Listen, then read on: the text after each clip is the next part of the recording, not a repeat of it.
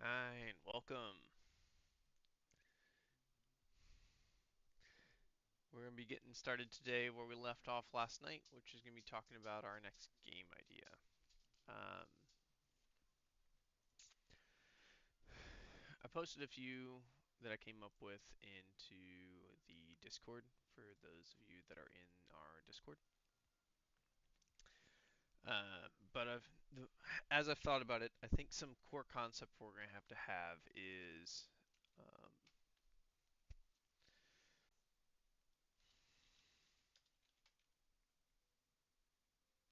we need to support the ability to play alone or like low member count up through infinite essentially.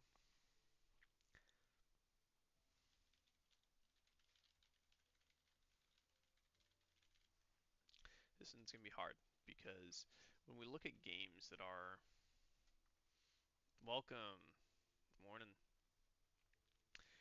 Uh, when we look at games that are enjoyable as single player experiences, uh, which is going to be our like one count, those games struggle to have the same core concept loop as like 3 to 4 player count, which tends to have different things that make them enjoyable from extreme multiplayer. So that's going to be a bit of a problem, I think. At least when you look at it from the perspective of like 2D style board games and things like that. So some concepts I've since had that would allow for those kinds of situations would be stuff like if you had chat controlling spawn in for mobs in a tower defense.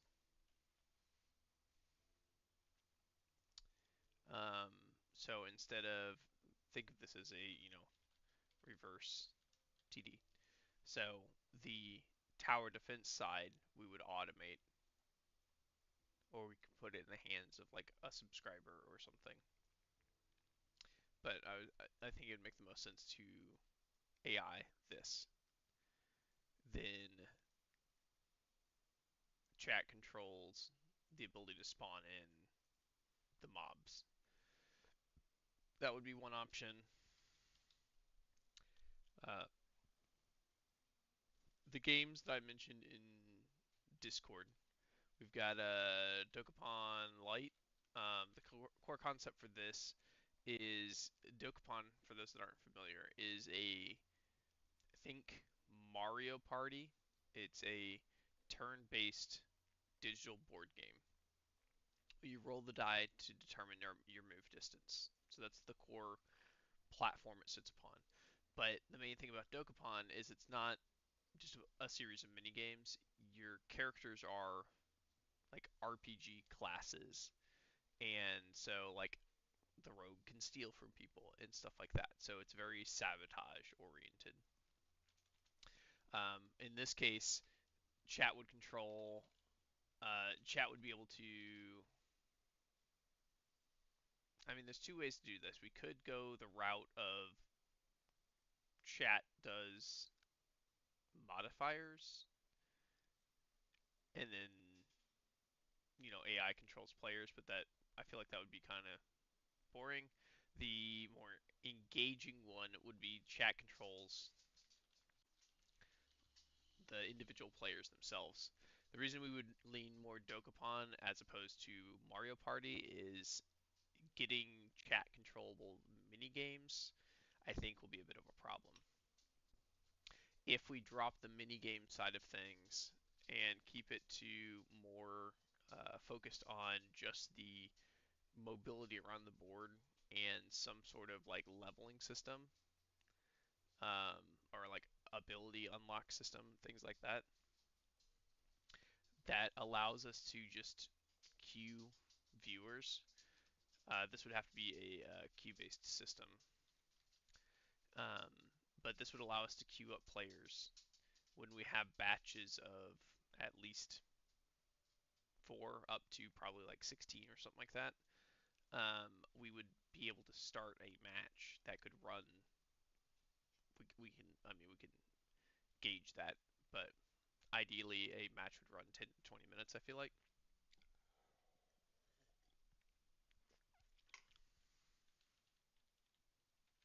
We could probably even stretch this up to like 24 or something players. Now, one of the reasons this works so well in the actual game is the interactions between players and seeing what's going on. But if we alter it to where it's just chat commands and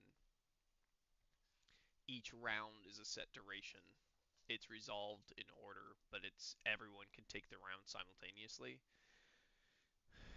I think that would give us quite a bit of flexibility on player count, which we could probably push it up to 24 players. Um, with simultaneous turns and 30 to 60-second turn windows to determine what you're going to do. Something along those lines. Another one we put in there was I called it Obet Says, which is Simon Says for chat. The upside about this is that it's easy drop in, drop out. Downside is it's just Simon Says, and it's also limited to text. So all we could really have in the queue is,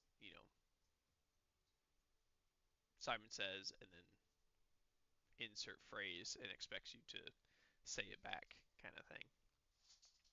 So this one might be too simple. Then we have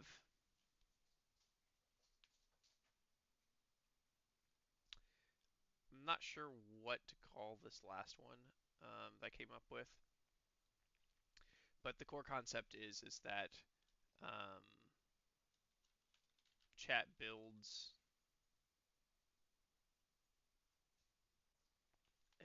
I think this one would be hard.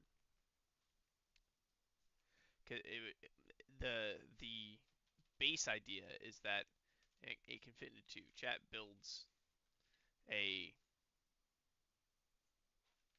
puzzler board, and then a subscriber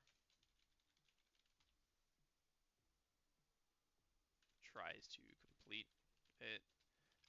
Another option is chat builds. I guess this would go back to the one above. Chat TD, chat places, towers. Um, the problem with this is it doesn't scale well. It's kind of a similar situation for this one, and even then, kind of the Dokapon Lite as well. Scaling up these kinds of games are hard because there's a limit to how many players can simultaneously trigger actions.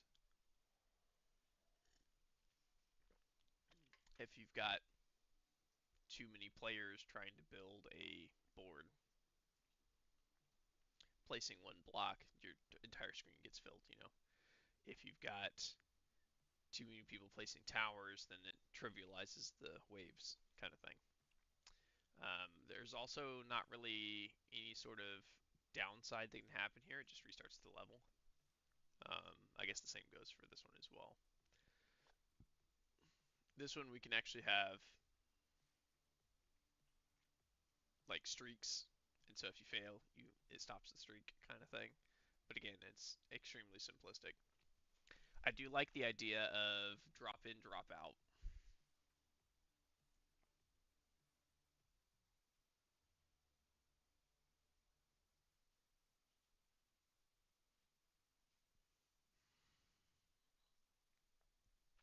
Drop in, drop out's pretty convenient from a chat standpoint.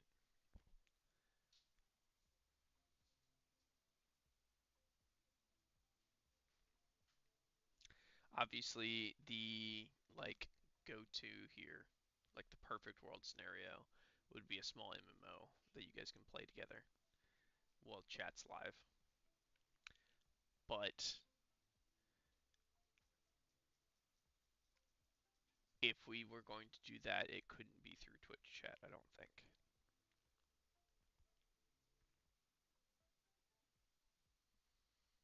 It would be far too slow and unresponsive for an individual to control a character through chat commands. An individual character. Each chat member to control their own character, I guess, is the bigger problem. So, broadly speaking, we fall into chat collective, control a single character entity. We've got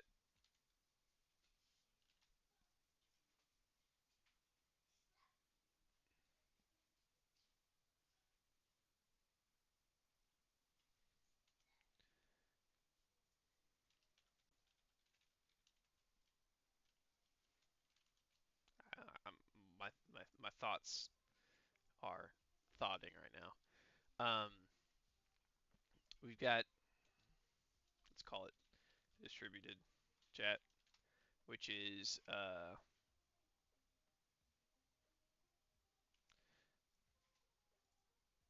we got the chat as a collective which functions together. We've got distributed chat, which is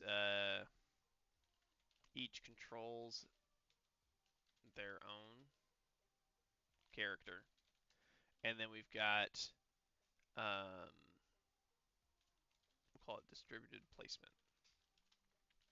Each adds an element. So these are the main categories of mechanics that we can pull off that I've been able to think of.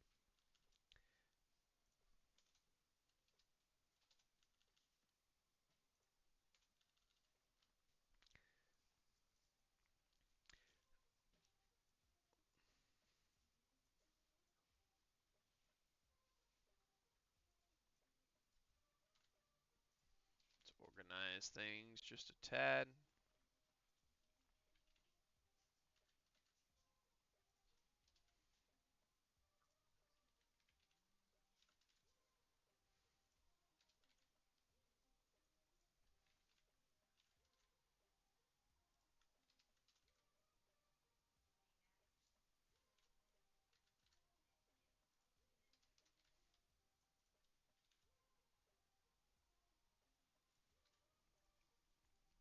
So this is how they roughly play out.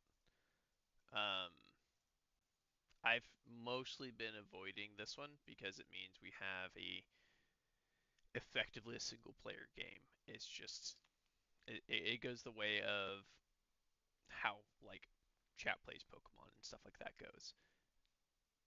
Whoever sends a command first, that's the command that gets executed, kind of thing. And so it's just it might as well be random at this as it scales up. That being said, it would be interesting if we could modify that to where instead of chat giving a command to the entity as a whole, chat gives a command to a sub part of the entity, and then chat has to work as a collective. This also gets me thinking down the line of ant colonies.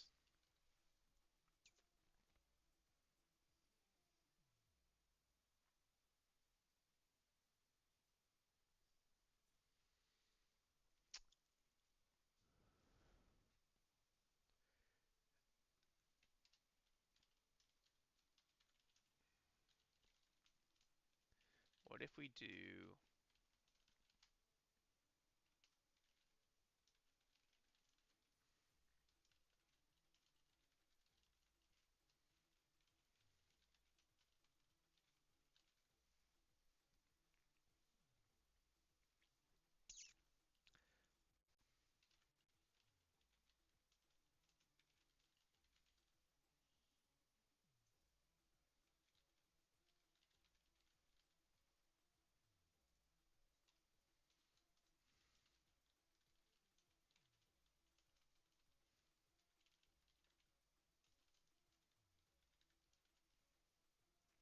Something like this. Chat can, each chat controls an individual entity.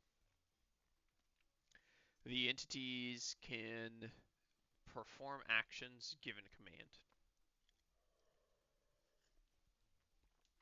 As members join chat, they spawn in. To support this on Discord, first command spawns in, despawns after X time without a command. So for those members that are running commands through Discord instead of Twitch chat, we'd be able to support that. You can have your, for lack of a better word, ant in your ant in the ant colony or in the colony go gather a specific resource. We'd have a list of resource options. Anyone, if there's not a building currently being worked on, anyone can run the build command and put a building up for vote. I'm not sure if I like this. Maybe we limit this to subscribers or something like that, so it's not getting spammed. And then also,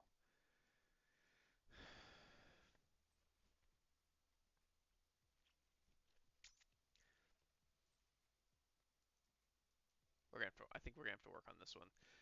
Votes work great. So maybe remove placement and just have that be auto handled by the AI.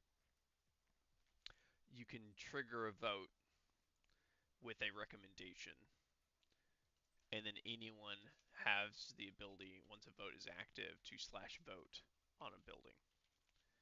It doesn't have to be this building.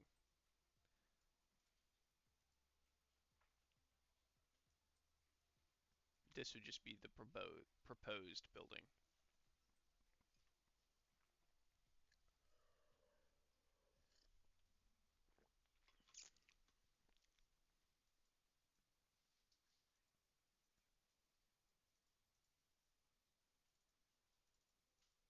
I don't like using vote here.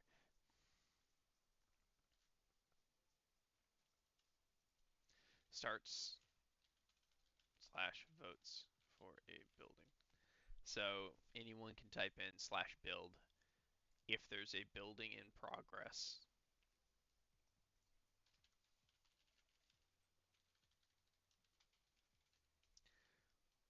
Return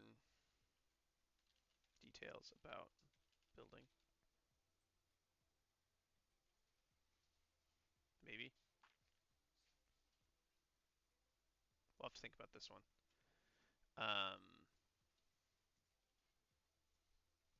idle, then uh, start vote, cast personal vote for a building, in vote, then cast personal vote for a building. So if there's no vote going, then it starts a vote. If there's a vote going, then it adds your vote to said vote for the given building. And then if the building is already, if there's already a building in progress, then it would just return details about it.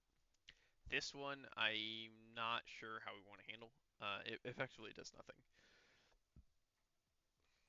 If I can send an individual message to the user through the bot in chat, like an ephemeral message, like you can in Discord, this is fine. If we can't, then I might need to just display building details on screen. So maybe we just hide that by default and it doesn't a little overlay in the corner or something.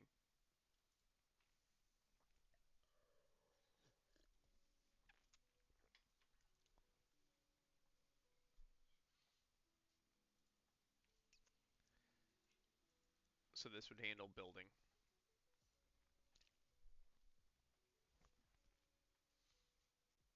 This would handle gathering to get the resources for said building.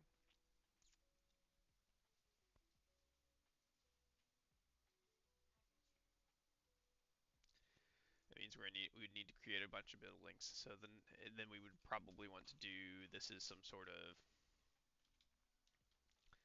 tower defense setup where you have to collectively build and support the colony as it grows, kind of situation, which would require the colony to come under siege at times.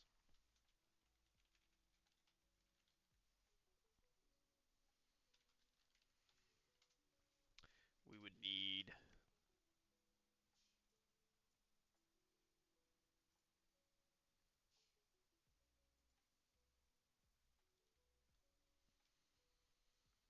which can fall into two categories. We can either have multiple colonies that fight, which would require commands for that, or we can have uh, an AI colony, or we can set up just a uh, wave slash assault system.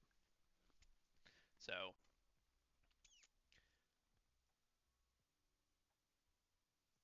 so we either allow for two of these colonies to exist at any point in time, two or more, and then they can fight every so often. This would probably be some sort of auto battler system where buildings spawn in soldiers kind of thing. So think Line Wars style from Warcraft 3 mods or custom maps, I think they call them. This would allow, depending on what buildings you choose to build, would determine how good your defenses are and how good your offense is, and then it just kind of auto battles. This one would probably also fit under the auto battler. I think both of these is just is the colony player driven or AI driven. Let's call these auto battlers.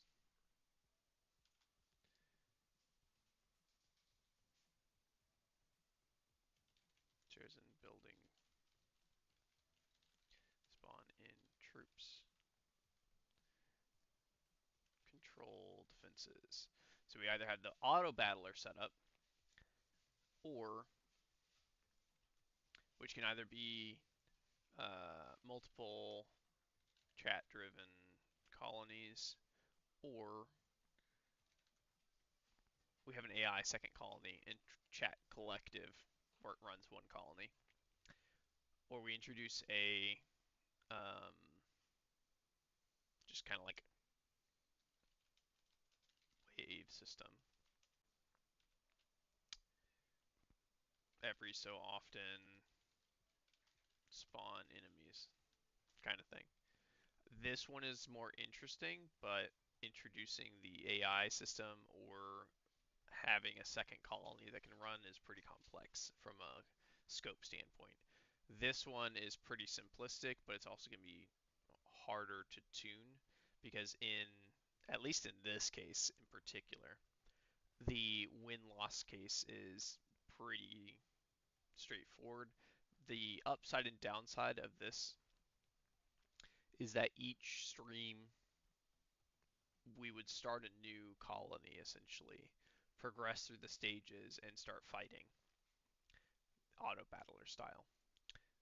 The wave style, we could have a persistent colony.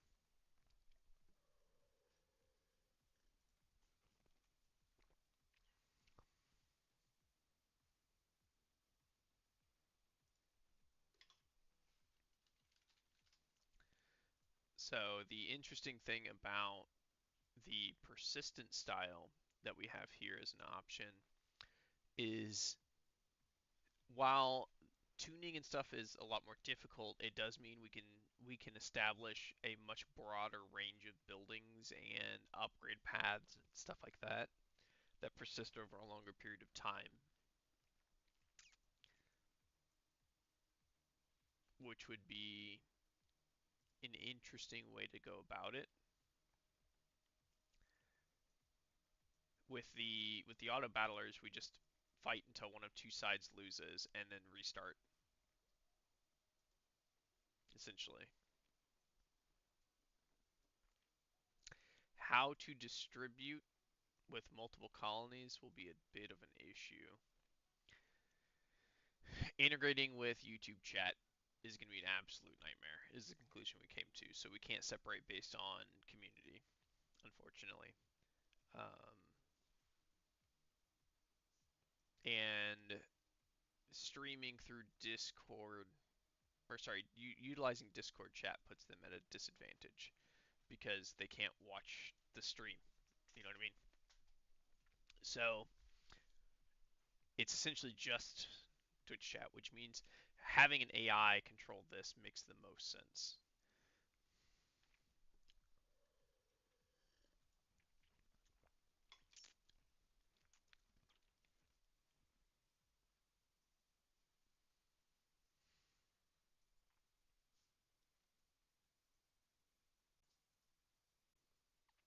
How we want to handle this is the big question.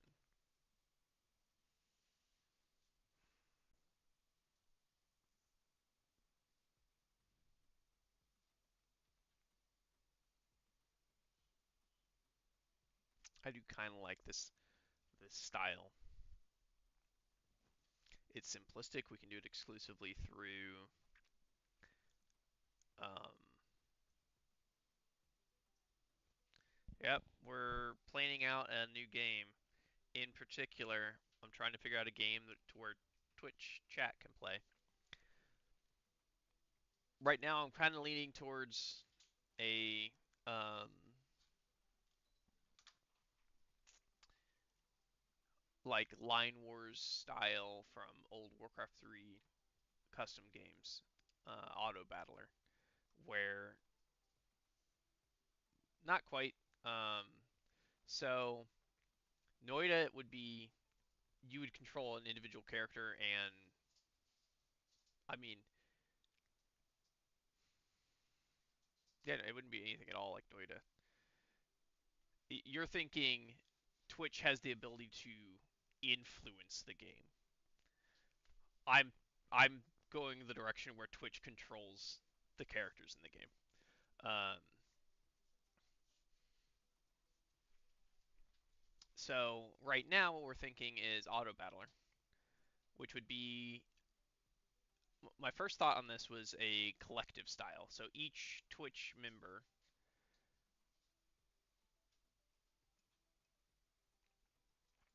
that would require someone to be playing the game at all times. And I plan on continuing to stream doing coding.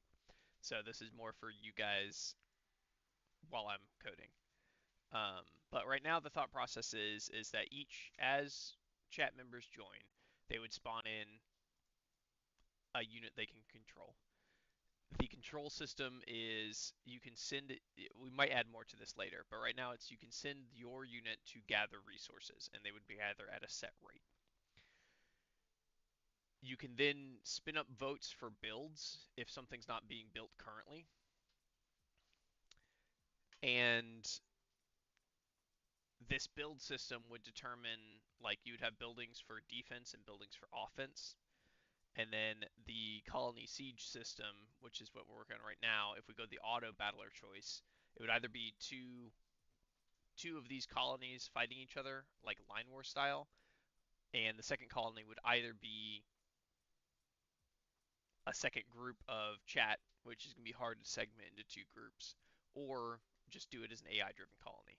And so chat can vote on the next building. So if you want to go offensive with archers, for example, you could do that. And then every so often, your offensive buildings would spawn units to send line war style in an auto battler at the other colony, is the thought process behind it.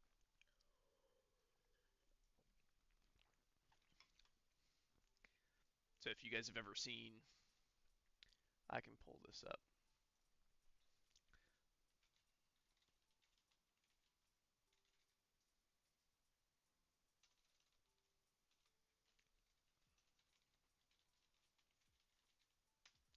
Let me see if I can find a.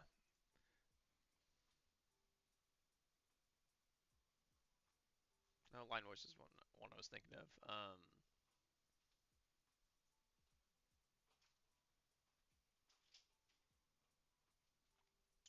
So in Line Wars, I'm thinking of a different game, but in Line Wars, it follows this process of you have a map with set spawn locations and a set destination, and then you place units in the path. There is another one that I am blanking on right now.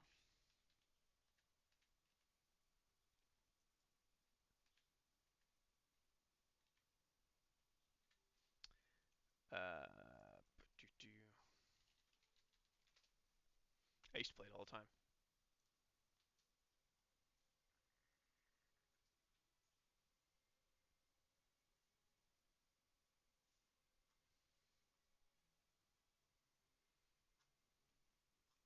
Now, when I say I used to play it all the time, I mean one of my friends and I used to play it all the time, like 5+ years ago. This is long before Dota Auto Chess was a thing. Um, they remade it in StarCraft 2. Auto Battler. Nope.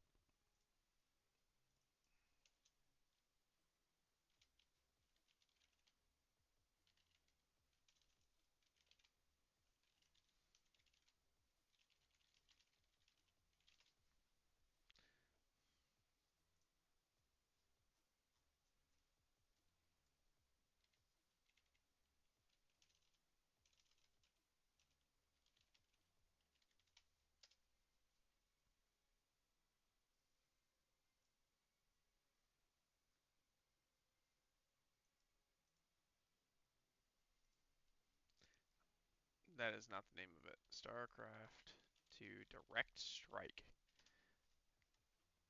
Let me see if this is what I'm thinking of. It is not. Anyways, so the concept's pretty cut and dry. It is send units trying to overwhelm the enemy. There's usually multiple lanes. Each player controls a lane, and then it just kind of you choose the units to send down your lane, um, and just kind of attempt to overwhelm or overrun the opposing lane to get your units into their base to take it over.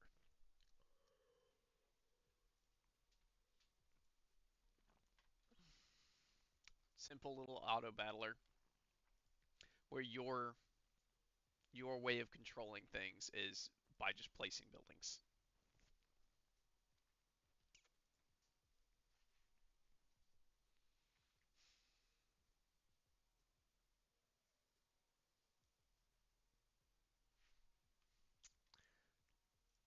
Let's hmm.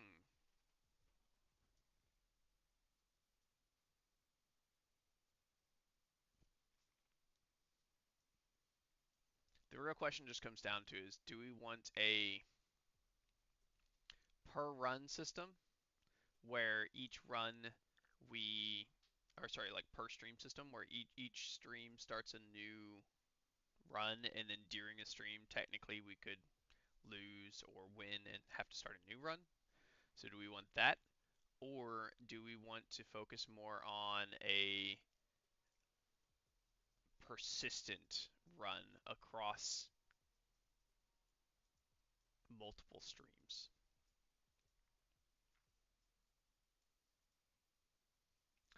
I feel like if the goal is a persistent run, no, I think the auto battler makes more sense in this scenario, which means we're gonna need an opponent, which I think means we need to come up with an AI for this. I think we can simplify this to where you never see the AI opponent, which means we could simplify this to almost like the wave structure, to where it's gonna be a set scaling waves that we're having to slowly overcome, and then we can enhance it later.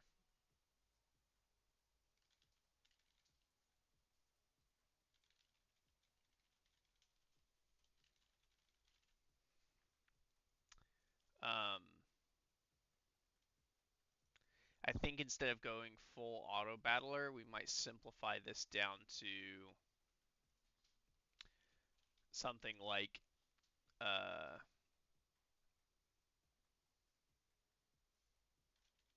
turn, or we'll call it instant auto resolved turn based rock paper scissors style combat system. So it would treat,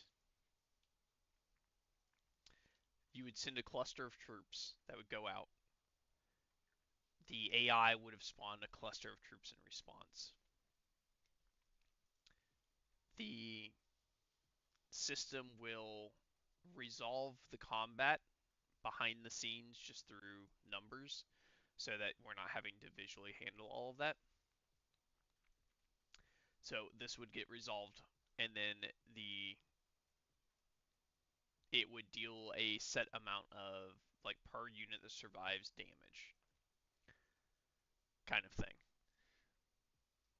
And we would probably have a buffered wave system,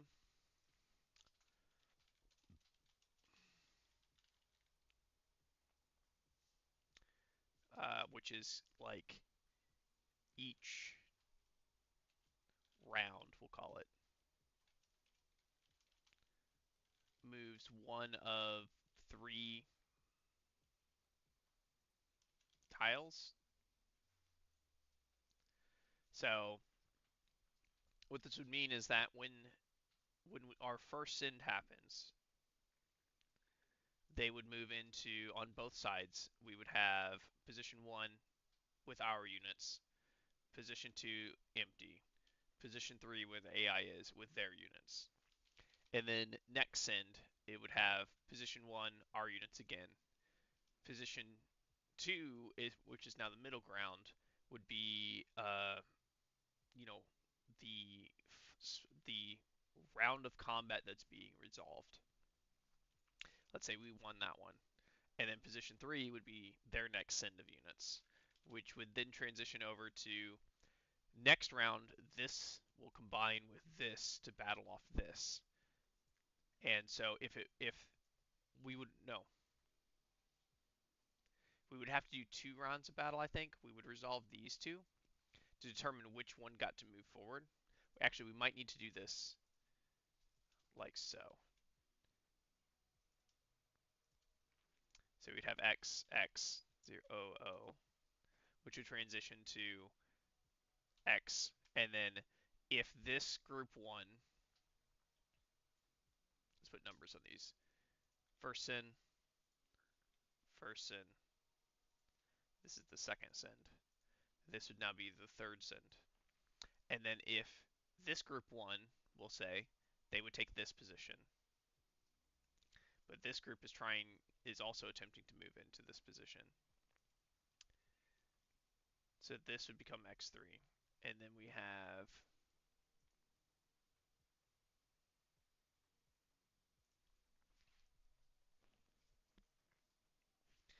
if we do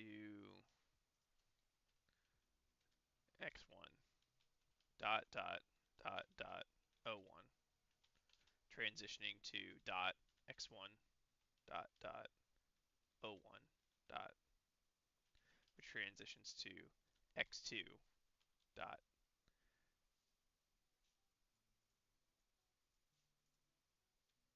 X1 O1 dot O2. Next battle resolution, these two would fight it out. And so no send, and then we have X2,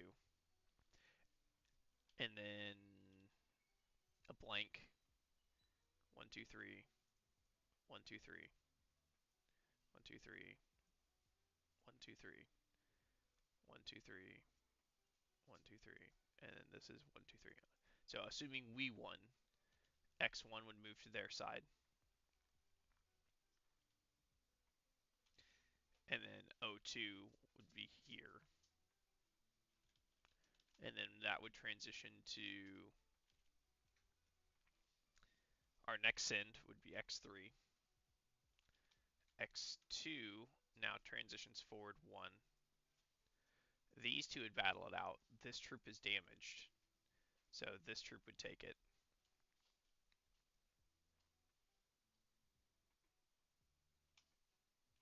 Which put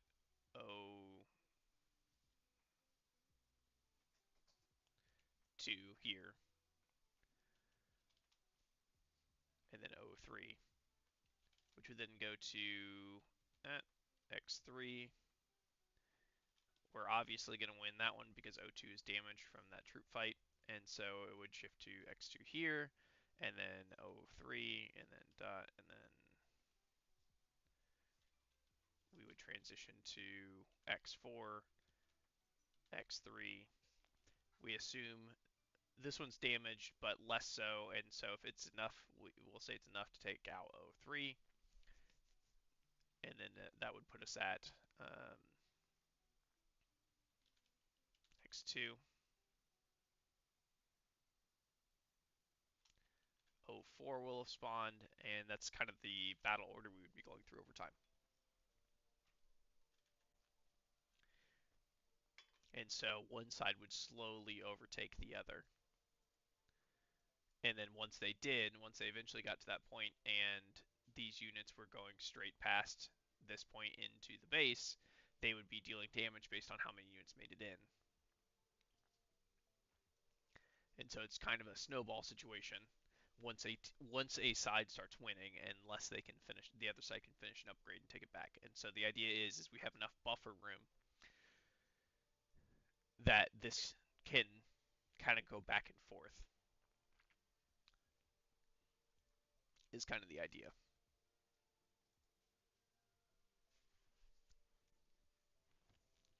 In in the actual game, there would be 3 of these lines going on concurrently, and everyone can choose to build in any of the areas to send down any of the lanes. And so you have a build area with 3 paths coming out of it, and depending where you build in that area determines when your units spawn from that building, which path they go down. So if lane 1 is super far ahead, but lane 3 is about to be overwhelmed, you can go over there where your teammates are and build on lane 3. And it's usually like 3v3 or 6v6 or something like that. 4v4 sometimes, but let me see if I can find.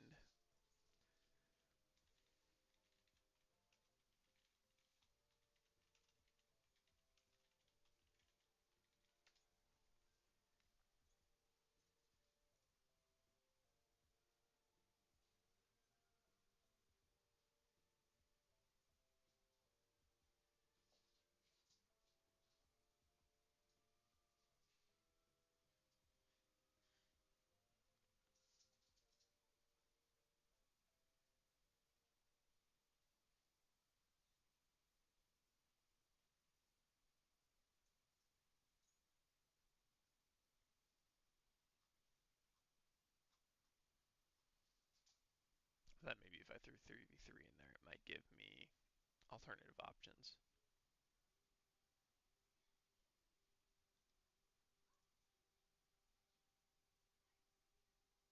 But no, I'm not seeing it.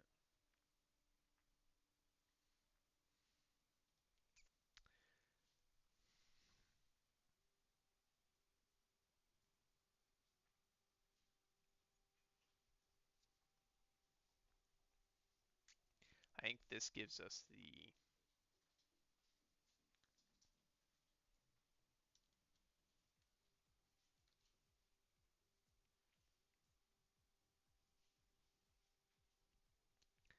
the kind of setting we're going for.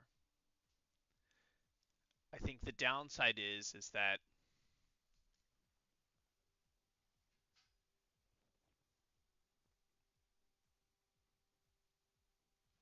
tuning an AI on this style is going to be hard.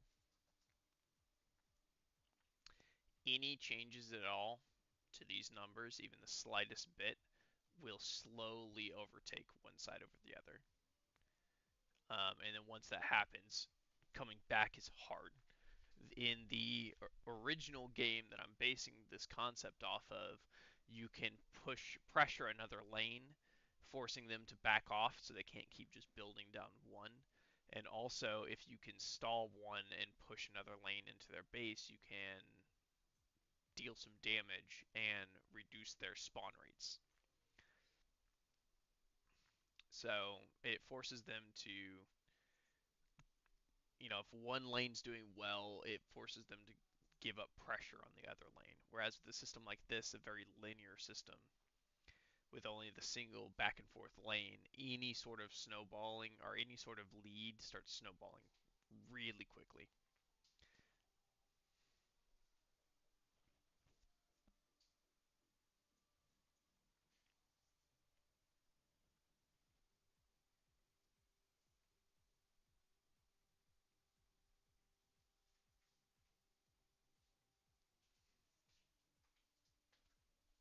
Hmm.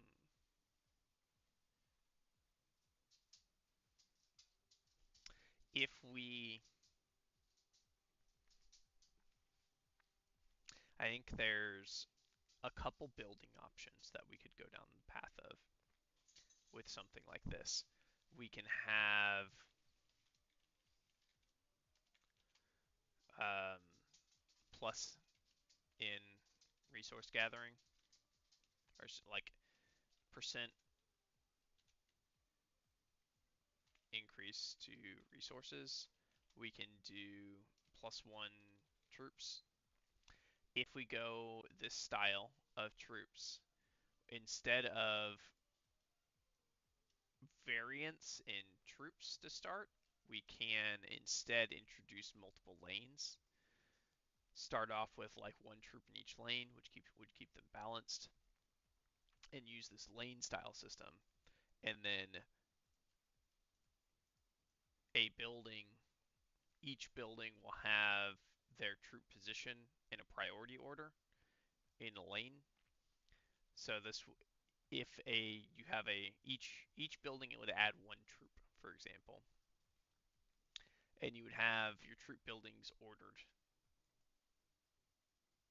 based on when they were built, most likely, for simplicity. And when units hit, they would hit the closest building in that lane. I feel like resources would then resolve as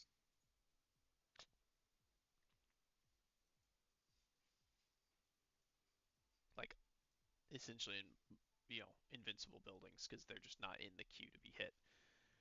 If you completely run out of buildings in a lane, then it would start impacting other lanes. And if you lose all troop spawners in all lanes, then you lose the game, which would trigger a restart.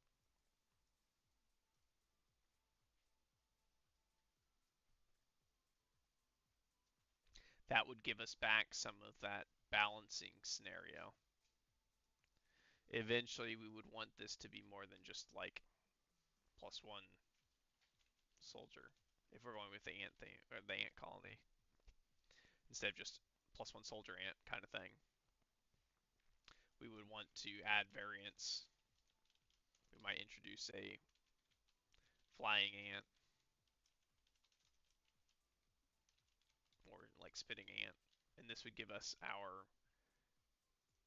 rock paper scissors style, where soldiers are weak to. These would be essentially our infantry.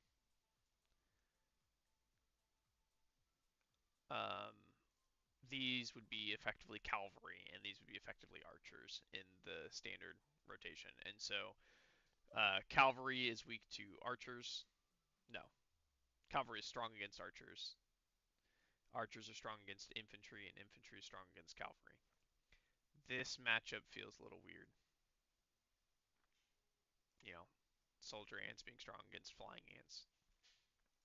So maybe we don't use a linear system. we could go the route that soldier ants aren't particularly strong or weak to anything. Flying ants are weak to spitters,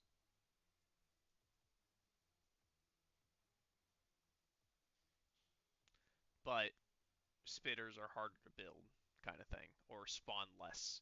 And so it balances these two out, kind of thing.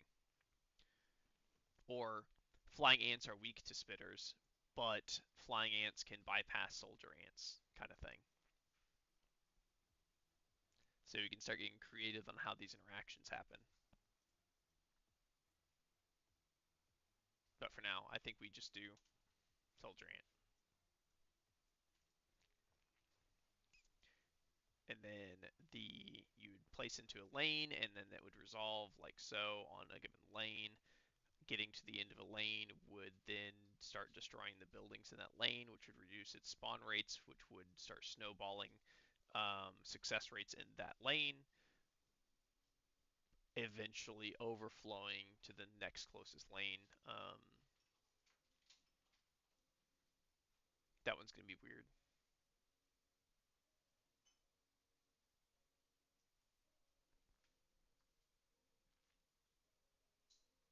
And then the loss rate is, or the loss is when you lose all buildings, I think.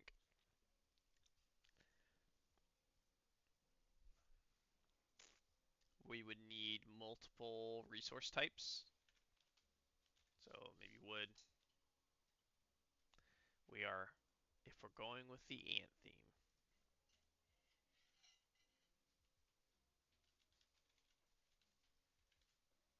for an ant colony, wood doesn't make sense. Um, we could do leaves.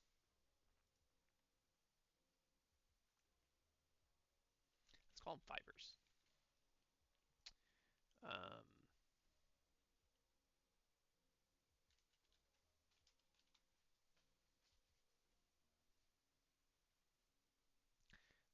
we could do a, we got food, sand, and fiber.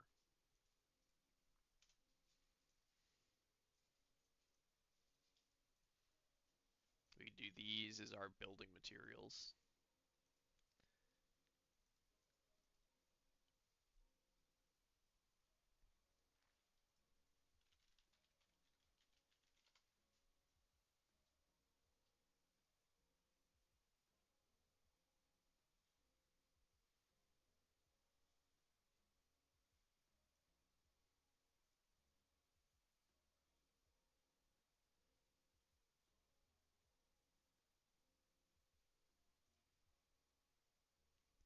So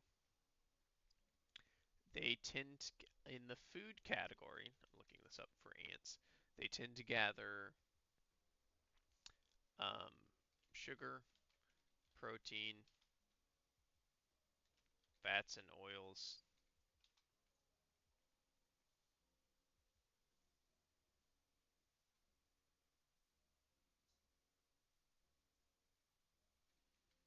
Seeds, plants.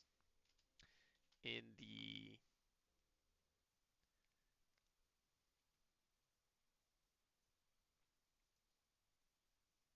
They also gather leaves um, and plant debris. Water is another big one.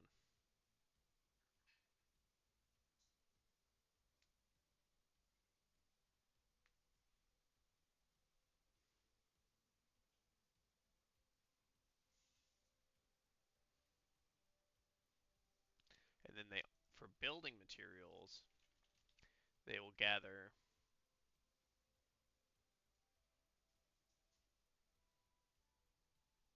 soil and wood or plant fibers.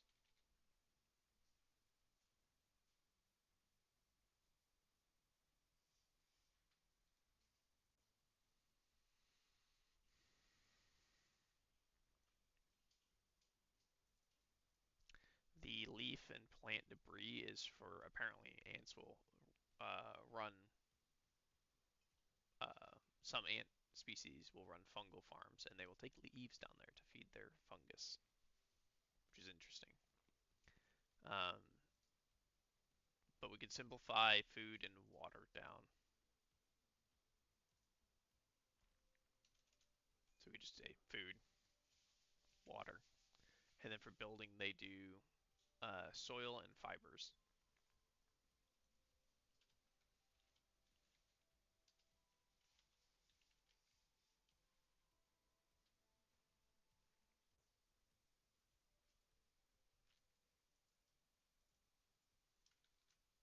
So these are construction, and these are survival. So growth of the colony from the standpoint of numbers, and growth of the colony from the standpoint of construction.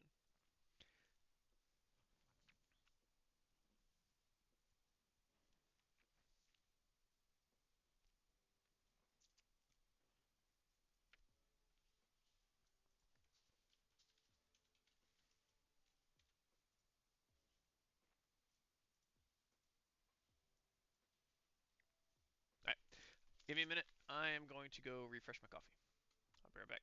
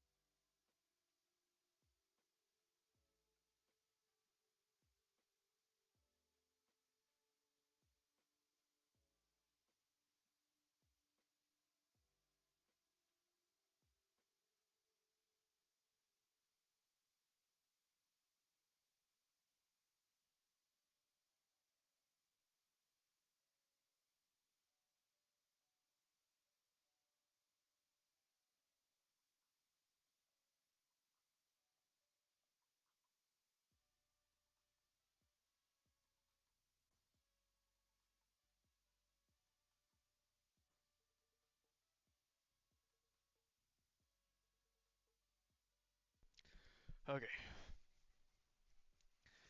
I am back.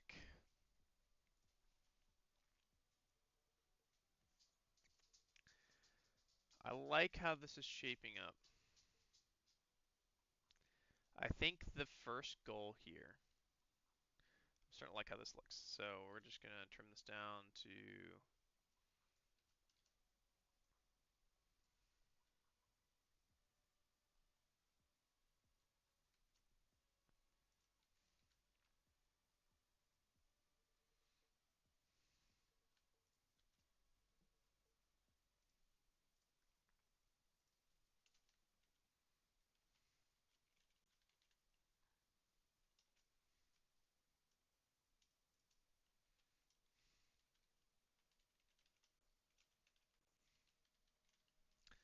RTS Auto Battler.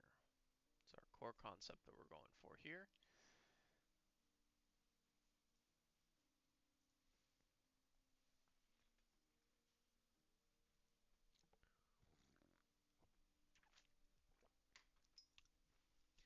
All right.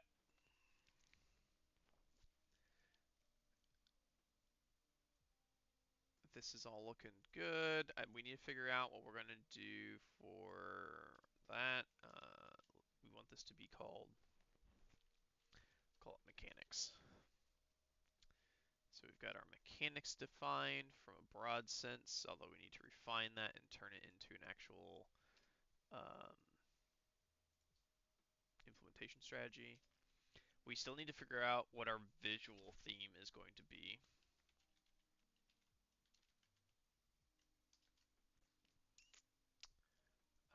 We've got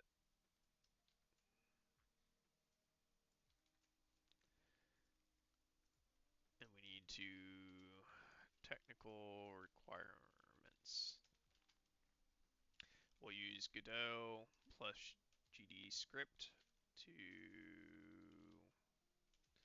visualize. We're going to need Discord/Twitch bot for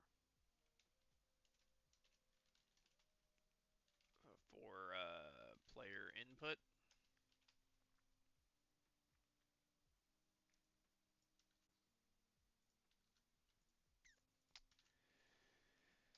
Right now, the visual theme is based around, in my head at least, ant colonies. I don't particularly like that. I think it's a little too limiting on what we can and can't do visually. Right now, I'm picturing like a game window.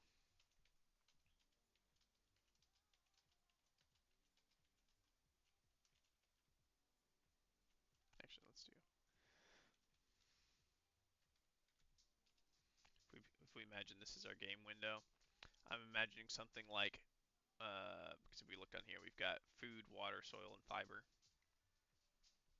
We might combine these two.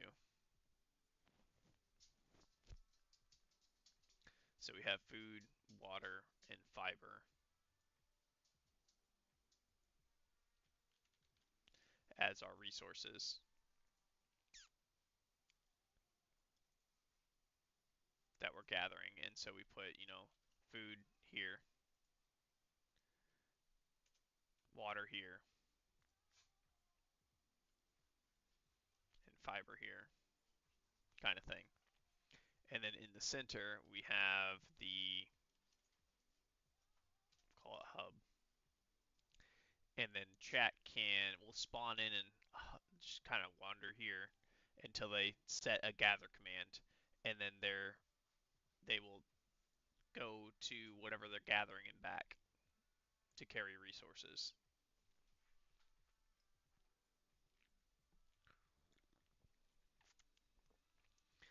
That gives us our base visual for gathering. And that way we would be able to see all the little chat ants, whatever we theme them after, going on. And then up top, we would have our lanes. So we could, even if we don't show battling resolution, we would have to, of course, have an area blocked off for. It doesn't necessarily have to be across the top. We could put um, details about what's going on, all the numbers, what resources we have, stuff like that. We could put that across the bottom, to be honest. But we would have each of our lanes. When a new wave is sent, we could visibly spawn it in and send it off screen. So we could see these spawning and stuff. We might want to offset those spawns as well. I think that'd be an interesting one. It's a fairly simplistic visualization. We can make it to start, at least it will probably be just a series of boxes. We can replace those textures with real textures later, and add animations and stuff. But the simpler we keep it now, the more likely it gets turned into something um, in a relatively near future. So this gives us a nice simplistic layout. We don't even have to spawn mobs. We would just have the hub buildings here for now. Eventually, we could have them spawn and send off screen to go do battle. And then when eventually we would have it also to where when a the colony was attacked, these would take the hit.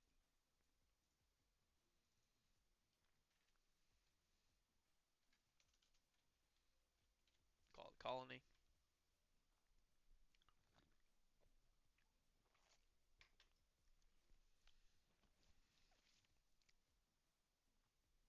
I might decrease. These need to be uniform in distance. That's important. But these can be, if I really want, I can shift these around relatively easily. This is one way of doing it if we go the auto battler style.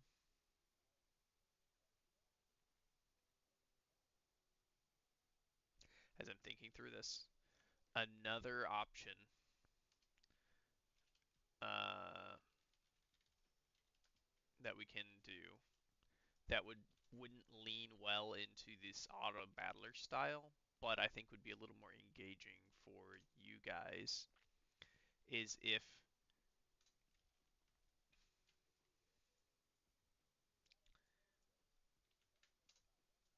we have our hub down at the bottom, chat would spawn in around here when they joined.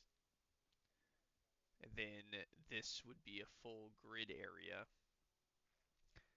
that you, like, let's say as chat, you can do, this is the location I want to go to.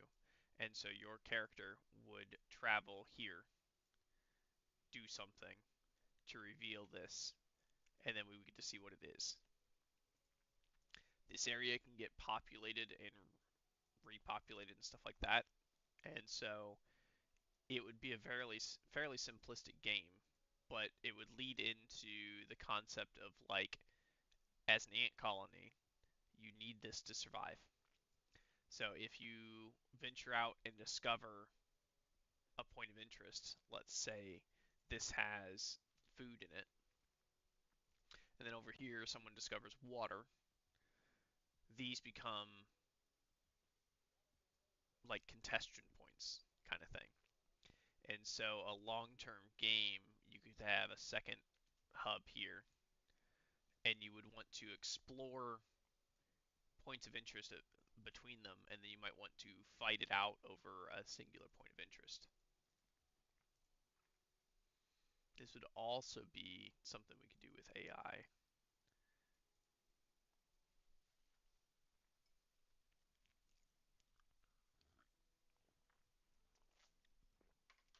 I think this one's a little more enjoyable.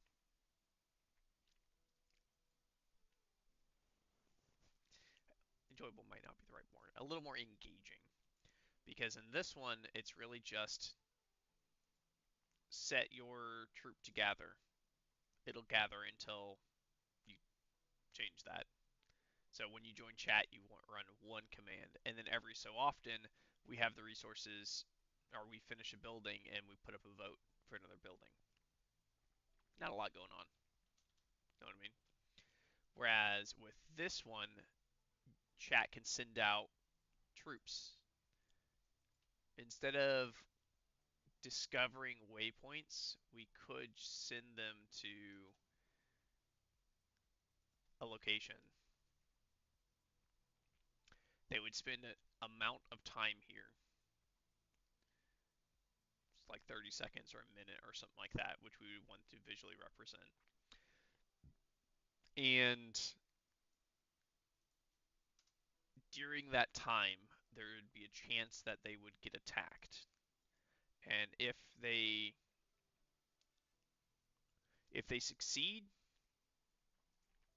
it would earn some sort of resources for the colony, whatever happened to be here.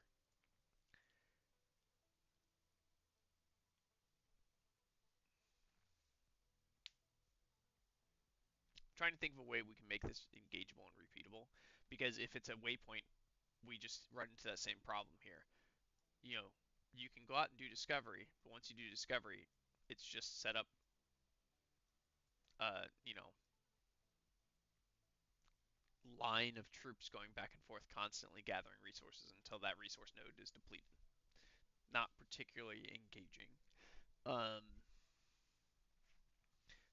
kind of boring. But given a space that is explorable, you control an individual unit that would be sent out to explore an area.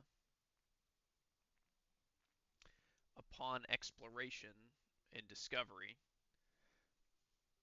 we could either have it discover something and then anyone that's idle could auto gather until they're, if once they're no longer idle, they would spin off and go do a thing and then come back and then go back to their idle state. Gather closest resource. But we need to come up with, what do we do with said resources?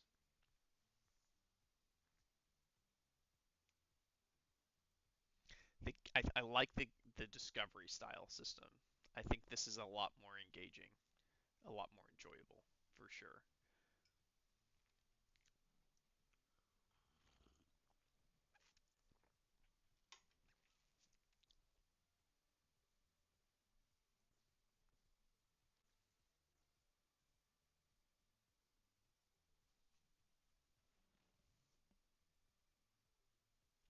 I just don't know how we want to handle post exploration. And what is the purpose of all this gathering? What are we going to do with it? That still needs to be handled. It would be, we do have the option that we could, in theory, transition between stages in the game. And what I mean by that is we can have a phase one that is focused on discovery and gathering, a phase two, which is utilize said resources to play out the RTS phase as best you can, kind of thing, and then resolve that. And so that would give us,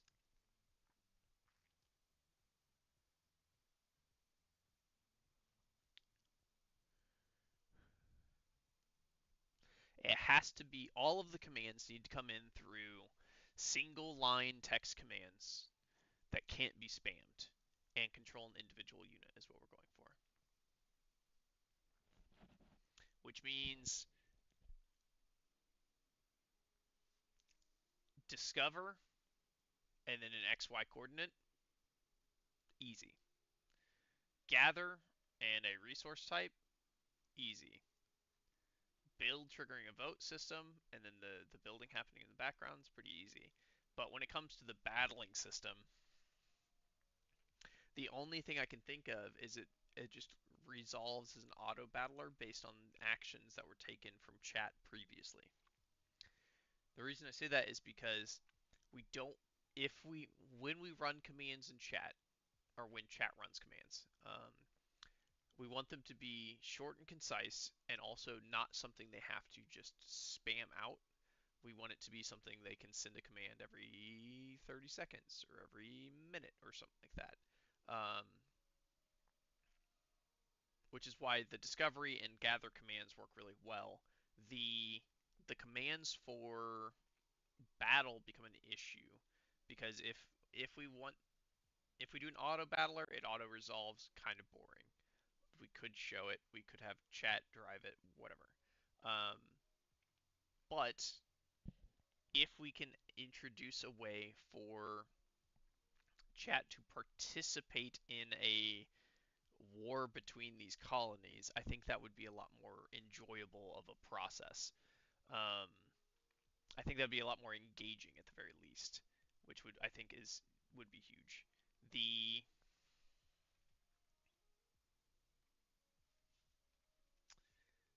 I'm not sure how we can do chat engagement in the battle itself, though. That one's kind of a hard one to get my mind around, just because the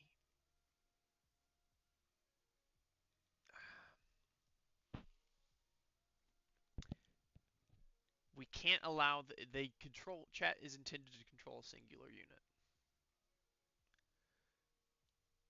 I mean, I guess we could do the same way we do the discovery system, where we enter a war phase and each chat member can choose where they go to help in the battle. We could resolve it in a few minutes, and I'm not sure what we would do with the resources then. We could do, okay, here we go. Let's do, if we collapse this, we have phase one discovery, which is set a location, your troop would go there, discover what's there. This would set what we have access to for resources.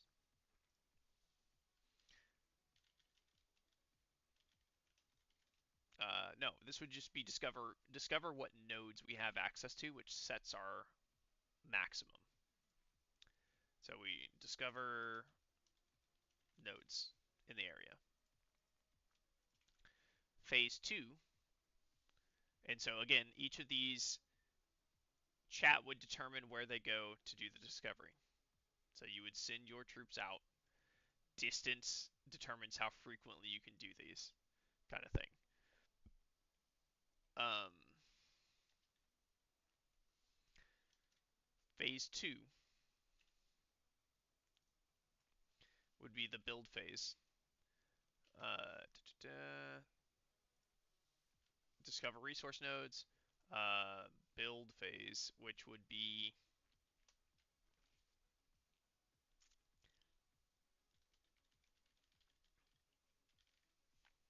building of defensive structures. This would have the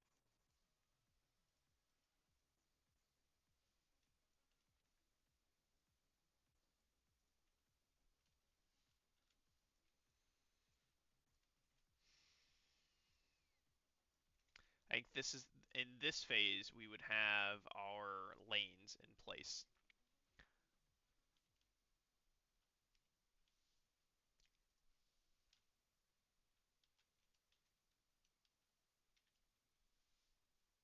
No, in phase two, I think phase two is a gathering phase, and so phase two gather resources, and so this in this phase we would have identified where all of our resource nodes are, and so chat would send out workers to the node of their choice until it's depleted, and then it would be for time period. So the more people in chat, the more resources we can gain. Phase three would be a build phase, in which case we can allocate resources to build structures in the different lanes. And then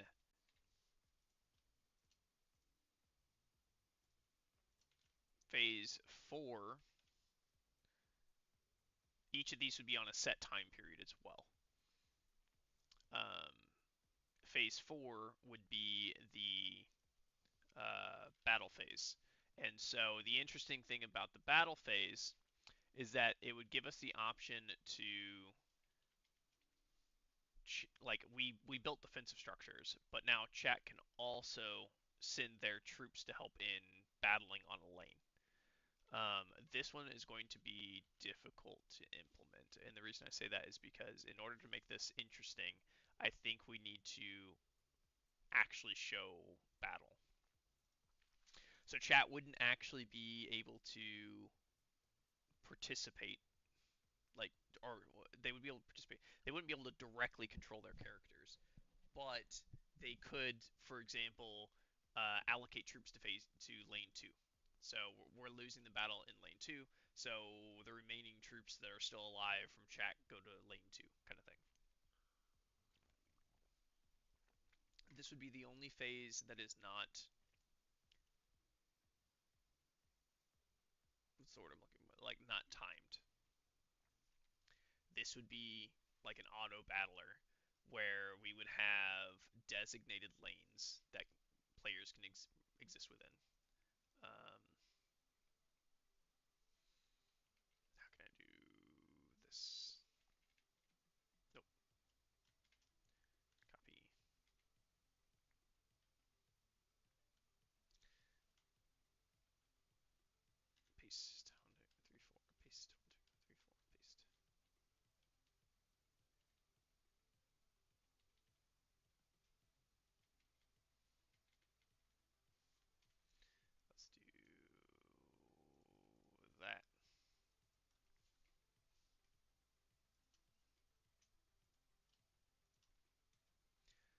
if we have something like this, and then we would have no divides on the ends. And then so if you sent your troop into lane 2 and it was battling out here, and you decided that lane 1 currently needs your support, then your troop would walk back and then join into lane 1. So there's a delay in travel time before they can join into the battle.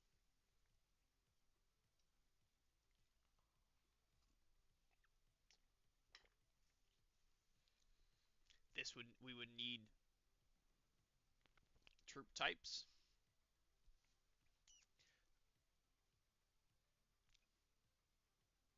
We would need the ability to build out troop types. We'd need the ability to do battle resolution,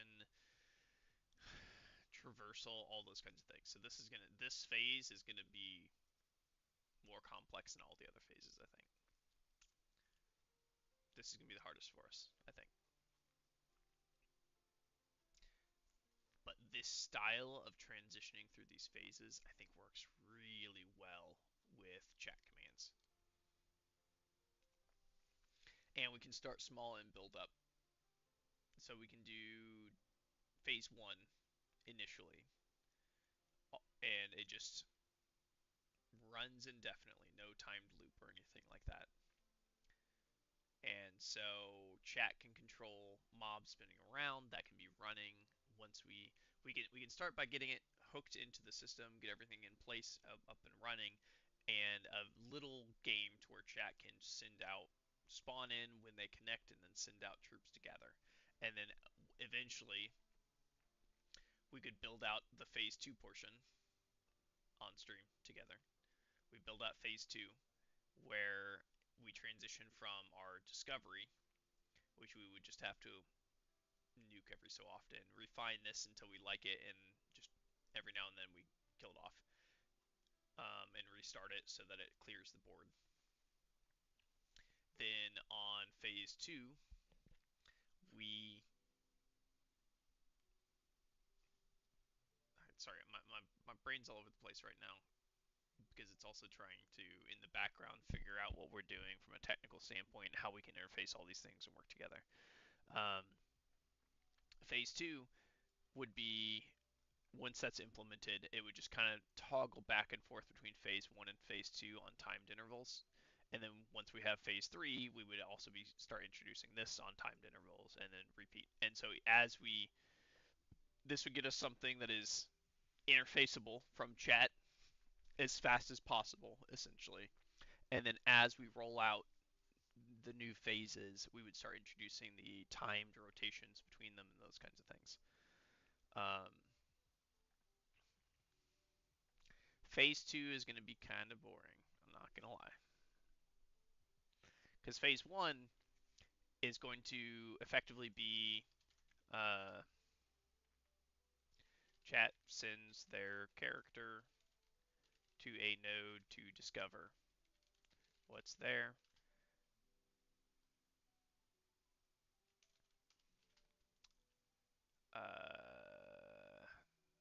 Set movement speed. Can't send new command until they return. So every minute, 5 minutes, whatever, you can send a new command. Runs for a set time. So this is a repeatable command phase that is like every so often you can do a thing. This one, I guess we could do the same style. It's just it removes discovery. We could merge these two phases. So we randomly spawn in some points of interest, guarantee at least a certain amount of resource nodes will spawn. There's some sort of indicator. Someone's going to have to go there to explore it. It's going to take time. Once explored, it becomes available and they return. We get to see what is there. Once we know what's there, you can choose to either go explore a new area or gather, but it uses the same, like, gather wood from this node, or sorry, water. It goes there, gathers water, returns, and then it goes into an idle state. And so you would have to tell it to go gather water again upon return, stuff like that. Tracking your unit when we're talking potentially hundreds or thousands of viewers, if we can ever get to that point, would become difficult.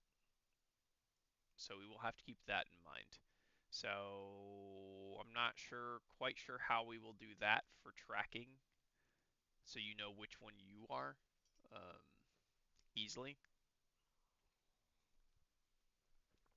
We'll have to come up with something. I think that's more of a polish thing that we can get to later.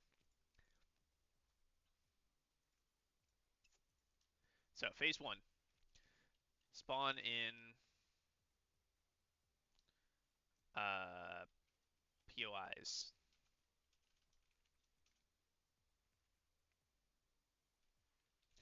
Unidentified POIs. Chat can discover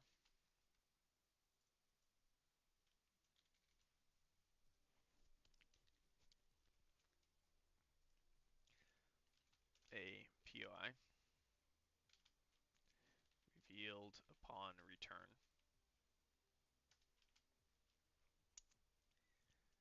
Chat can send to a discovered POI to gather.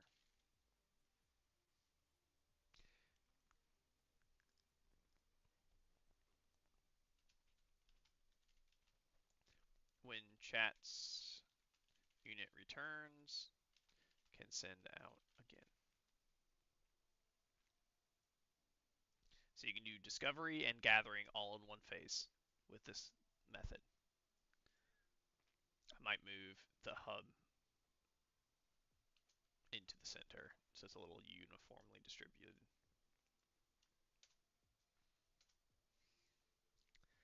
Um, yeah.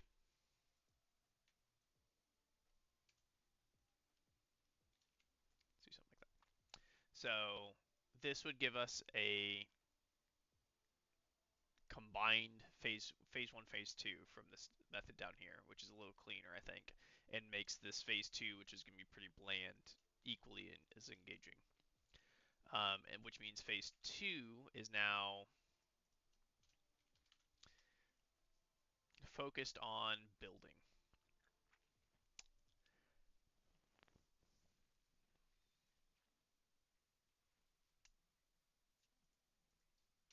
Let's skip phase two for now and focus on phase three. Troops are deployed based on phase two buildings. Chat troops are spawned. We'll put hub. At hub, chat can send their unit down a lane. Chat can, at any time, change the lane for their troop. So this would allow chat to say, I want to fight in lane 2, and then move from lane 2 to lane 3. Chat units can die, so keep that in mind. If you're fighting in a lane, your unit can in fact die. This is meant to be a small battle RTS between colonies, so keep that in mind. Um, and then once we restart phase one, everybody would respawn, of course.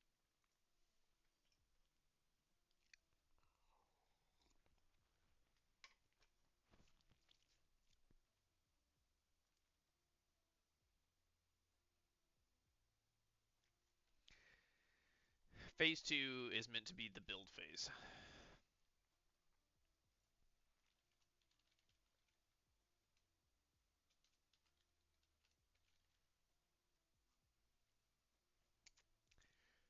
Build phase is a little bit of a weird one. In my mind, chat's determining what buildings get built where. How we do that is hard.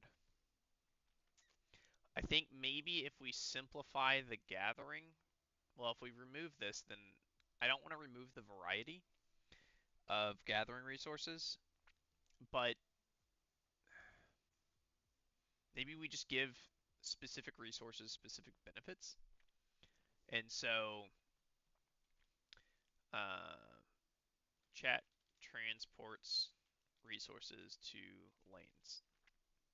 And so you would choose the resource you want to transport and the lane you want to transport it to, and then chat your unit would traverse there to deliver it.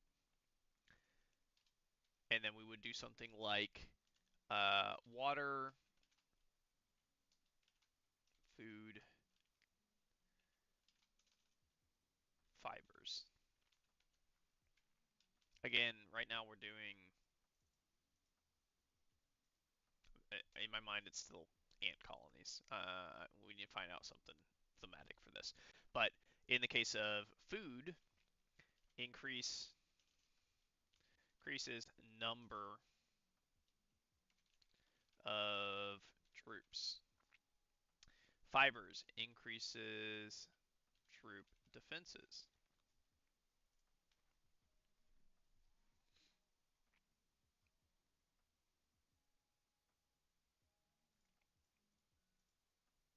I don't want to spawn more troops during battle phase. I want this to be like lane one is going to spawn 20 troops. So it either we either spawn 20 troops immediately and send them down, or it sends them like spawns them slowly, and so there's a trickle of troops going down these lanes, kind of thing. Mainly because I don't want these phases to last forever. I think in a perfect world, each phase is roughly 10 minutes, is kind of what I've got in my head.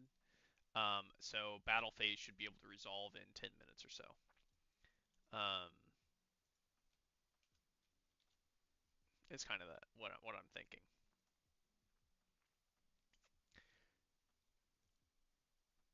And so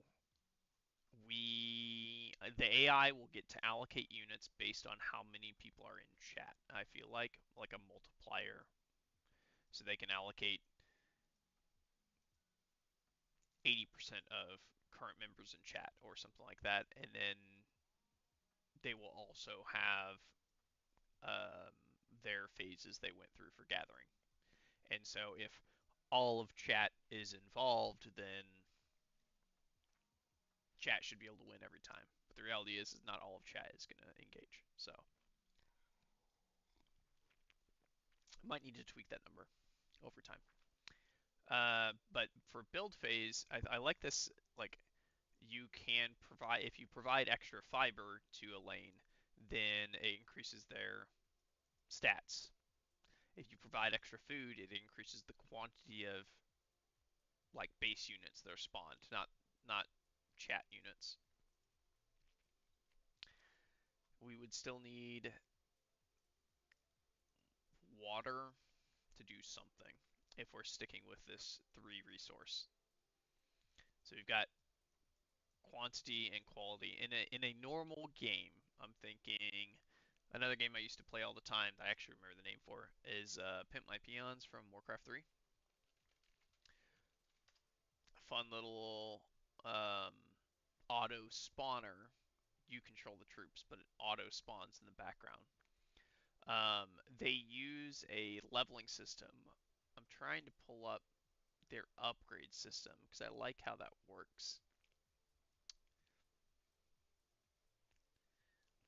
I'm not able to find it. The effectively what it boils down to is you can get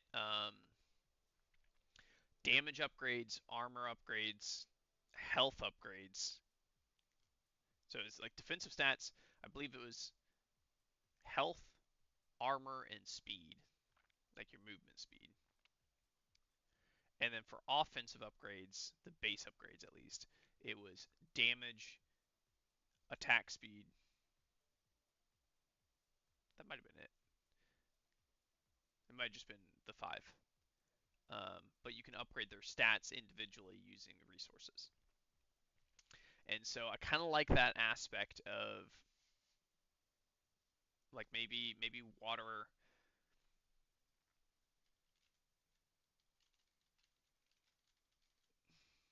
increases their defense and fiber increases their attack. So we're outfitting them with improved weapons. So this would also work with metal or whatever.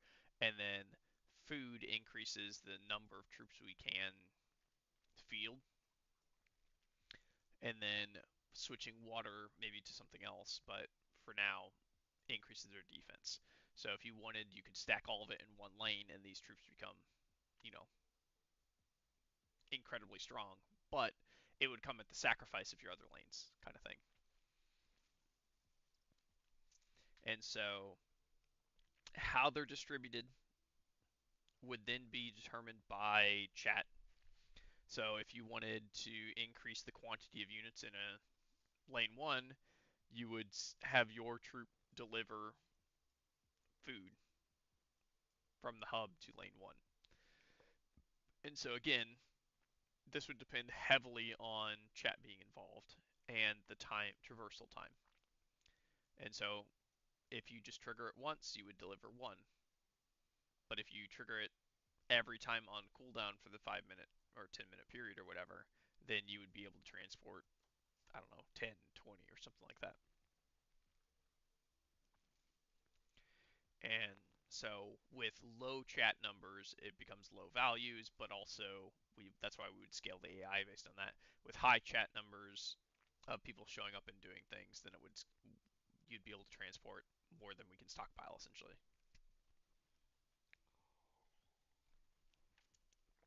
And so this would all be based on level of engagement from community on how fast we can build these out.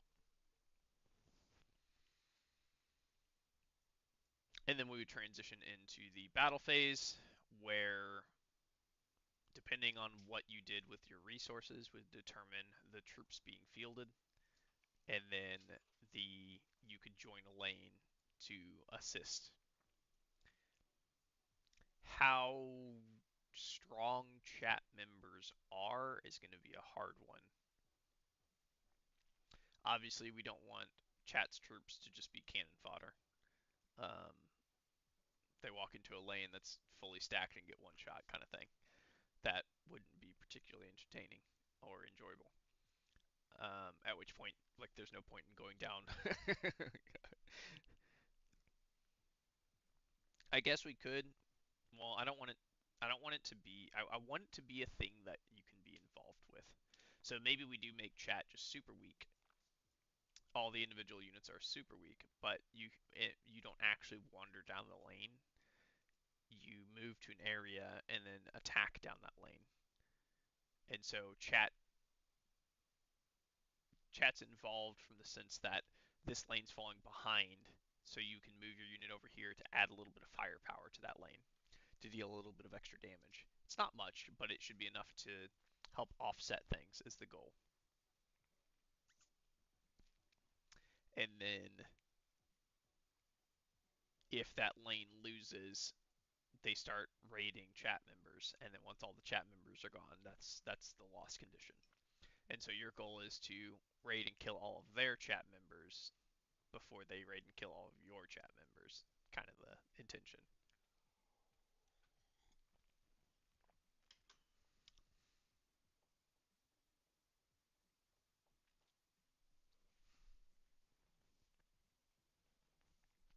I think I like that one slightly more than sending chat's troops down the lane because then the chat controlled troops don't have to deal with stat scaling because that's a hard one. You know, if the troops themselves stat scale like that are being spawned and sent down these lanes, the soldiers, as opposed to the gatherers, which is what this chat effectively is. Um, if the soldiers are stat scaled based on the lane they're in, chat needs to be either stat scale difference based on which lane they move to. So moving from lane 1 to lane 2 would change your stats to make you competitive, or they need to stat scale universally, which means in certain lanes they're going to be overwhelmingly overpowered, and in other lanes they'll be super weak, depending on how you have your chat balanced, or sorry, how you have it balanced against the different lanes. And the obvious one would be is if well you take the strongest of the three lanes, and the obvious thing is everyone stacks it, all of it into one lane, determines which of the three lanes the enemy's the weakest in, and then sends all of chat down that weakest lane. So they just decimate it. Um, so we want to avoid min maxing like that. You still have so then you would have well if you just take the total value of all three resources gathered and divide it by three, they're now the average strength, which would be equivalent if you pass into all three lanes evenly. But that also the average also means that you might only have one lane where chat even stands a chance in, because if the AI just dropped all their stats into two lanes, these two lanes will always completely crush chat units. But if we keep chat units out of the combat itself and just add a flat value based on chat members in each one, that's being a little bit of extra damage dealt. That gives a boost to the lane in a more controlled way that we don't have to deal with damage scaling. If they boosted their defenses in this lane, yeah, chat's going to be deal less damage going into this lane, sure. But at the same time, that's fine. It's a flat rate, so I think that's kind of intended. I think this that gives us the best implementation value, and effectively the soldiers are protecting chat, which is the gatherers.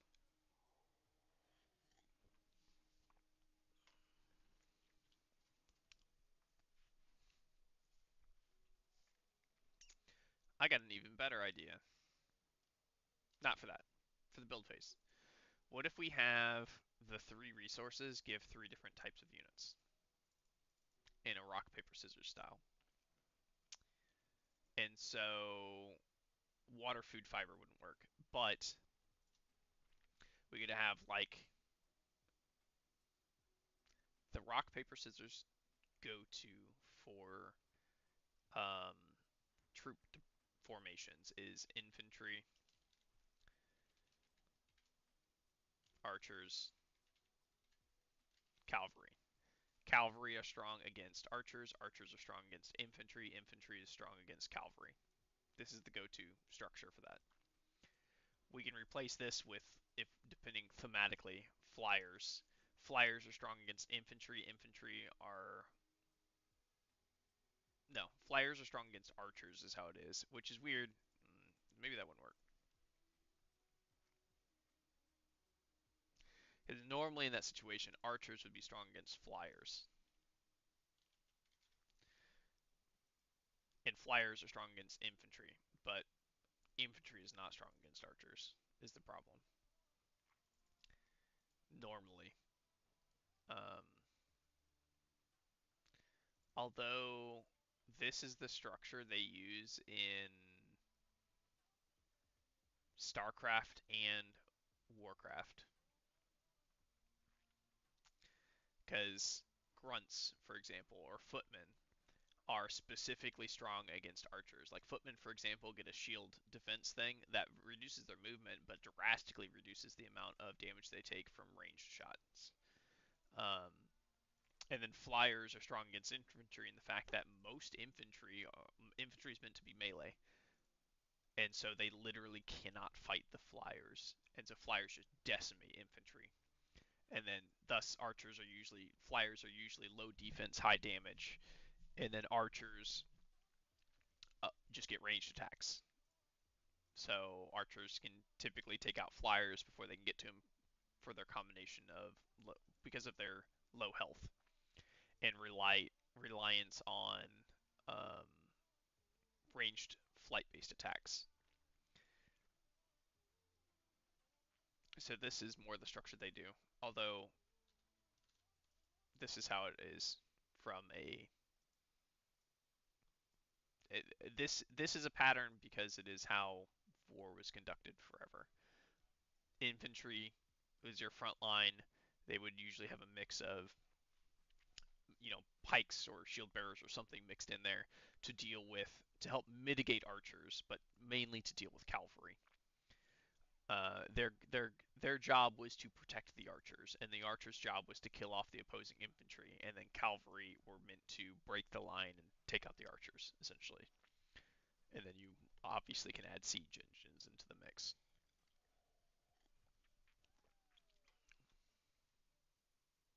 But this is effectively what we're looking at from the rock paper scissors style of combat.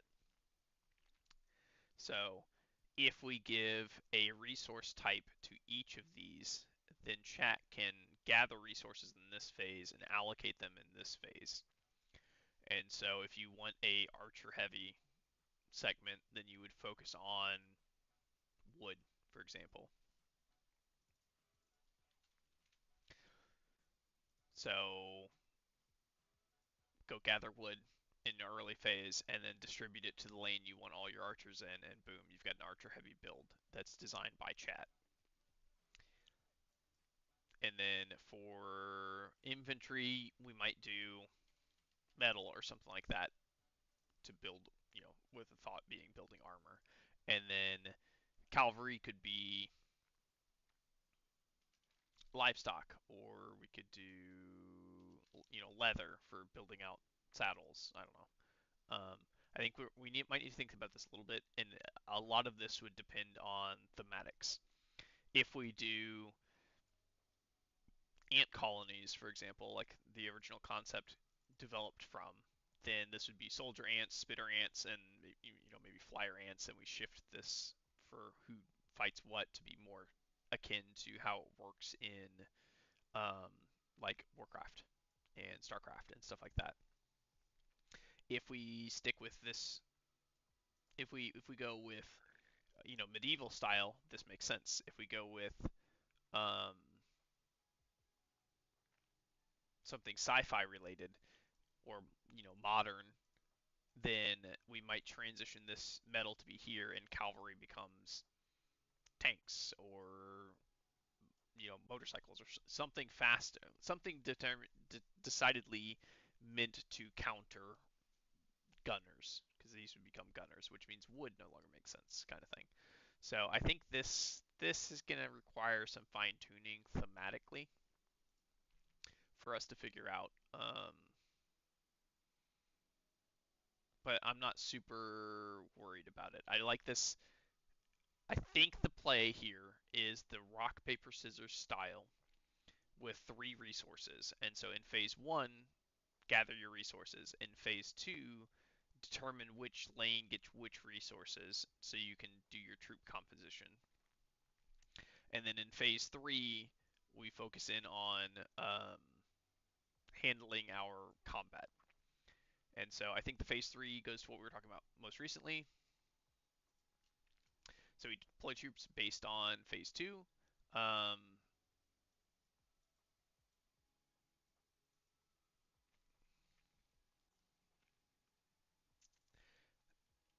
Chat can send their unit to a lane.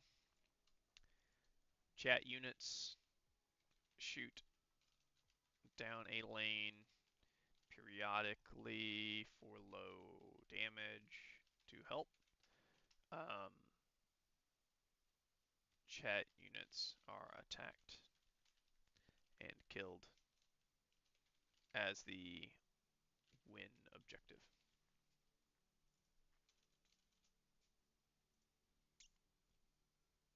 And so, as we're going through this and building this out, this would actually be a pretty interesting game to tie into 2 streamers and let their communities battle it out. That would be kind of funny. We might do that. We might allow for that at some point in time.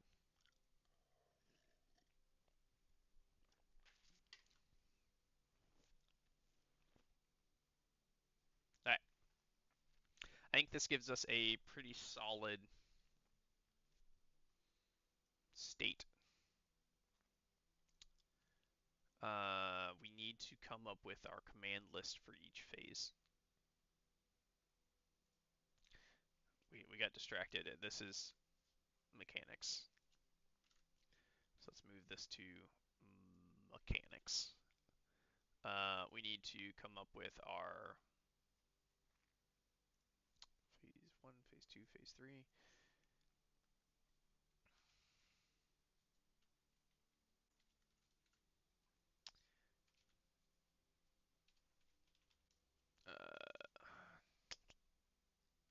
Let's do phases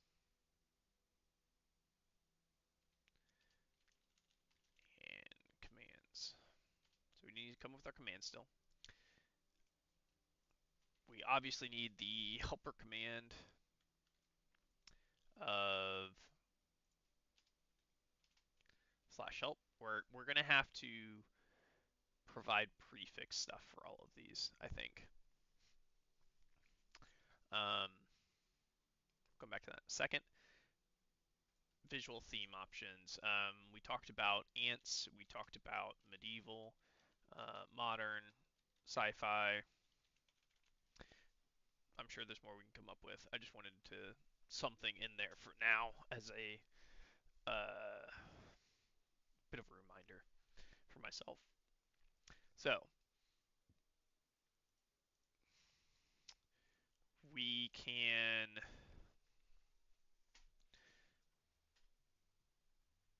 so in phase 1, it's discover and gather. In phase 2, it's transport. So we need a gather. Instead of resource, it's going to be an X and a Y coordinate.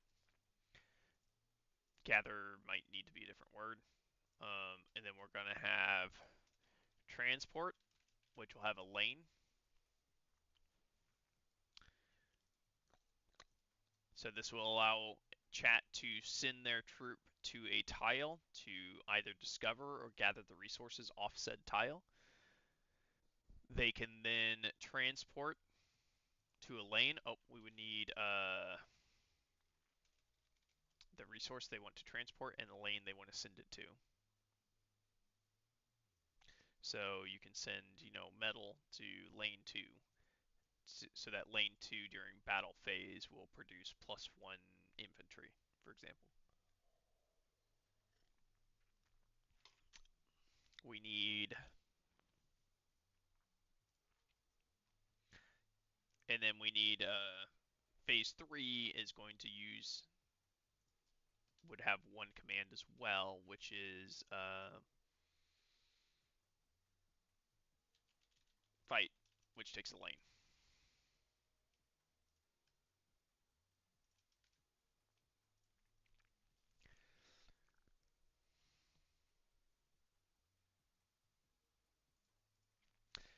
It would be nice if all of these phases used one command consistently.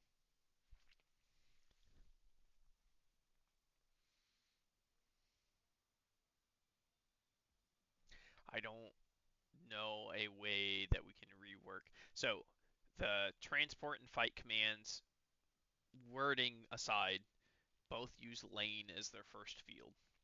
So you can always just provide one command that takes in lane and an optional second field. And on phase 2, it requires both. On phase 1, it requires just one of them in order to act on it. We could also do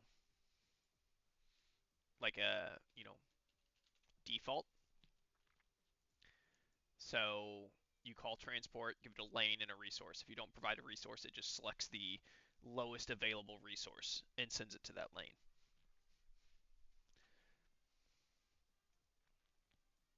That would allow us to combine these two real easy. Then but we have our phase 1 command because I want it to be that you can specify where you go to discover. You know what I mean? And so I think at the minimum we need 2 commands.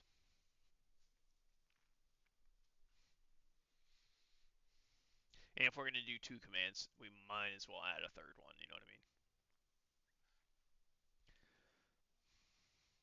It's not like three commands is a lot.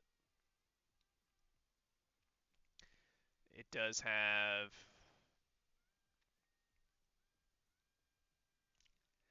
the gather one is a bit complex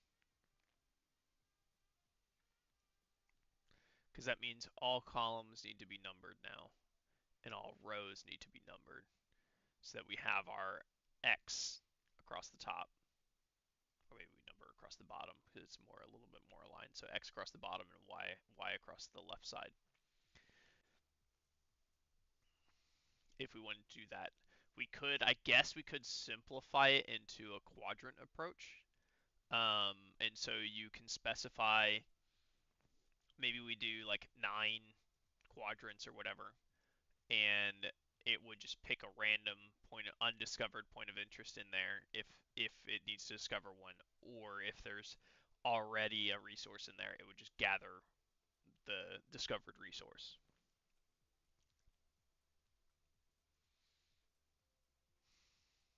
Because then we could do quadrant, and so which would be int, int, int. We have a single command that takes an integer as the first, and then a type, a resource type, as the second command. Now we can combine these, and in phase 1 and phase 3, we ignore this field. In phase 2, we take in both fields. In phases 2 and 3, this is the lane you want to fight down. In phase 1, this is the quadrant that you want to explore or interact with or whatever.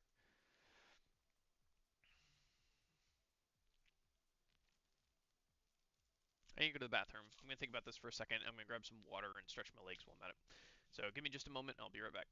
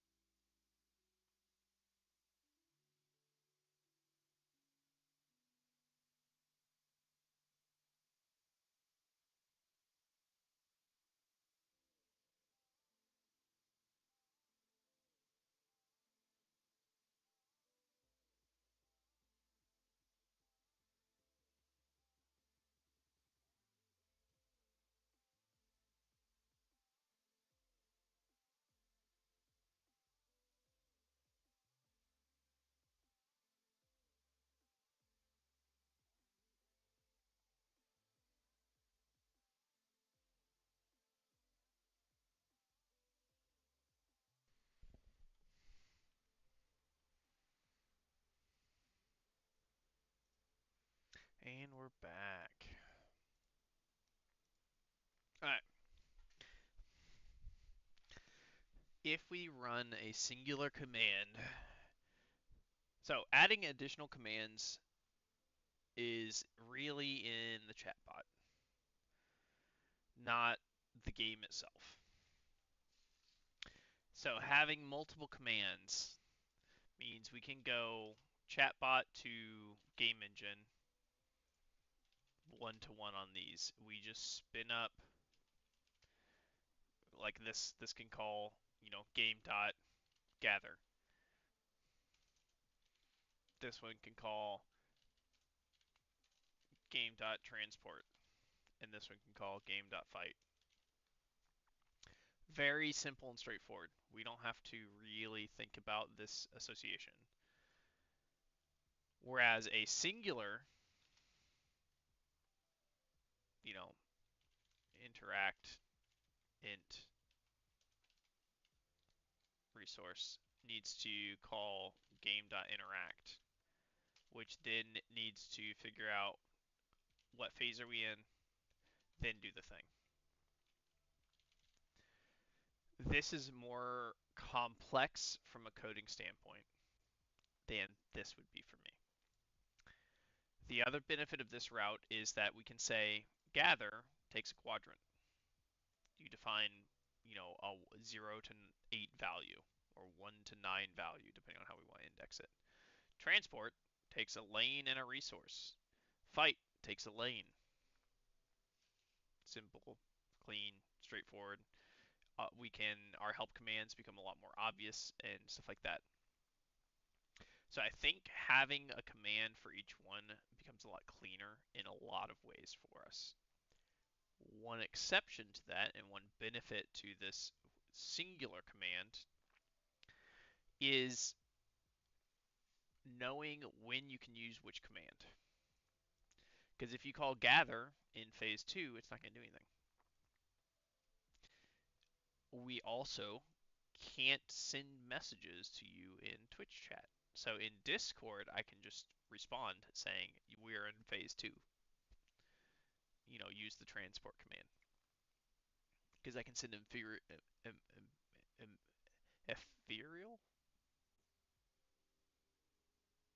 I don't remember how to say it. The messages that like only you get. I can respond to those in Discord when I set that up.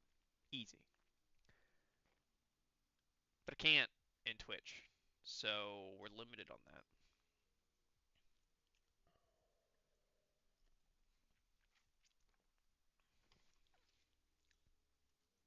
We're additionally, no matter what, going to need a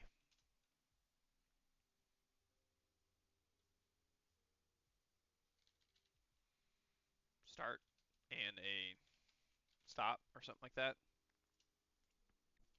for me so that I can start and stop the game state running. I think we need to store game state in the bot itself, maybe. I'm not sure how we want to do that. I guess I could invert that, and the entirety of the game runs in the game client, which we'll build in Godot, is the plan right now. When this starts, it will connect to the Discord bot, which would trigger the start command, and when it disconnects, it would trigger the stop command. It would maintain its own state, and we just pass along commands. The upside to this is that it simplifies some things on management and all that stuff. The downside is that the second that this client goes down, everything stops.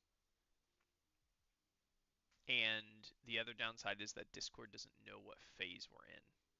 So at any point in time, or sorry, the chatbot, not necessarily Discord, the chatbot doesn't know what phase we're in. So at any point in time, you can provide any of these, and we'll just accept it and send it to the game client, and the game client will just reject it.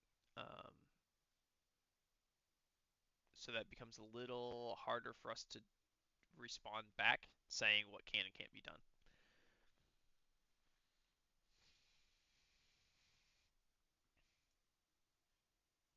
It also means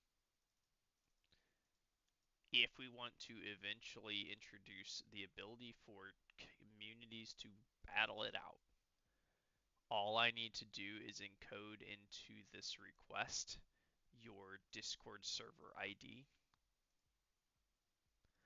and when you we would have to update the uh, game client to have it to where when it launches, it would request the Discord IDs that are battling, and then we would the game client would connect to the Discord bot, advertise the IDs that it's currently operating on. I'll need to figure out that communication, but effectively, the client registers with the bot saying, I am interested in IDs 1 and 7. And then when chat sends a command,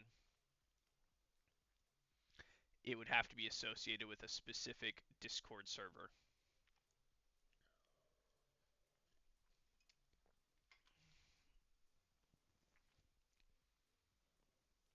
So that's easy enough.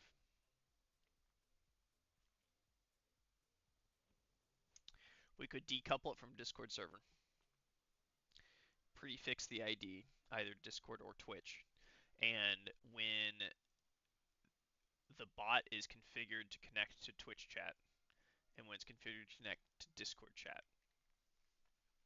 it would just prefix those IDs based on the stream the command came in on.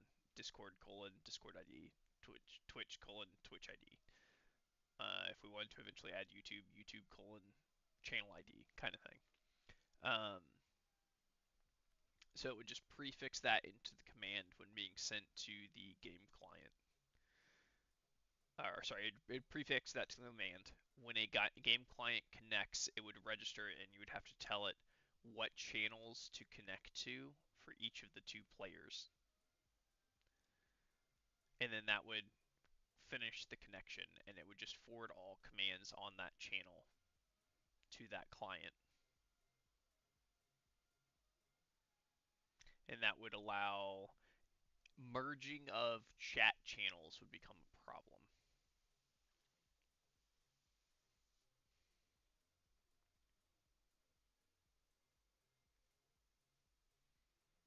So if you wanted all of Discord and all of Twitch to be on one channel, that strategy would be a little bit of an issue.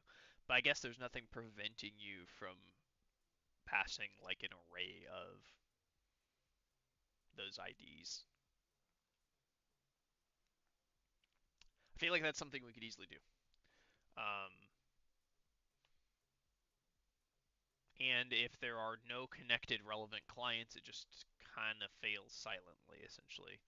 And that would give us the bot side is just a dumb interface, and all of the logic and everything is on the client side, which means that we could swap out literally anything on the logic side without having to make an update or to redeploy to the bot, which would be useful. So if we wanted this, you know, we can do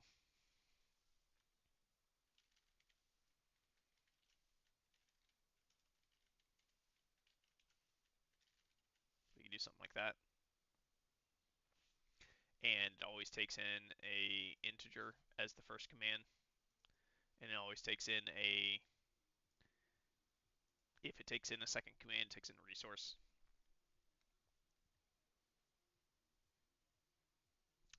I don't like that. I like having our phases with proper names on them, our commands with proper names on them.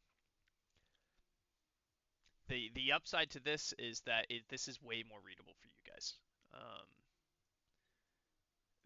This is the most user friendly approach we can do with this style of chat based commands. However, it's the least flexible as well. If we decided to change the backend, like the client side, we can completely change phases and logic and everything. But this links to game.gather on a gather command. So if we change this to not be gathering, it no longer makes sense.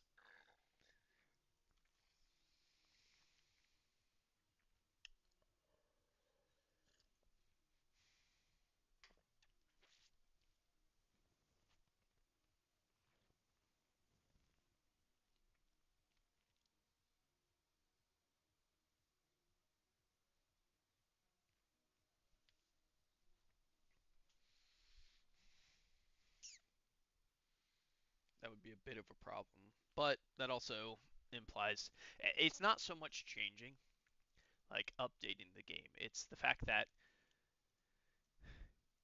this interface technically works with any backend as long as the chat connects on this exact transport. You know what I mean? So I can decouple everything, run it through my existing Discord bot, which the server is always up for. When Twitch chat goes live, it would connect to, well, technically it'd always be connected because of webhooks. You can register an account for it to watch on. And when it goes live and commands come through, it just redirects to my Discord bot. I can add the Discord commands to it, which would, of course, go into that Discord bot as well. Have those unify and trigger the same callback function, which would just take connected, and then whenever the game client spins up, it connects to that Discord bot as well. And that way, everything just connects to that one bot. If it's the game client, then it would connect as a listener. If it's the Twitch chat or the Discord chat, then it would connect as a publisher. And then as long as they're sitting on the correct channel, which to start with, we probably wouldn't do the channel. Everything goes to just one. But if they're sitting on the correct channel, it's a simple pub sub, which means that in the future, if we wanted to create a different game, as long as it followed these same commands, all we need to do is spin up a different game accepting these exact same parameters. So that allows us to iterate and develop multiple games that connect to the same bot, and we can just swap them out by just turn off one, turn on the other, provided the stream ID.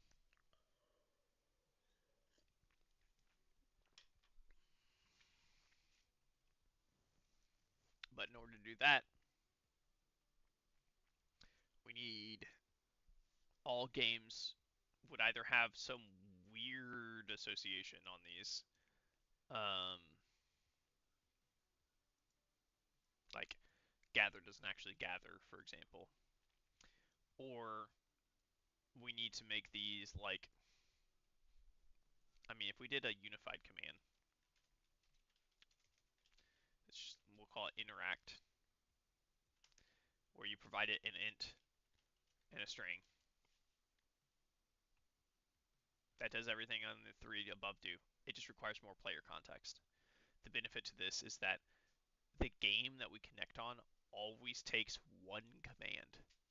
And so swapping out the engine to have it do different things based on the values within this or the current phase is super easy, and this is extremely flexible without adding some sort of connotation that might not make sense.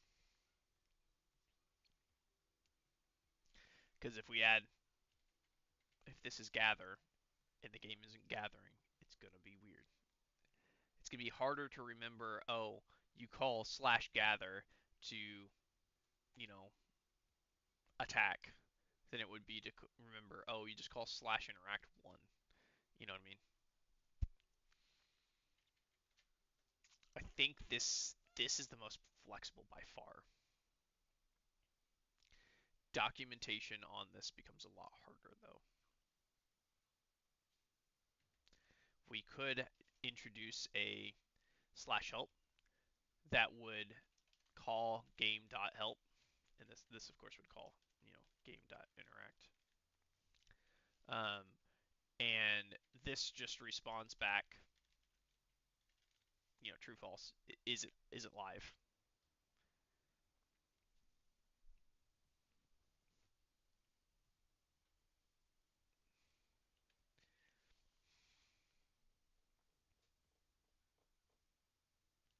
Thinking the I don't think our I don't think you can respond on values in webhook requests. I know we can do bidirectional in sockets though, so we could establish a socket for this. I can't remember if you can send data back upon a request. I've only ever been on the client side of a webhook, never on the server side of establishing a webhook. But this can be a true false on whether or not it's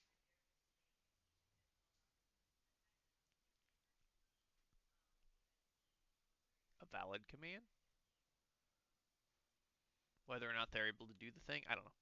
This technically we this can be a void call. We don't actually need to know whether this succeeded or failed.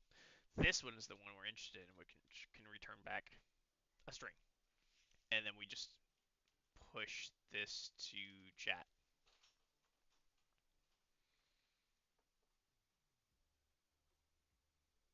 and that way, when a if there's no game alive active right now, so no game is connected, this does nothing. If there's a game, same with this. These just do nothing when there's no game connected. When a game connects, it's expected to provide an interaction endpoint, which can take an int and a string, and it's expected to provide a help endpoint, which takes nothing and returns a chat ready string. And so we just forward that.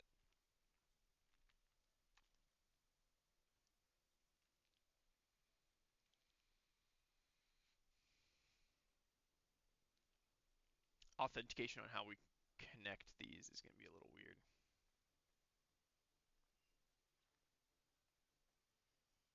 I'm going to have to think about that for a little while. But the benefit of this is that we can say that the string that responds for the game that we're designing now can say call, you know, phase phase one to gather run. I'm just using slash interact for a placeholder. Um,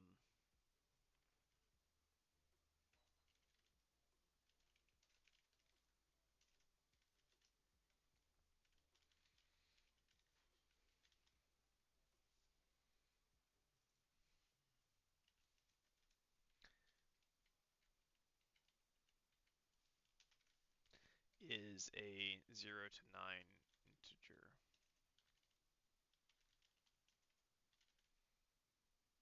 I can't call it a quadrant.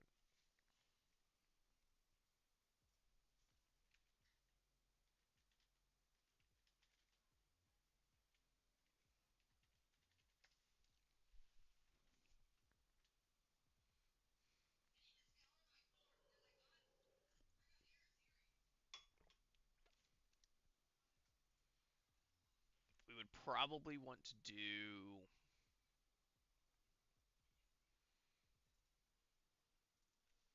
cell. We can't call it a quadrant because it's not a 2 by 2. Uh, 1 to 9 integer for the cell to explore slash gather from. Something like that. And then now you can call slash interact with a cell. And we could, duplicate this and then do each of the phase, respond back with each of the phase things you can do. Transport, fight. And then if we wanted to additionally in the footer section, we can put the relevant command that you would want to run for that phase. So if we're in phase one, for example, we might do slash interact cell to gather explore slash gather.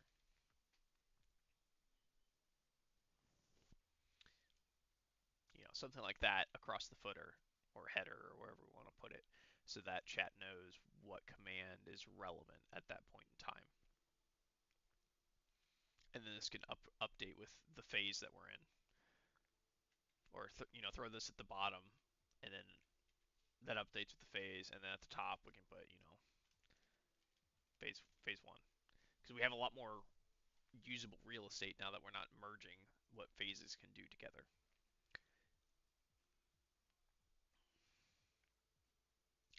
Identifying what cells are is going to be a little hard.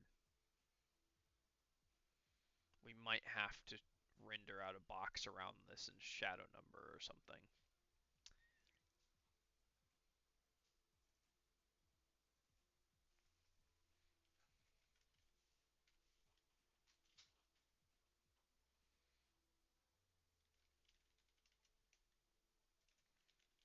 What what did we say we were doing?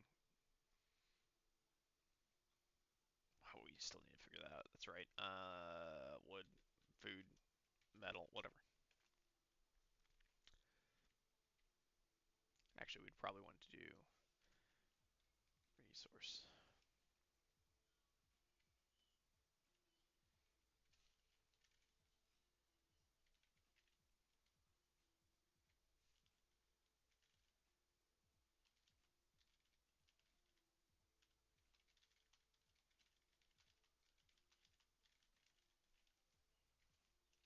Something like that. And then we have interact on lane, where lane is the integer to send your unit to. Is Lane is the 1 to 3 integer for the lane to send your unit to help defend. Something like that. It requires more on this side of documentation in order to support the same set of options. It's a little harder for people to remember what everything does. But if you can remember, if we set resource as an option in auto, then we can have slash interact integer be the only command you ever need to remember. And if you remember it's 1 to 3 at least, you can always do an interaction with slash interact integer. It just limits the interactions you can do, which reduces enjoyability, but at the same time, at least you like the at any point in time, slash interact space numbers 1 through 3 will do a thing. And you don't need to know anything more than that to be able to participate in the game we're building. And then slash help will expand upon it if you want to interact beyond that. Um, and help can be derived from the chat client or from the game client itself, and interact is just a command sent to the client. And so now any game can connect to the Discord bot, which would then connect to Twitch and Discord for interactions, and it would just be a relay interface. And so we can, in the future, if we ever wanted to add more of these, all we need to do is expand our authentication layer, how you connect, and those kinds of things.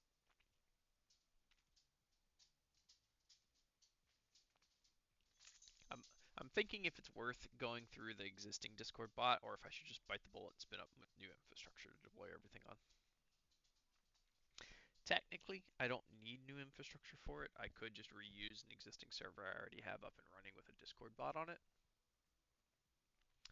That technically is an option for me, though I really dislike like reusing infrastructure like that. I would prefer a clean, separate interaction so that the um, service is isolated. That way, if one of them has an issue and causes CPU utilization to spike, it doesn't impact the other service. It means increased costs for something like this, but that's that only comes into play if I do. I don't really have to worry about it because it's really just adding two commands, to be honest.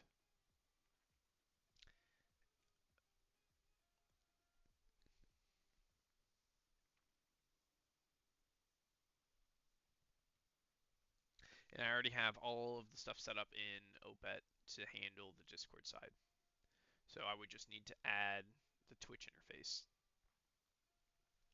and then provide a way to connect to the game client, which is a lot of that's going to be a just setting up some sort of authentication layer, which we'll probably do just through some randomly generated key for now.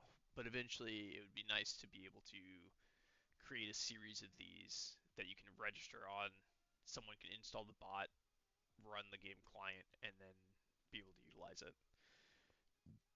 Synchronization of game clients across chat is going to be a bit of a problem if we house the data locally, though.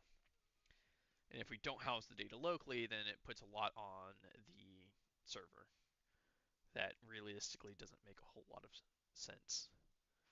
Um,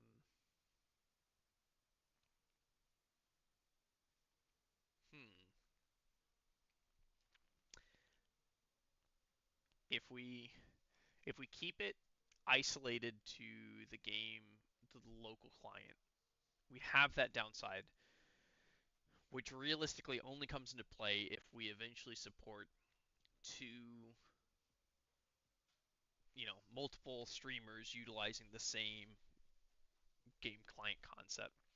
But Twitch supports um, if you wanted to say segment your user base into Twitch and YouTube or Twitch and Discord or whatever, then you could have the two battle it out pretty easily on a single client side view running on a single streamer, dual streaming to both platforms. That's easy. Um, the the hard part comes in if you want two separate Twitch communities or like Twitch plus Discord, whatever, two separate streamer communities that wanted to be able to interact with each other. Technically, with this, we could support, depending on the game that we spin up, an infinite number. There's nothing saying it has to be two, um, as long as it follows this interact integer string command approach. The game would have to handle parsing the rest to figure things out, which is easy enough. I mean, you can literally pass you could pass integer and string as parameters into a switch statement to determine what you're doing. You know what I mean? Um, if that's the route you're going, an ideal command would have string then integer. So you could do slash interact space string and then define what your command is and then space and then an integer and it says what's being the value being passed to it. Um, but there's also I don't know. We'll have to think about that.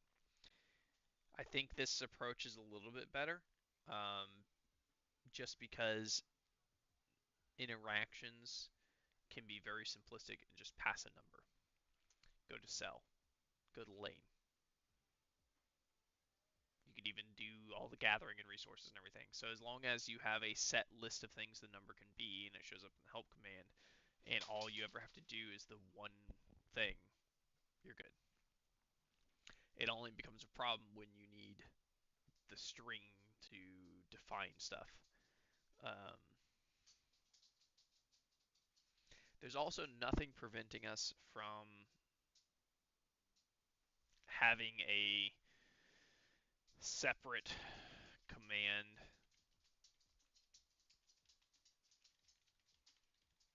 we could do a breakdown like this. So we've got an integer with a string.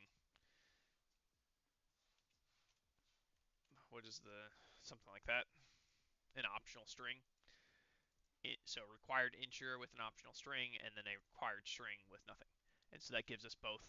You could do just a string, you could do just an integer, or you can do an integer plus string.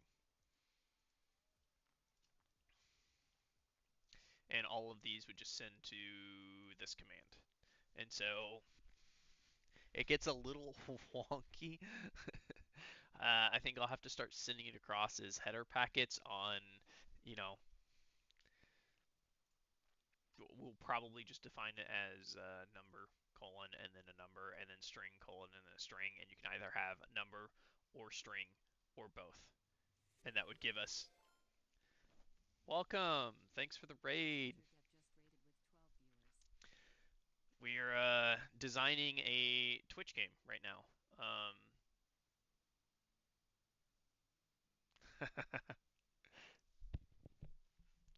Is my mic silent? It looks like it's coming through. Are you guys saying that I need to turn the mic up? I can do that. I keep it at I try and keep it out of the yellow zone on my OBS software. I mean, it's coming through on OBS right now. Supposedly. Let's see what OBS says. Properties. It's got me setting whenever I talk going up to right around negative 2.5. I mean, I can turn it up even further if you want. This guy has this is the max volume that OBS supports.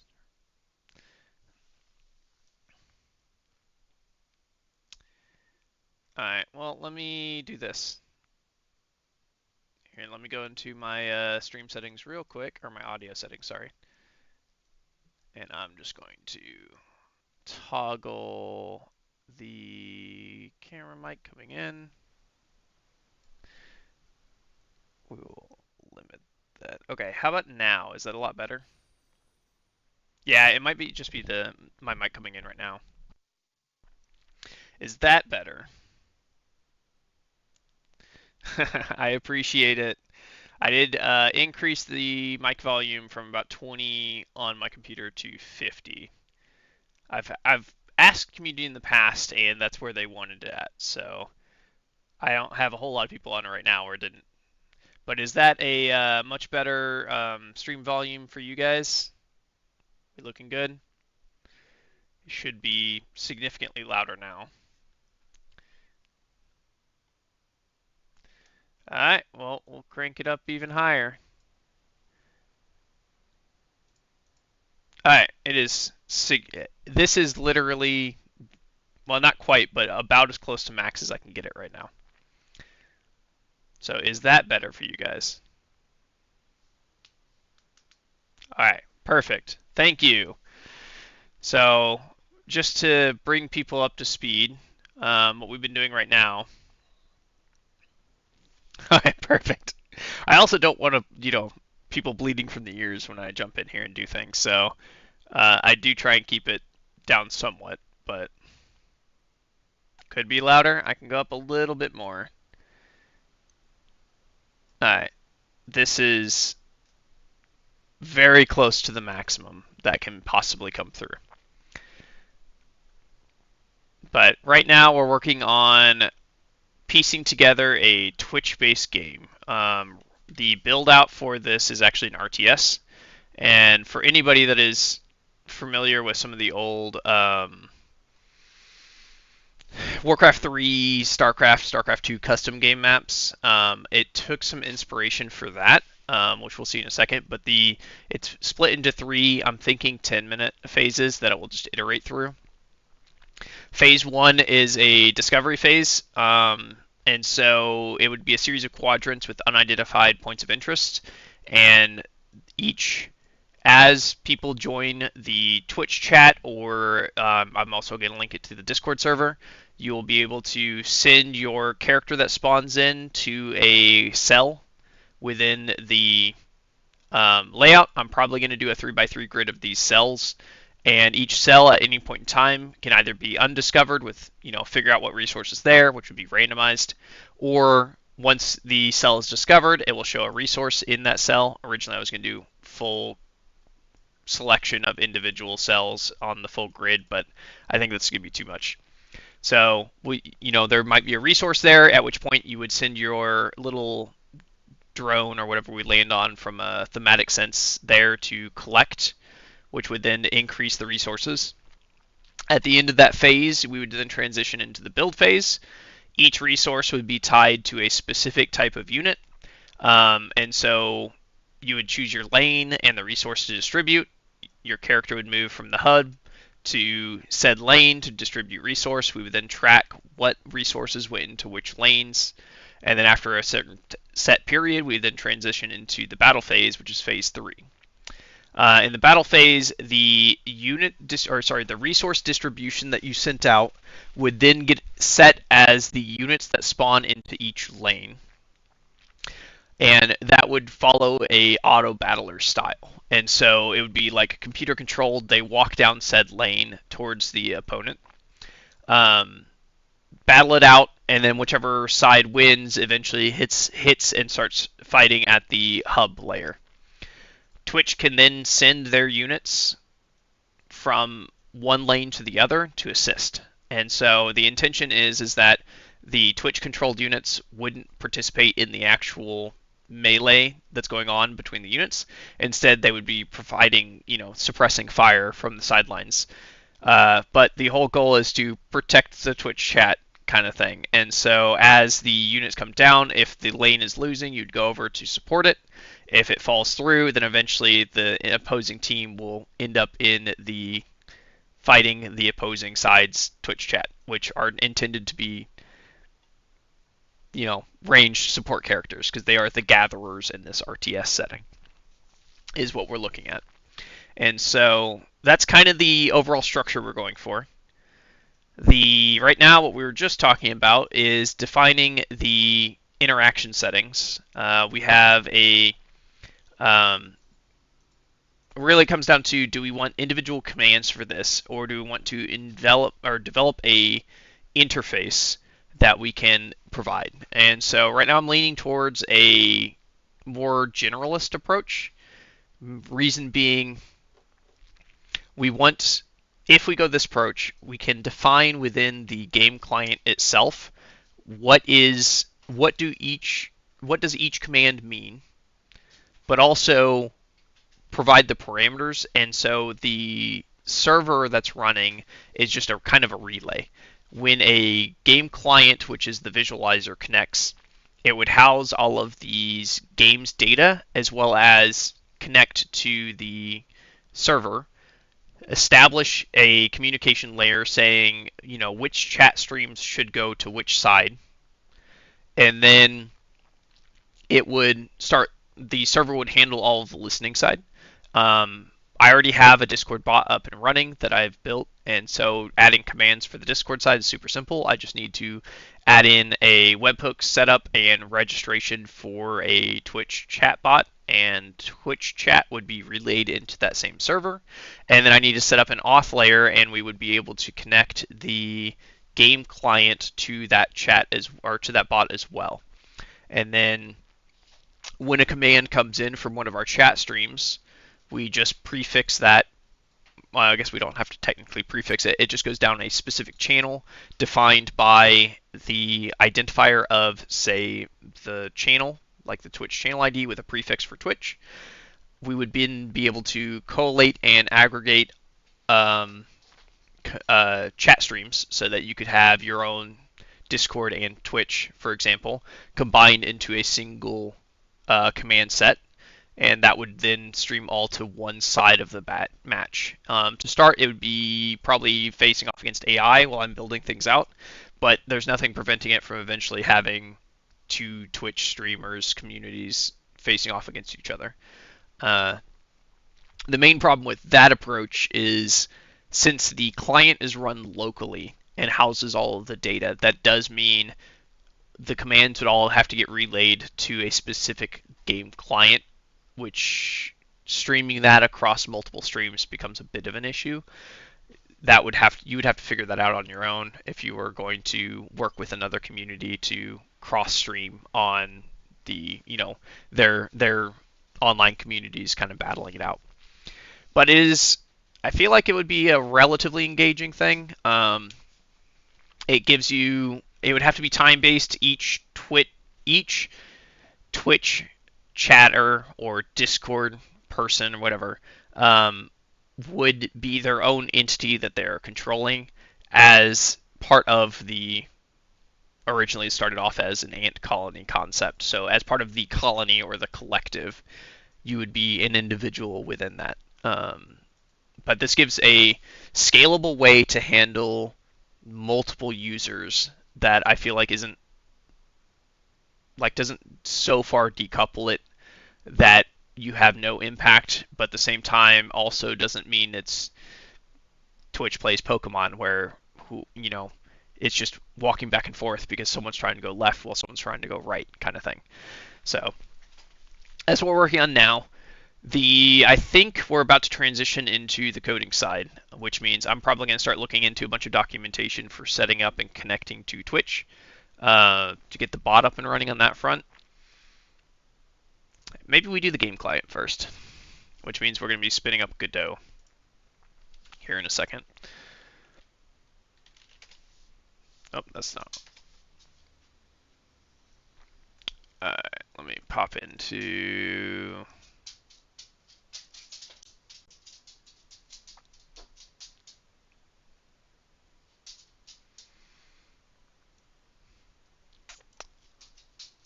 Okay, create a new project. Give it a base name. I need to browse through my folder structure real quick, which is why it's off camera.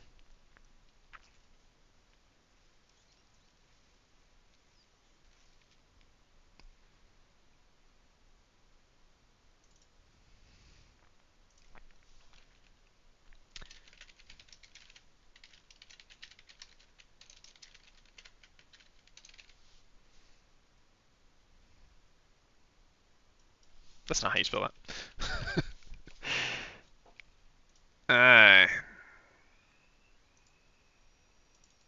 If it'll let me.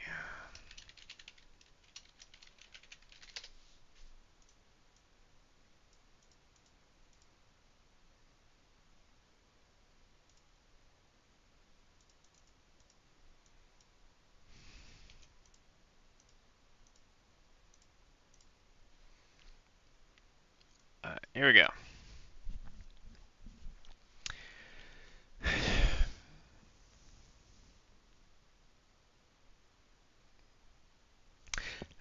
I think we go with compatibility here. And it doesn't need to be super forward-thinking or like highly advanced or anything like that. So I'm not too concerned about any of that.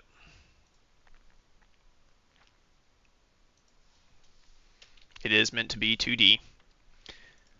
It has been a minute since I've loaded into Godot. I don't think I've done anything Godot in like 6 or 8 months or something like that. So it's going to be slow to start, to say the least. Let's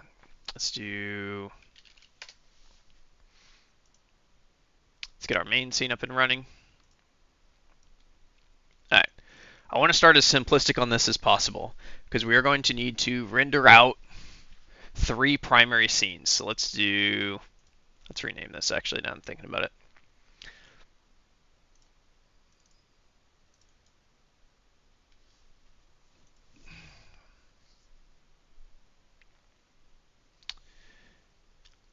Let's call this one, I don't want to call it phase 1. Gathering. We're going to have, let me make sure it's under. This is going to be our building scene, and then let's call you the battle scene. Let's get our building scene up and running. So the initial concept here is that we wanted a viable grid size. So I think I need to create a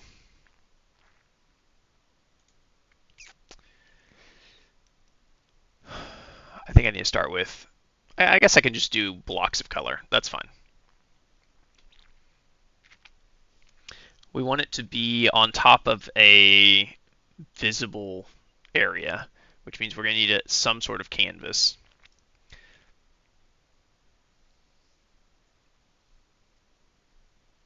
We don't need it to be animated.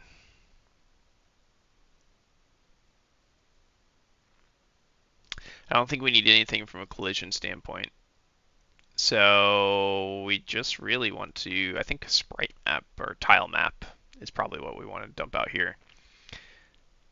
Can we get away with sprite?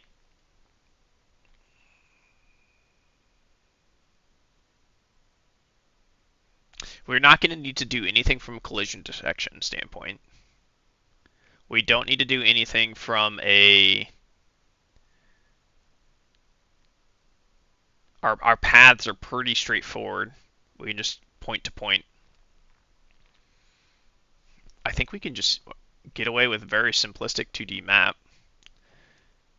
We just need it to render out. I think sizing is going to be the problem for us, or resizing to be exact. So we're probably going to want some sort of locked area. I think I want it to be specifically square. I'm going to have to create a texture for this, aren't I? Can I just drop in a solid color through Godot for this?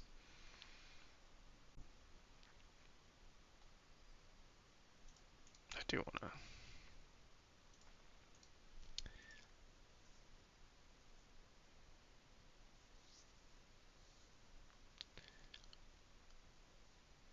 I don't know if we can provide. We can provide a gradient.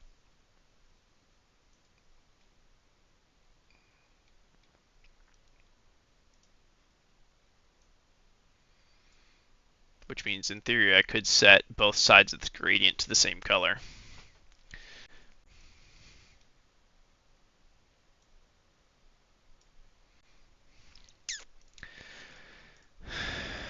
Oh, that's not what I want. Is this where we set color?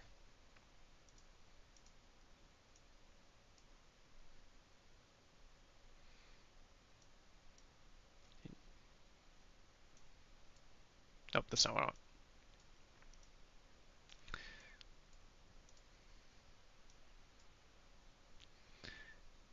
Okay, and then how do we set the other end of the gradient is the question.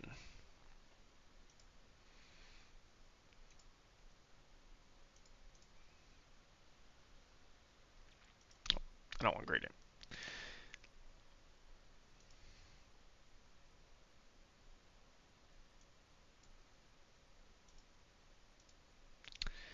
Surely there's, oh, that's not what it is, yeah.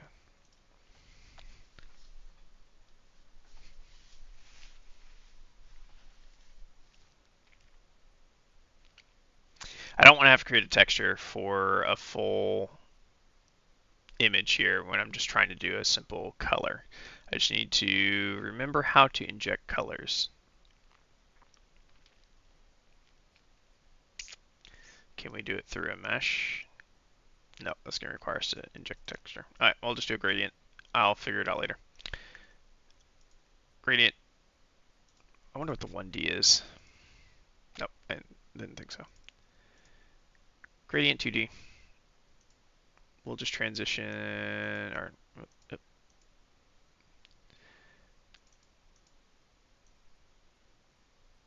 give you a red.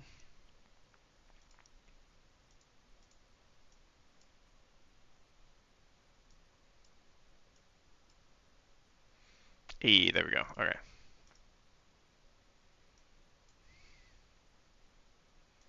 Something like that. All right. This should give us a very, very basic, just colored background. Perfect. So I'm curious about though is if yes, that's a problem. So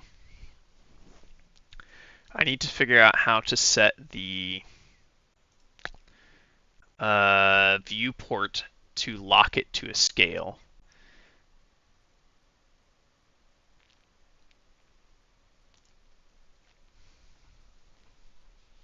I think I need to set a camera on it that would then lock. Actually, it might be called viewport.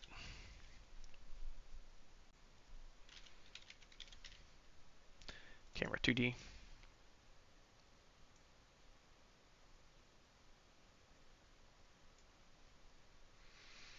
All right, what kind of parameters you got?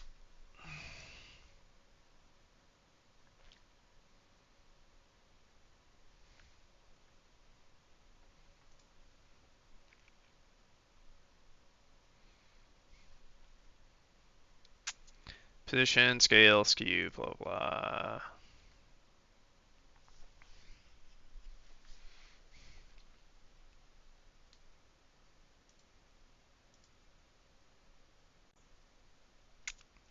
This isn't doing quite what I want it to do. I feel like this is a settings thing, to be honest.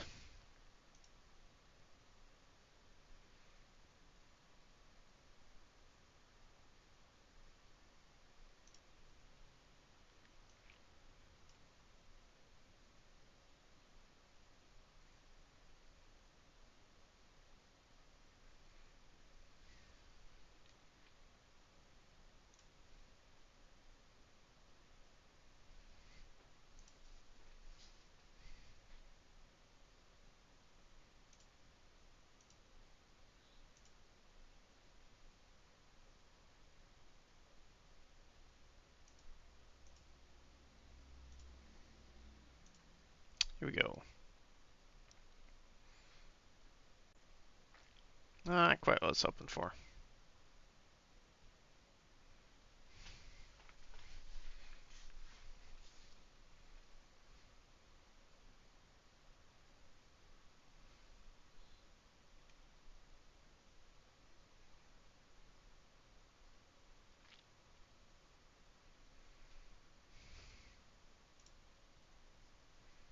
Hmm.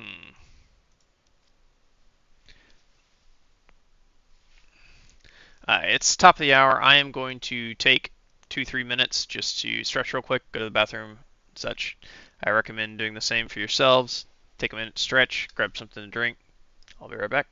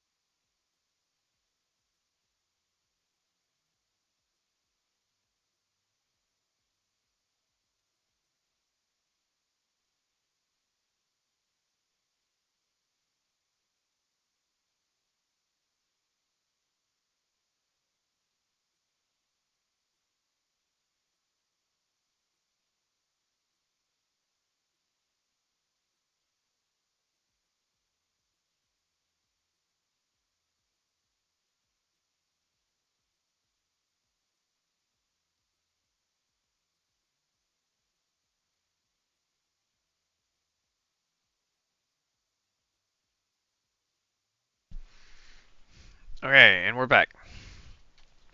All right, let's see.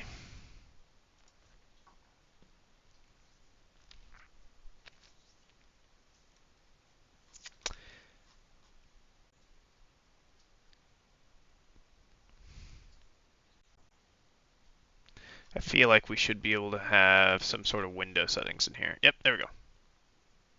Viewport width. Let's just do 640 by 640.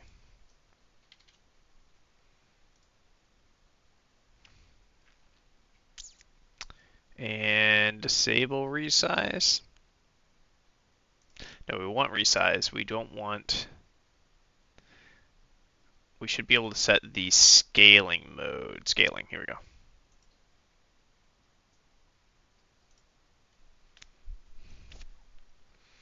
Keep the aspect ratio. Scale with the viewport. Let's do fractional scaling. That should be more what we want. Now, let's lock.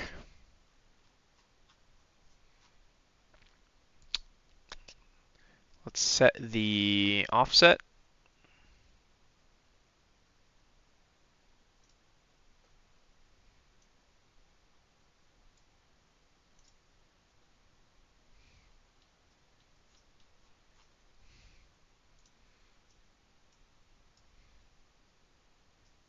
Let's bring this in so it fits our actual screen size.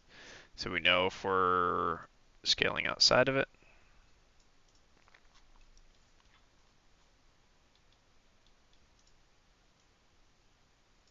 All right, now let's run this.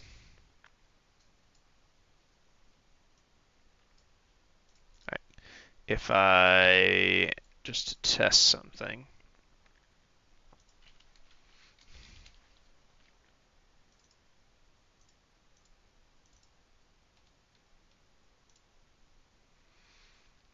Set you to a gradient as well.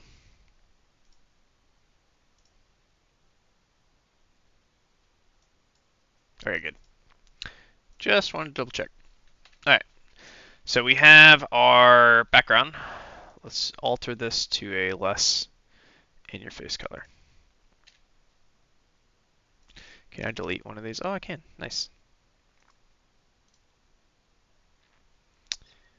Let's do a.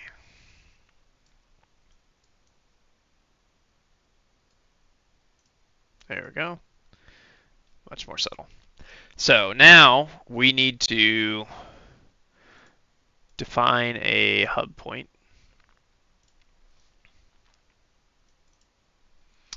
We are going to make this a gradient for now. We're going to drop it. And let's center it. Let's downsize it like so. Can I set the default value on this? Okay,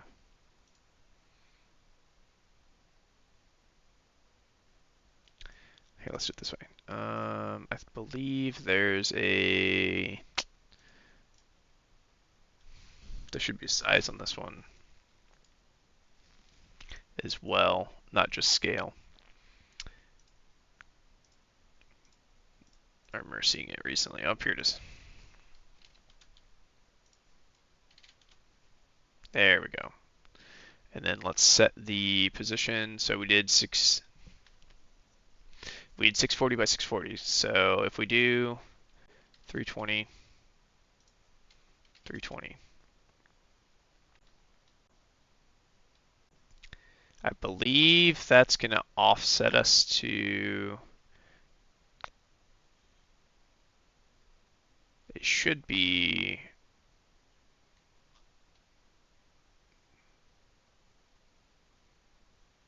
That is center it. Okay. I wasn't sure if it was set based on the center or the left corner. I've been doing some stuff in SDL recently, and it's everything's top left corner. All right. Let's set this to a single color as well. We will change you over to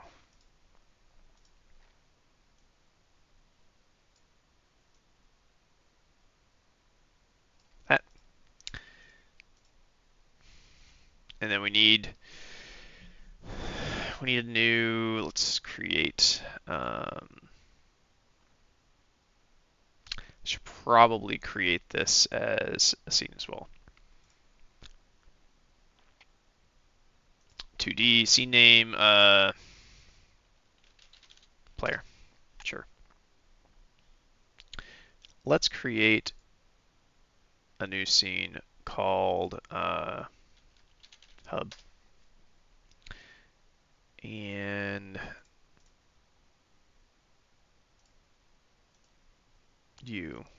move you into hub.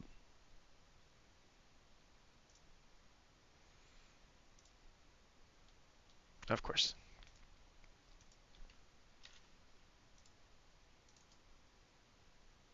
Can I paste you in here? There we go.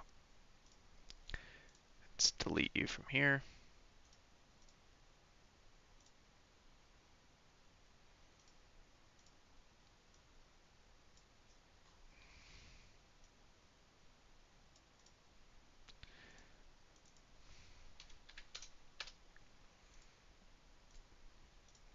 All right, now we should be able to drop our hub scene in as a node.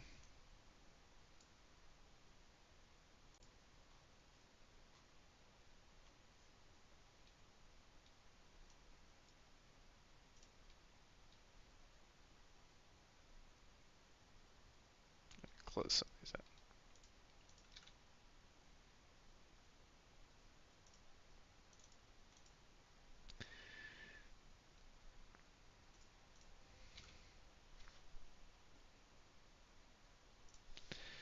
Let's try this again. Create new.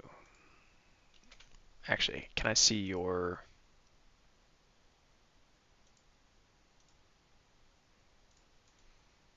dependencies?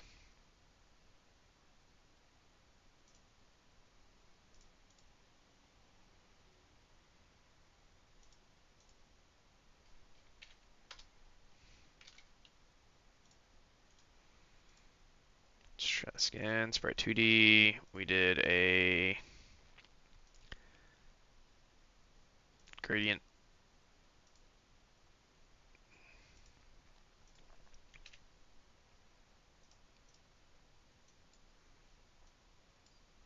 Nice little red color on a 32 by 32.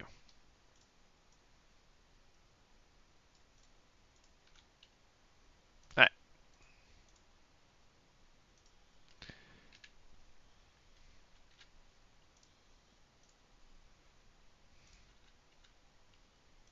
Let's go ahead and remove that. Save. And now let's drop this back in. Ha! There we go.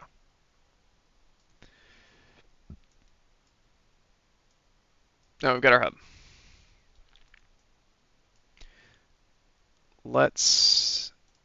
Can I define how you get set in here? Position, here we go.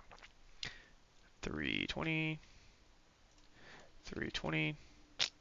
Right. In this one, I need it to be centered so that our coordinates are based off the center of it. We now have a hub being displayed onto the screen.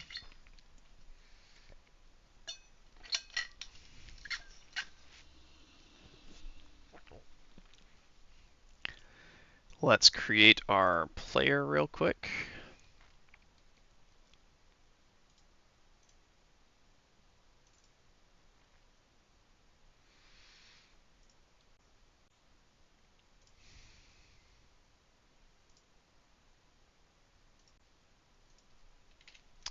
Players will be, let's do blue.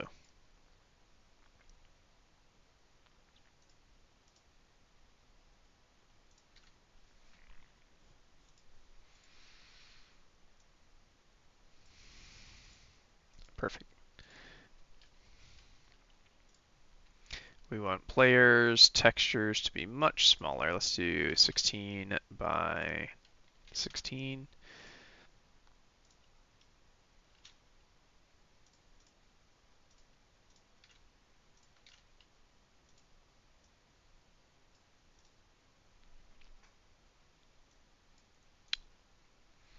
Do we think that's too small?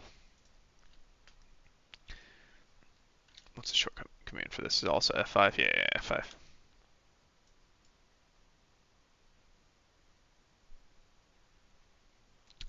If we were going to run this, eventually the goal is to sit at something like here.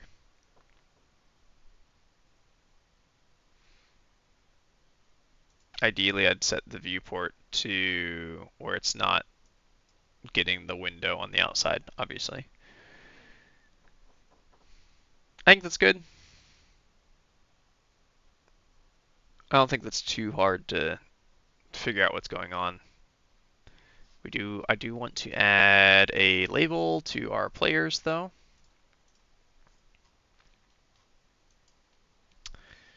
Let's give you a child node label.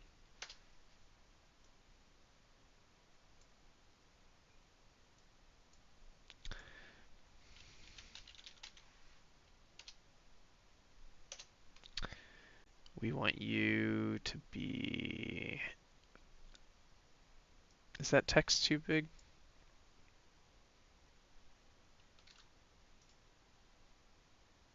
Yeah, I think I'm gonna have to downsize that. Label settings maybe.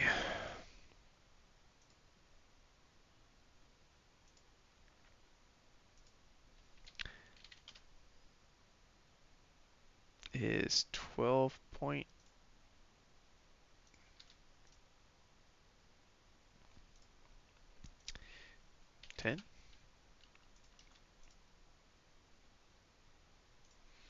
Let's move it under the player.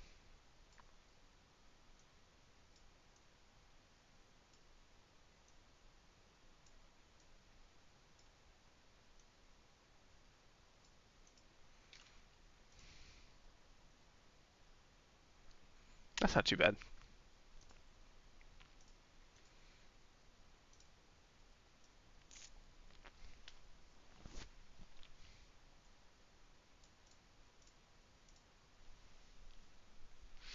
Is this, when I run this, is this large enough for you guys to be able to read and figure out if this had your name on it, that this was you? Obviously, there's going to be dozens of these overlapping over each other is the intention, but if this guy wandered off and did something,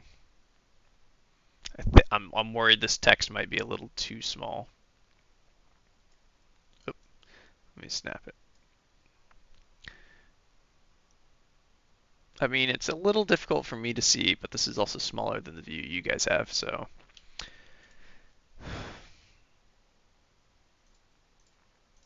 I think that should be relatively fine. Okay, so I need on my player element, I need the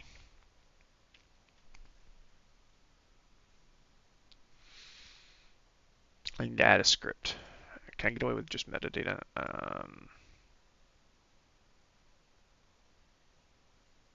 String.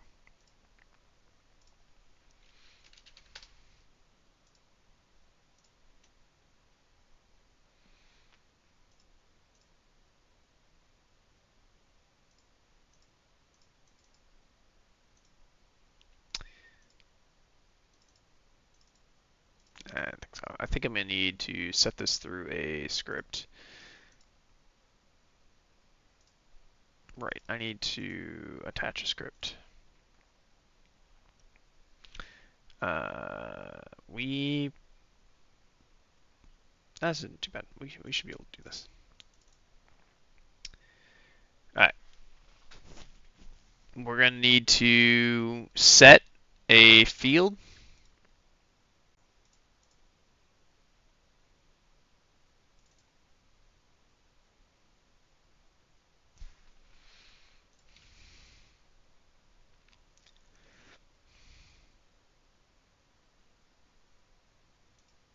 Why are you not opening up?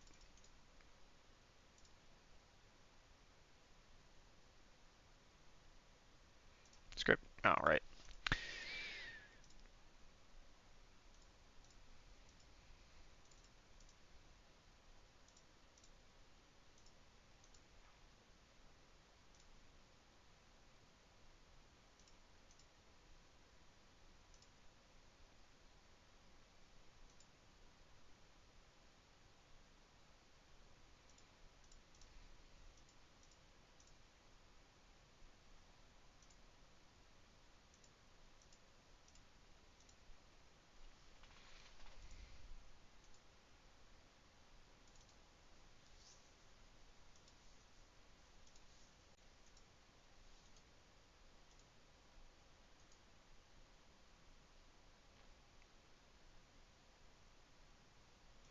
You can add root level scripts, right?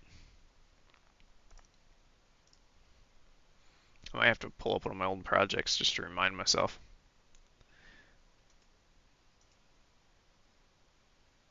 I mean, I've got it bound as a resource.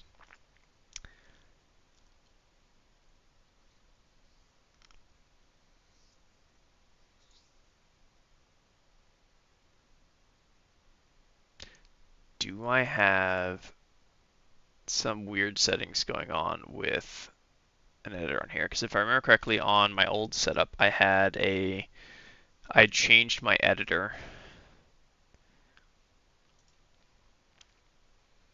and I don't know if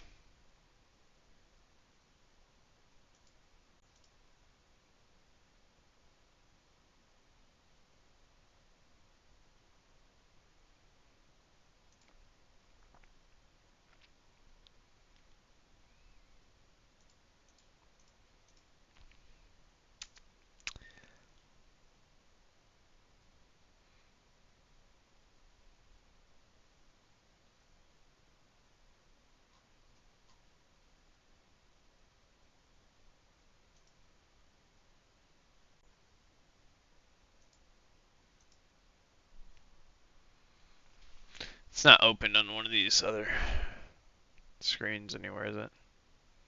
Nope.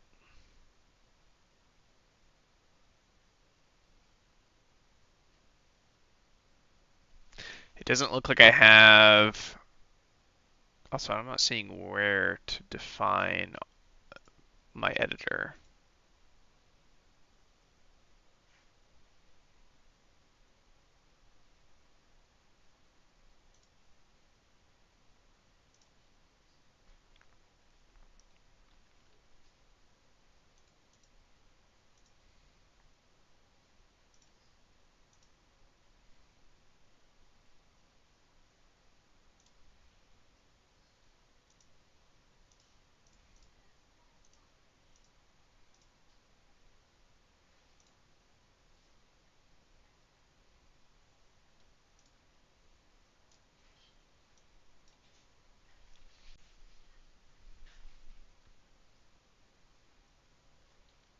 Not quite what I was expecting, but let's do that. Nope, it's not what I want.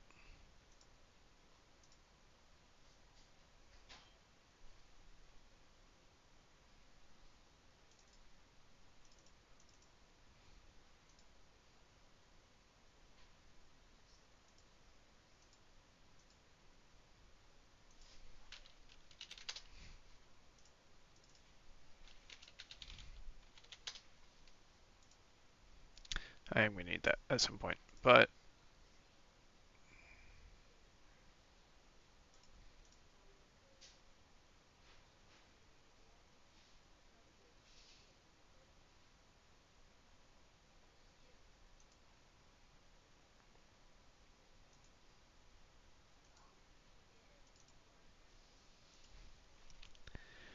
this is fine and all, but I need to see the actual editor.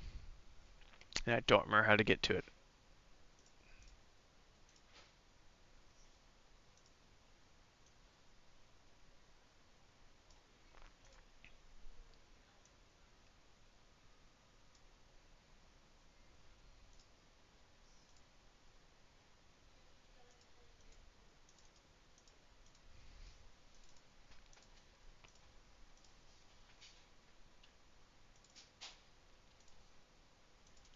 What if I attach it here?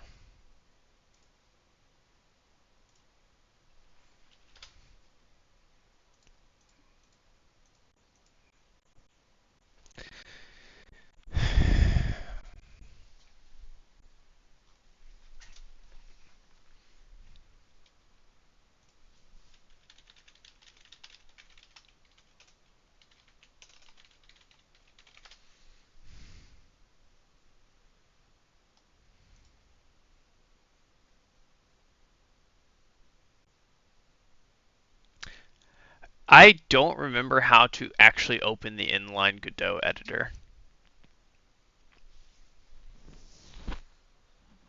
I haven't used Godot in quite a few months, and back then I'd set up my external editor for it, which isn't running here because it's a brand new install, OS install.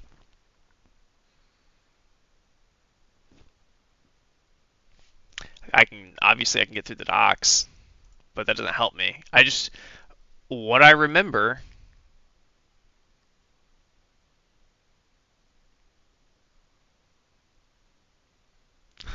yeah. All right, how about now? Is that much better?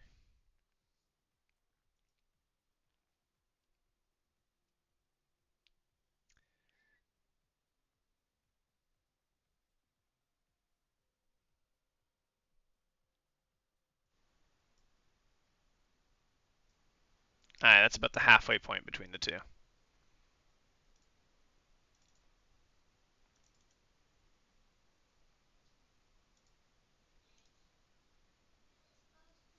Great, thanks.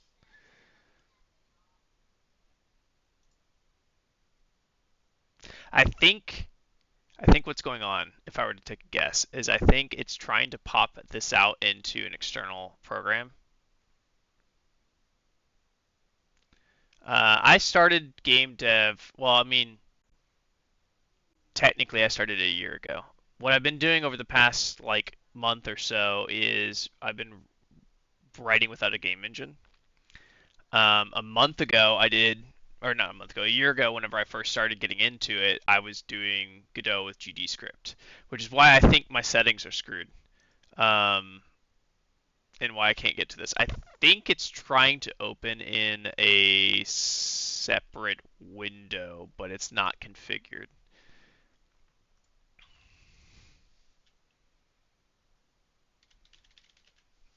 External programs, maybe?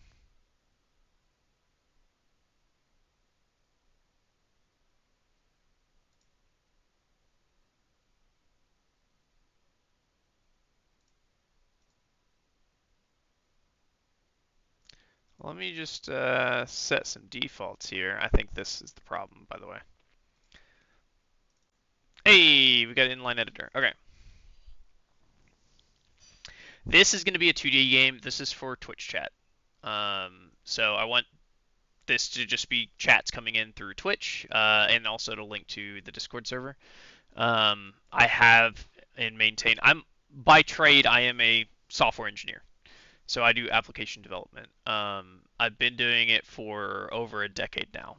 Game dev is new to me. I decided a month ago that I was going to relearn C++ because I haven't done it since college, which again was a decade ago. Um, nice. Yeah, I the intention right now is I'm going to build a small client-side game in Godot that is effectively the headed side of it. We're going to relay Twitch and Discord chat through currently it's a Discord bot, although all I need to add to make it a Twitch bot is the keys and some webhooks to that bot. And then I'll also set up an authentication layer so the game can connect to the bot and it'll just relay things through. And eventually I want to get it to where I can just spin up any client-side bot with the correct credentials. Um, oh, nice. Yeah, I've been doing mostly web development, overwhelmingly front end focused. So I worked at Amazon most recently. Before that was a contracting consulting company in the what's the word I'm looking for? Electricity network is what they built like for infrastructure. Like I did actually worked with two companies. My first company out of college was also on utilities. That's what I was looking for. But yeah, professional AI dev now. Spent a few months, probably 4 months or so, fiddling around with spinning up and getting AI and stuff like that working, and trying to get more in comfortable with it. And I've been using it inline in my editor for a little while now. I'm I've pretty much stripped it back to where all it really does is my like inline recommendations. So it's more or less just replaced my autocomplete. I do want to get more involved with AI from a development sense, but the stuff I want to do with AI is like incorporating it into things, not using it to do things for me so much. All right, now we got our node. What I need to figure out is how I can grab our metadata. Also, I don't think I want this to be part of metadata. I do need to, well, first off, I don't want the script. Uh, we want to go to, let me pull back up the player scene. I want to detach the script from this guy, detach script, and then delete this because I was just trying to fix things. It's this script that we want to fiddle around with.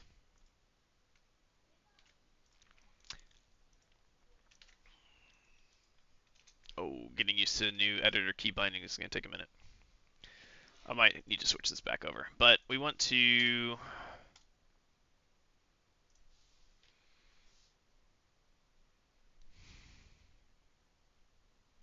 Let me think about that for a second. So effectively what I want is I want to be able to set fields that will control a few different aspects of our player model. The most important one right now is going to be a name. So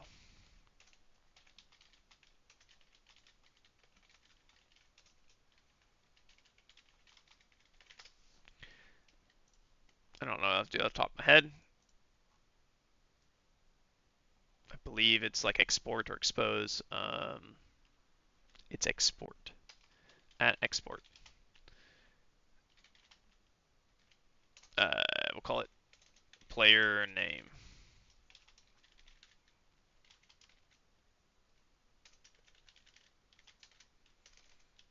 So this is our player.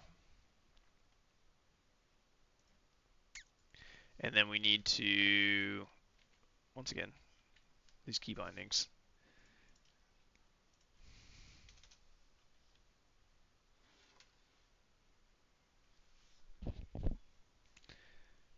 It is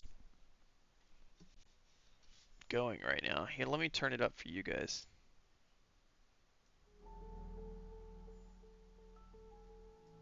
It is low, intentionally so. Can you hear it now?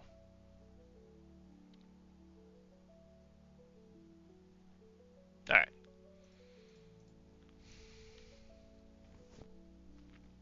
Is it too loud? Do I need to turn it down? Okay. Um, Normally when I'm programming, I've just got whatever music I like to listen to at the time just blaring. And so this is intentionally low for me because this isn't music I normally listen to because Twitch is real limited on what we can and can't have going. So there's that.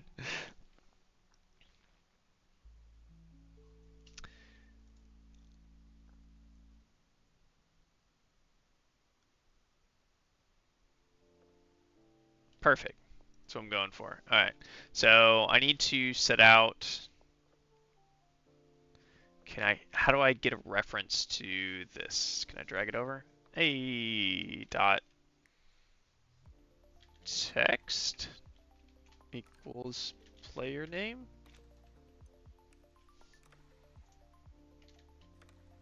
Will that do it? So if we go back to our 2D scene,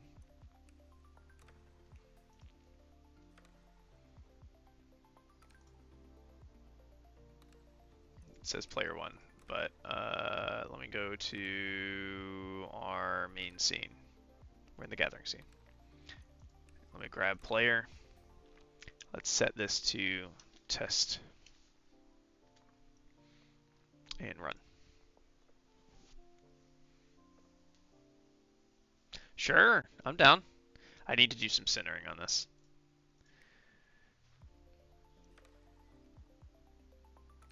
I am a Linux user. So if it doesn't run in Linux, that might be a bit of a problem.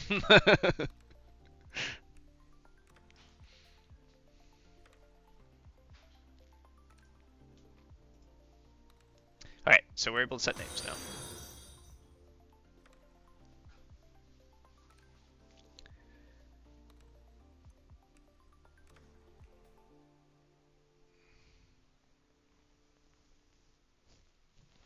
Thanks for the follow, by the way. But yeah, I appreciate that. Yeah, I actually used to. This was a long time ago. I've been running Linux on and off for my first Linux install was back when I was still in high school, and it probably would have been when I was maybe a junior in high school. I'm pretty sure it was like a sophomore in high school, and I graduated high school in 2007, so it would have been 2004-ish, maybe 2005, something like that. That's when I did my first install of Linux, and I've used it on and off. When I can, I use it for work stuff, especially if I'm doing anything command line, and just whenever possible, generally. So far on stream, if you guys want to see what we've done so far over the past 2 weeks, 3 weeks. I think this is the third week since I started streaming. Let's start with our first one.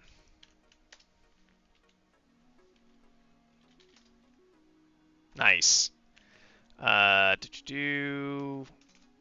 This should have. Yep. So we built tic-tac-toe using FTX UI in C++, and it uses click. Should use click. There it goes. The cell collision for actually registering click is a little rough, but it does everything tic-tac-toe normally does. As you would expect. Then we had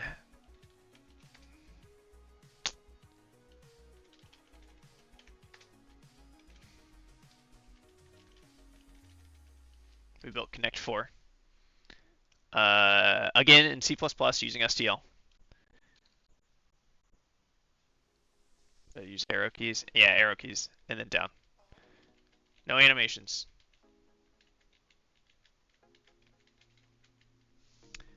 So we built Connect 4. And then most recently, I was doing a game jam for a game, and I put for the one button game jam, and I built this, assuming this build still works, which has some animations, so you can see it's one button, so the spacebar, all buttons do the same thing. It doesn't matter what button you click. But you can start a game.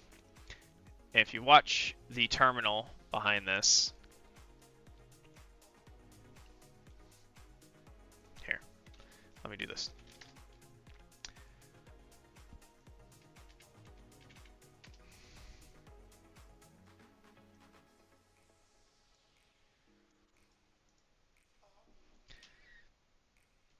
So the theme had 3 themes. You could incorporate 2. So this is the worm.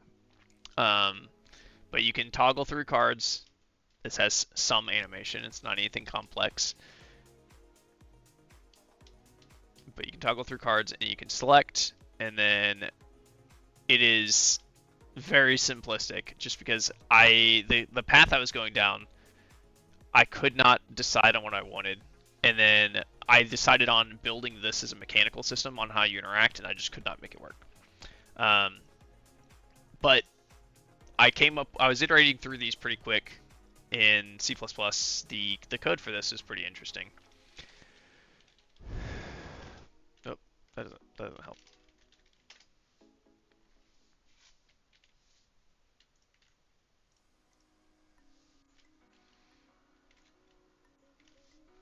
So we built out like a card shuffler. So it does all the card shuffling. Every card can then have mutators attached to it. It then has a base deck that is crafted, a discard deck, and a stack is what I called it. And so when you select one, it just transitions from the main deck to the stack. Extras go into the discard. When I resolve the stack, it sequentially goes through and executes whatever logic you threw in. So it's pretty simplistic on that.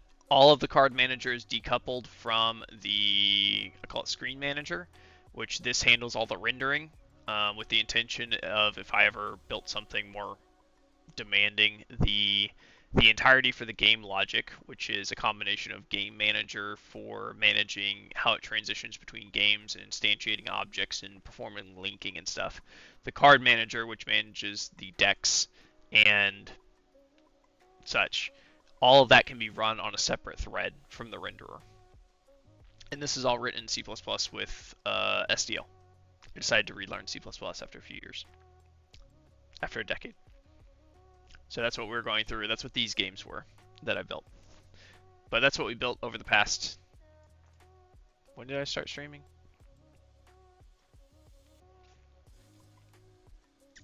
Last week was this, so it was like last week of November. I dual boot, so I have Windows installed and I occasionally stream on my Windows instance when I want to play certain games. But whenever possible, especially with Proton and everything, I do everything on Linux that I can. So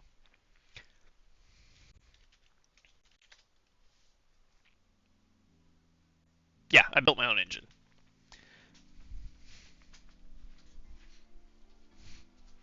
That doesn't sound like a fun experience.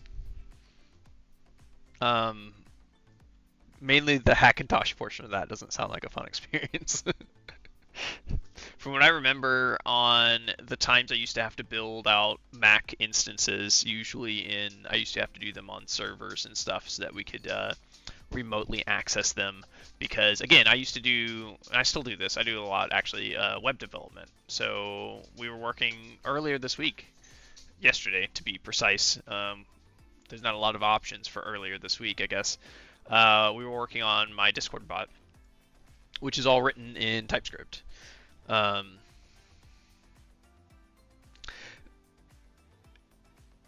problem with Hackintoshes or Mac in general, the OS, is that it wants to control and dominate everything. So getting it to play nicely with other OSs on the hardware is the problem.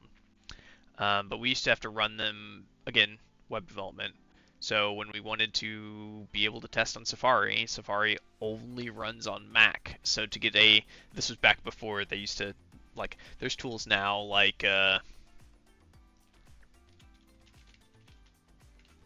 web service to test Safari browser. Browser Stack, I think, is one. Sauce Labs is the one I was thinking of. So there's cross-browser testing tools. These didn't exist when I first got into web dev stuff. And so if we wanted to test on Safari, we were using old tools like Protractor, spinning things up on our own, building it out, and then deploying to a self-hosted Mac. Yeah, Windows hit or miss.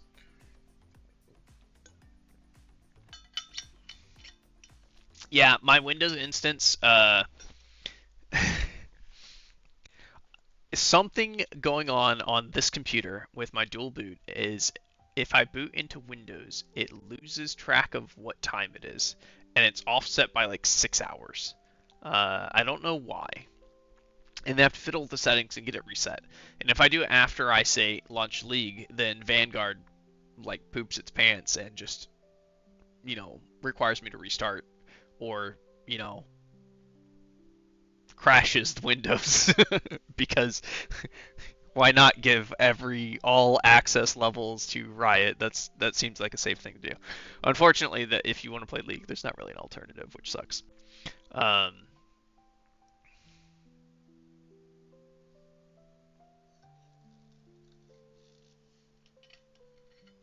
I am in northern Arkansas, so central U.S.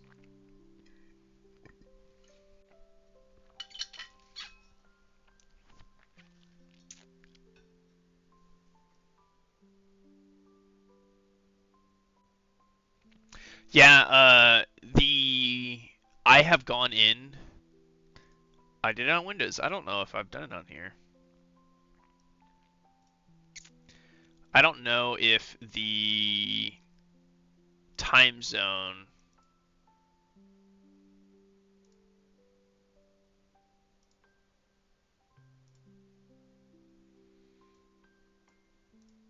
setting in here will.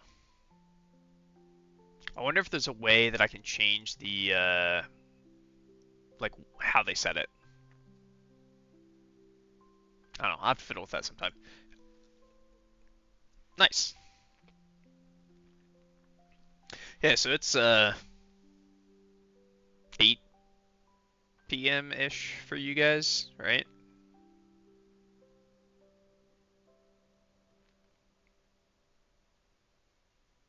Maybe a little bit earlier than that. It's early afternoon for me. I actually just finished off. Well, I haven't even finished off my coffee all the way.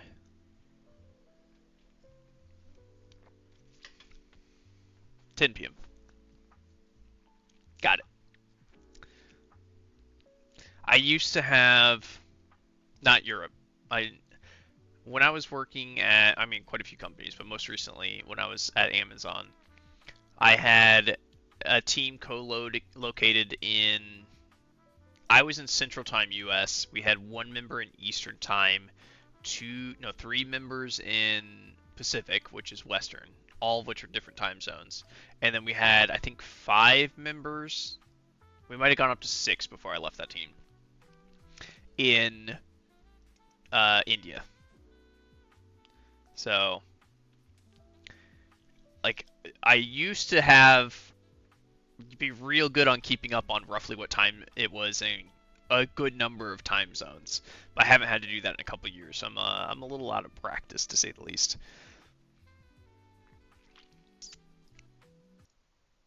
What do you use for your music on stream?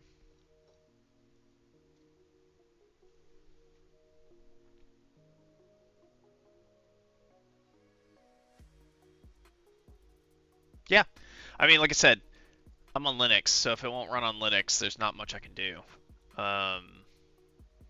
Although Proton has gotten, or Photon, not Proton, Photon, well, whatever. The Linux wrapper has gotten pretty good.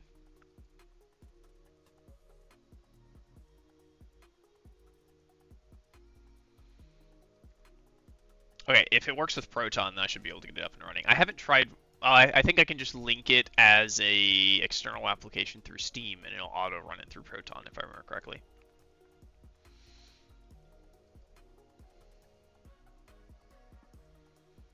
But that was great. You get to sleep in, just work on that time zone. I had the opposite problem.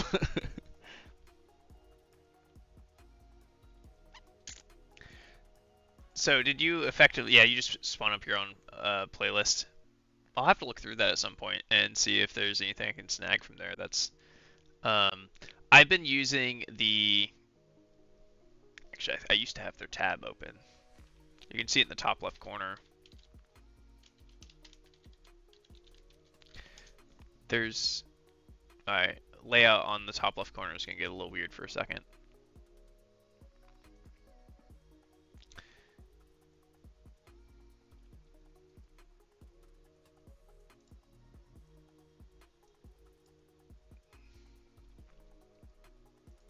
They have a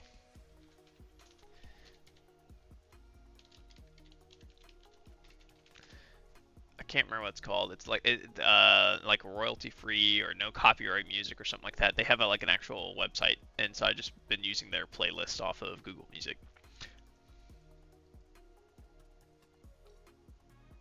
That sounds sweet. Electro swing Nintendo music. But yeah, I've been just kind of whenever I come across something I like, adding it to a playlist slowly and trying to accumulate it up and build out my own playlists right now. The tools out there for it are surprisingly expensive for no reason that I've seen, which makes no sense to me. But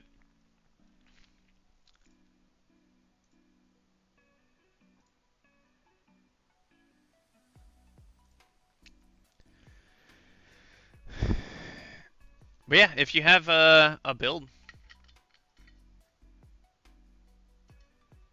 that's not too bad. The ones I found that I rotated through in the past, they were like starting price of $20 a month. Yes and no. There's a few songs that I enjoyed that I listen to from time to time, but not. I usually don't go out of my way to listen to it or anything.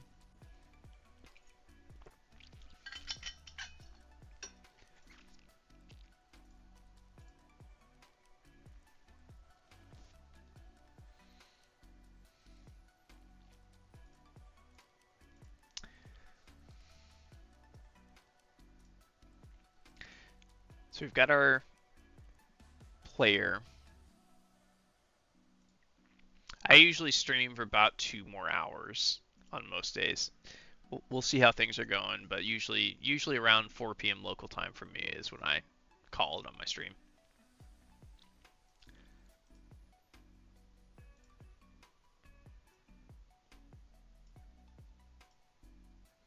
I need to horizontally center that.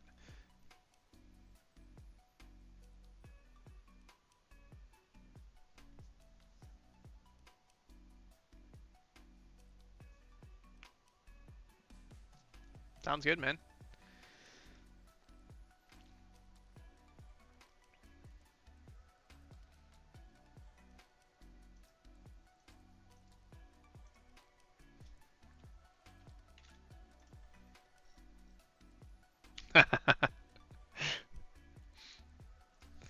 I need to offset that just a tad. Back up one. Alright. We have our player sprites that render in now. We are going to need to bind a screen name to these as well, so that we can,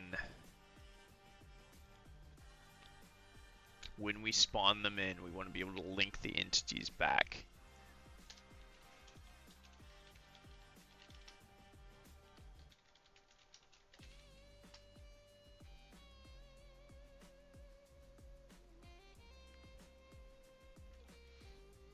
I used to be a huge Nintendo fanboy back in the day.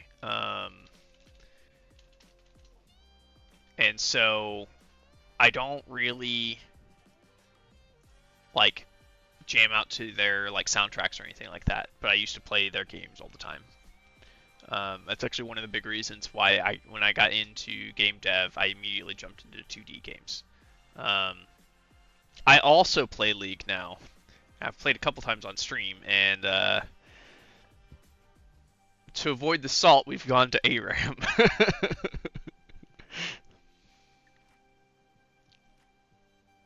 Too new.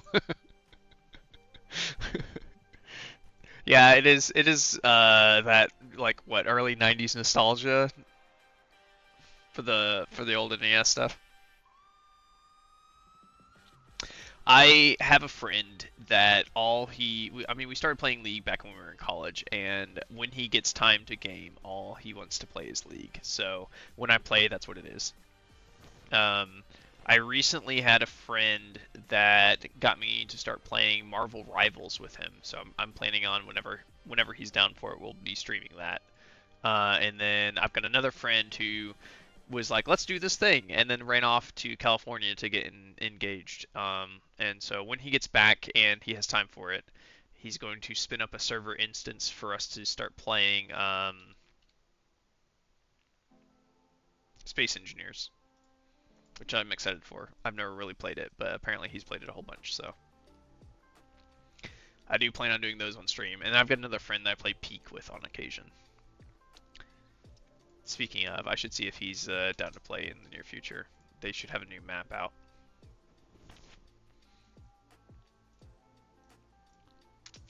So we can set players. I need to write a script that will spawn these guys in when given a intake commands. That's probably going to have to be part of gathering. I think I need to... I might have to create a top level scene that combines the others together.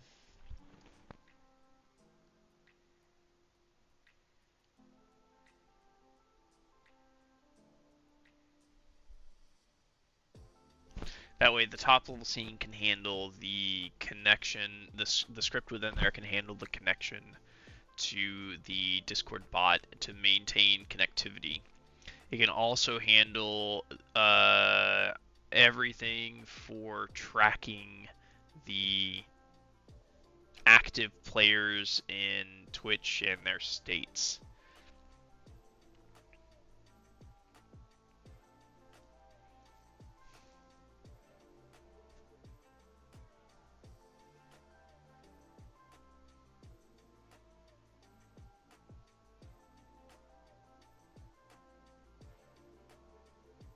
Yeah.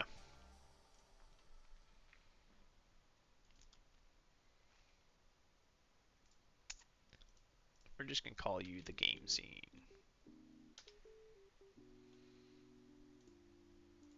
You are a 2D node. You will have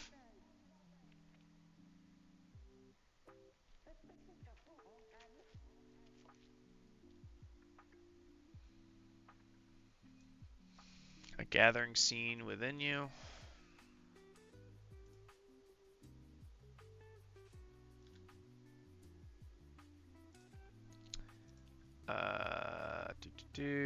Let's remove the player and again, and then now it's gone there. If we then attach player underneath you, there we go. And then we need to be able to set the coordinates. So this is going to need to be data passed into our player scene. So if we pop open this script, X.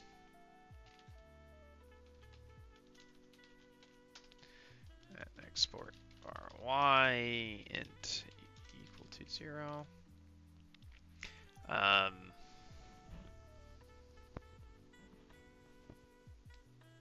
Let's not do it that way.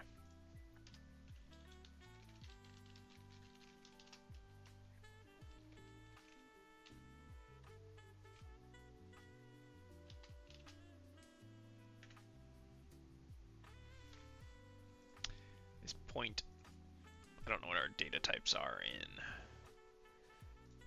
Godot point data type. Vector 2, right. We got a vector. Do we want it to be locked to an int? I think let's lock it to an int for now.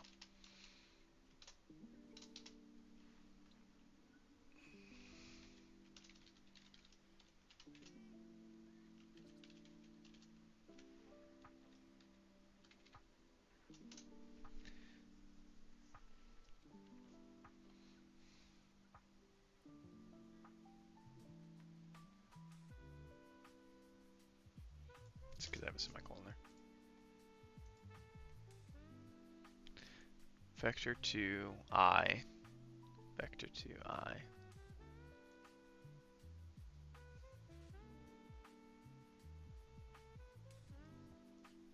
Can you not export this? Oop.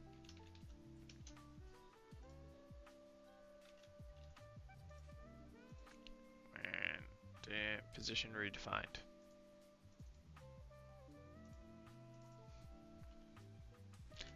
Target. Can't override position apparently. That means that we should likely have, yep, position.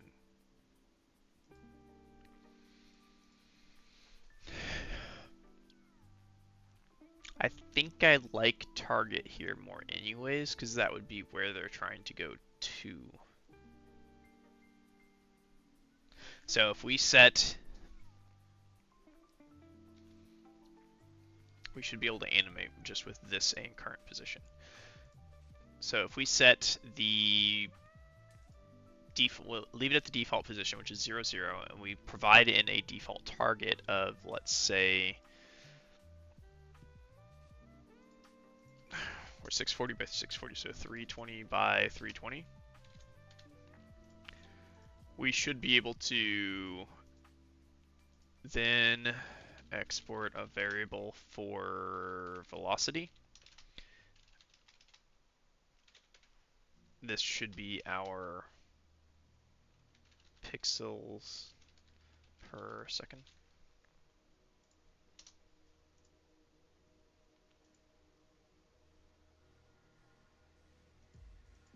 Right.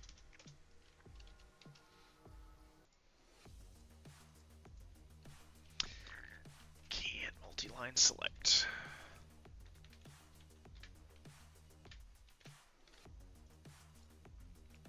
We should be able to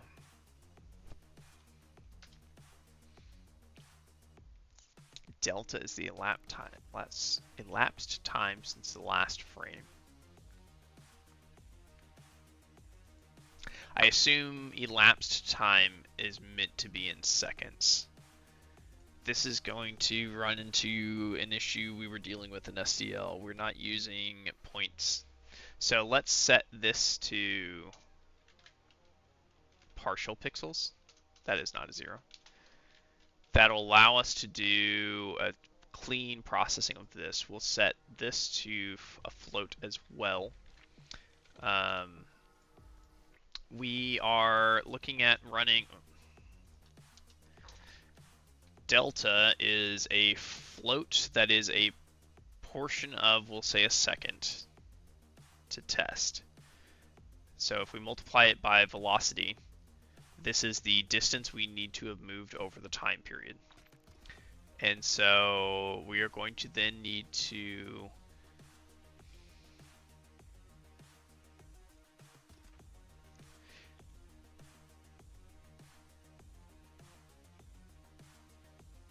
let's just position.x.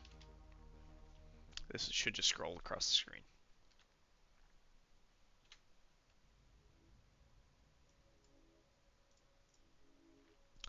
We need to set you. Set as main scene. There we go. It is slow. That might be a little too slow even. Not that I wanted it to be fast. Let's go up a little bit.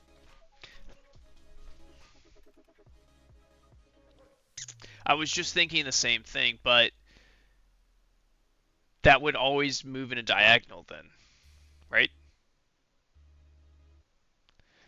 So what I need to do is I need to do vector multiplication. But at the same time, because if I just do this,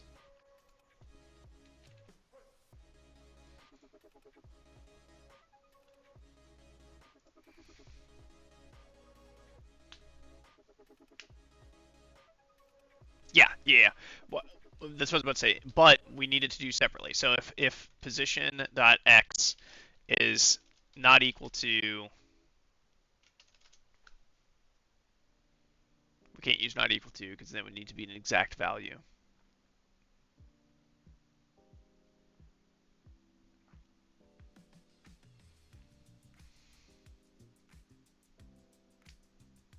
Yeah. So what we need to do is we need to set the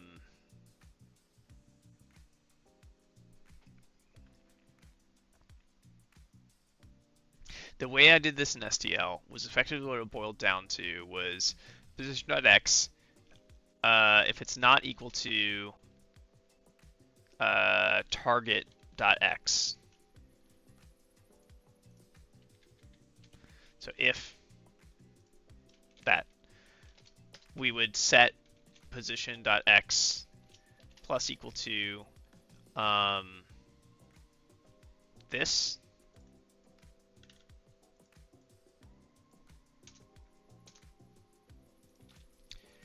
But we would then do a, what is it complaining about?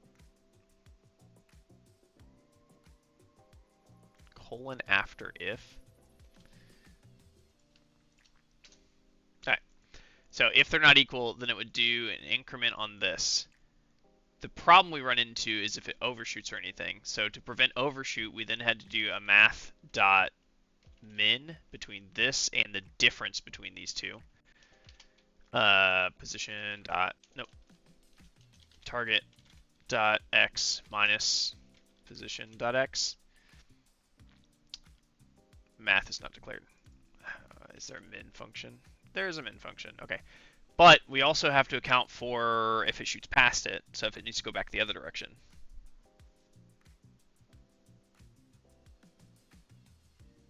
Yeah. What I want to figure out is if I need to directionalize this, because this will work in this case to here, and I can do the same to get it to go down to here, because then we can just, you know, duplicate. That is not the command for duplicate on this editor. Duplicate this and just swap everything from X to Y.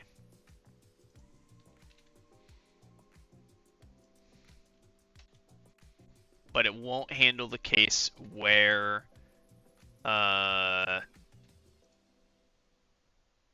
delta dot times velocity target. Yeah. This doesn't handle the case where we have negative values. So it's to the right of our destination. So it'll go from left to right or top to bottom, but it won't go the other direction with this logic. So what we need to do is we need to point a vector towards the destination and then multiply it by, okay, so Godot create vector pointing from one point to another.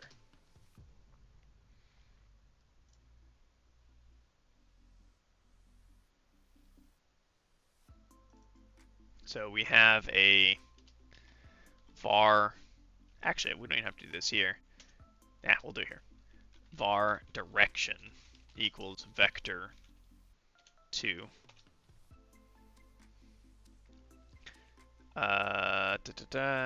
From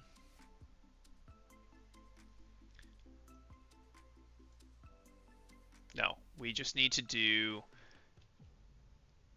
target minus position, right?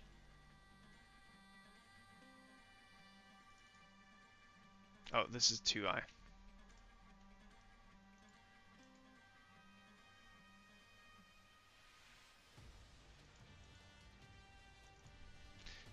Position, not poison.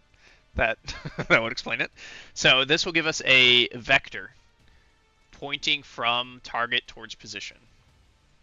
We can then set position plus equals direction times delta,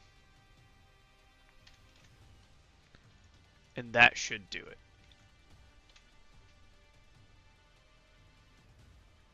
we need to, so the direction, everything's correct. We need to, first off, if target equals direction,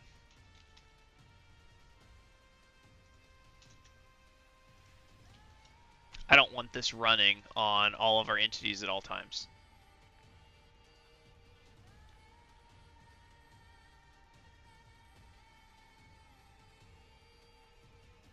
Oh, right, not direction.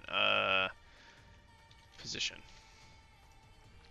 So if they're not equal, we attempt to move. Otherwise, we short circuit this. We then need to set our. This needs to be normalized. Godot, how to normalize a vector.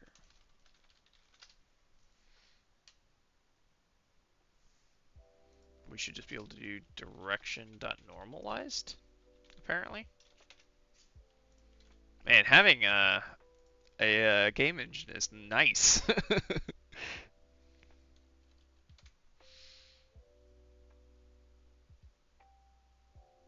That is not what I wanted. Okay.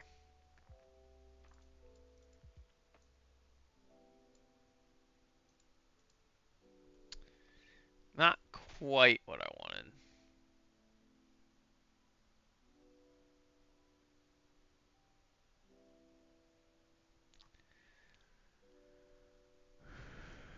Huh.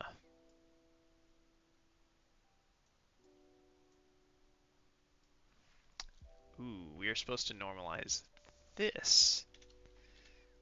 Dot normalized.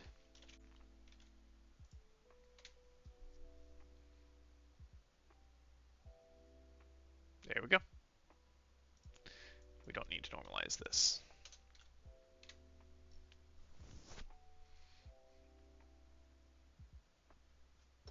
We now have smooth movement.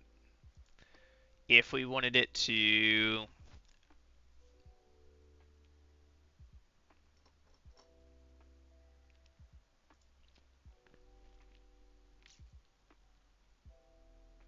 odd note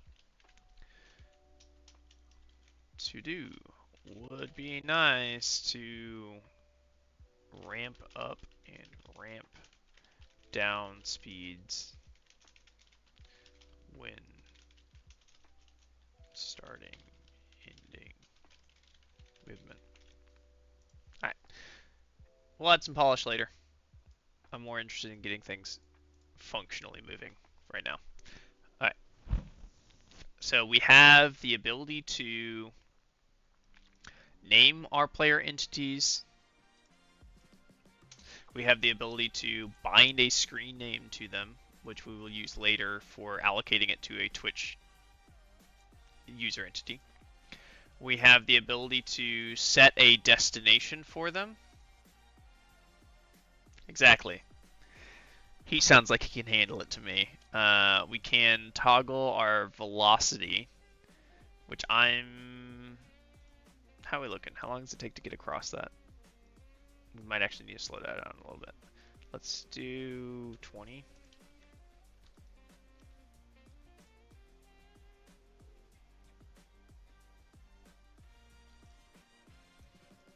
I think we need a step slower.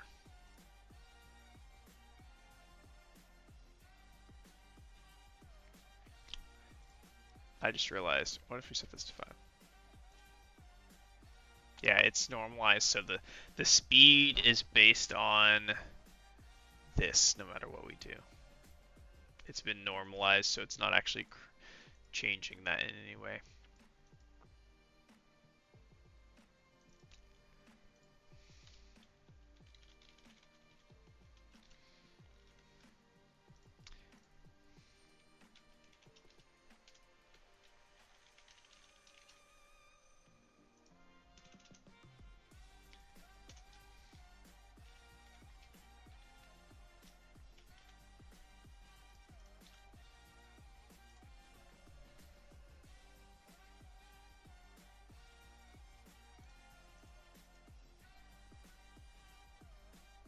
Yeah, that's removing our velocity completely. Oh, right.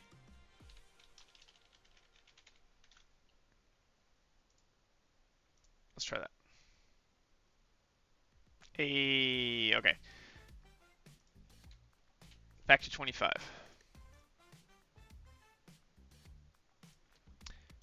$250. Okay, it's not doing the issue we had before. So let's do 50.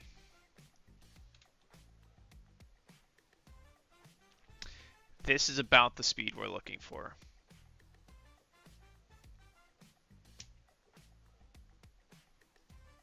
So let's leave that. That should be good for now. So that fixed our problem. Yeah, we need to normalize this and then multiply it by the velocity. That was the key. So this gives us a direction, and then once it's normalized, it's a vector in that direction of a unit distance of 1.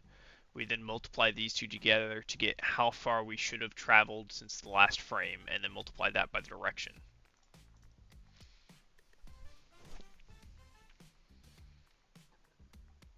Problem solved. Okay, so we got this going. We need to... Let's create a var state.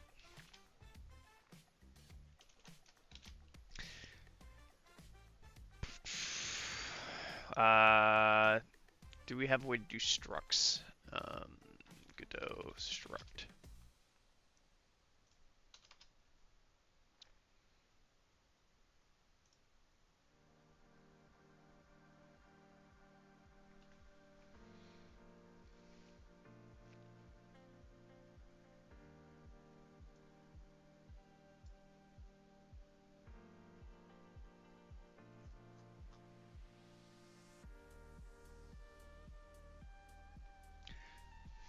GD script struct.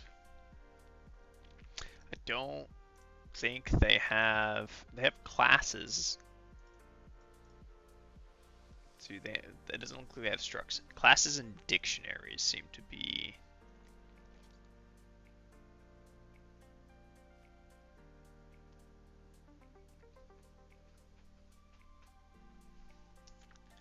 It looks like we can import, so that's important. Not what I'm looking for. GD script. I just want a state machine example.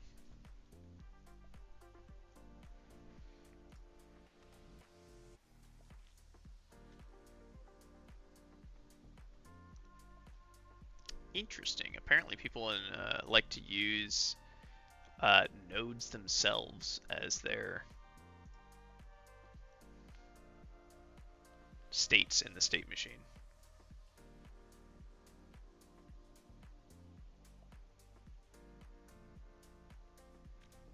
I was just going to do it as an enum based, keep it nice and simple. So can you enum then? What's the GD? Oh, they actually have enum. Perfect. Let's do that.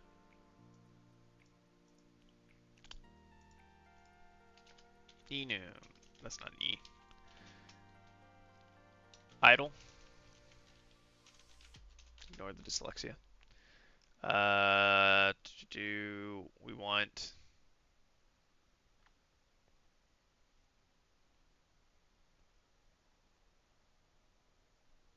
Sure, we'll call it running. Semicolon at the end or no? Can we name it? I want to name it state. We can't name it. Okay.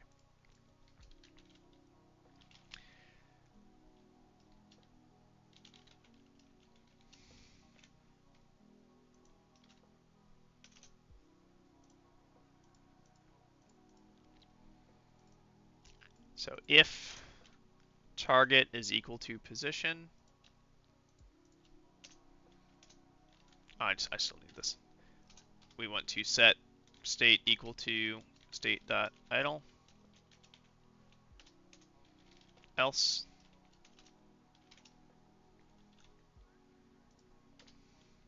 state equals state.idle. running. We'll use this to control our animation states later. We also will use this to allow our functional methods. So function set. I'm going to call this destination. We are going to no longer export this, and instead we will expose access to this through a accessor target. We've got a vector2. We're going to call you destination, not target. Vector2 dest, which is a void function, we'll say. You are going to assign destination equal to dest. Only in the case where, oh, this needs colon.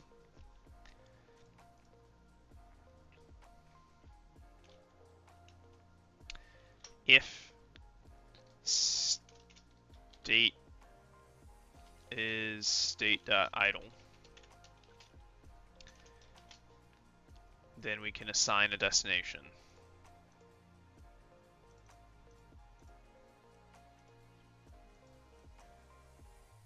Cannot find type dest. Do I have that backwards? Yep, I have that backwards.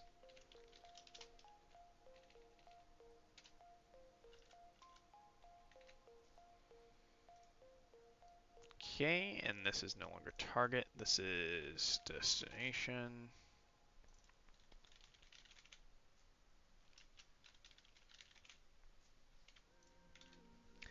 So now we should be able to programmatically assign a destination, and it will reject destinations if it already is in movement. So this will force it to resolve to an idle state before you can update.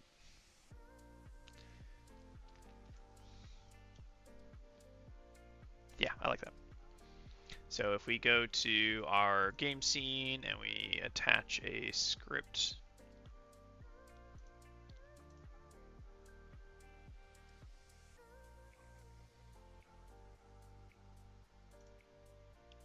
I just realized if we go to the 2D here, why is this called Node 2D?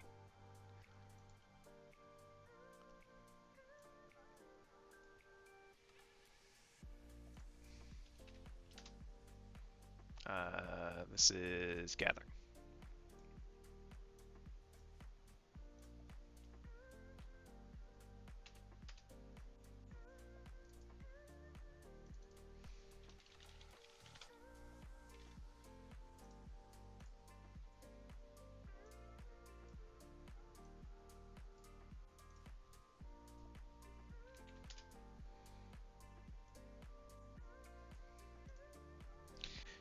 Do we need this?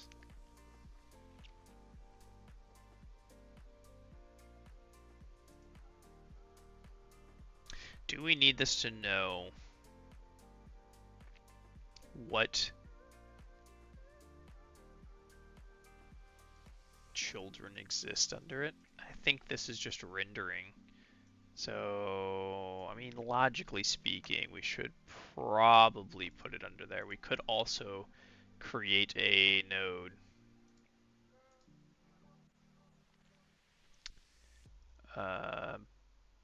So if we just created a child node that is type node create, we could put players. Now they're within a container. That also means we can create a subnode for resources. And we can spawn in our resource nodes based on this as the container. which gives us a reference point to make it a little bit easier to find and allocate things. We should probably do this as cells, and then we can add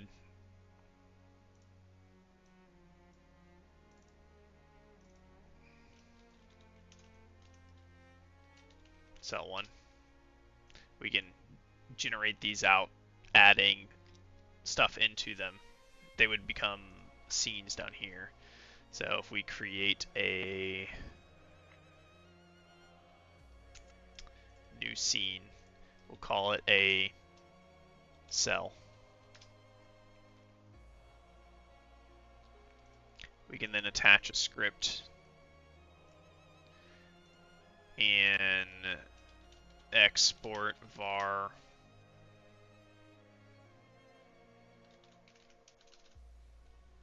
id equal to int equal to 0.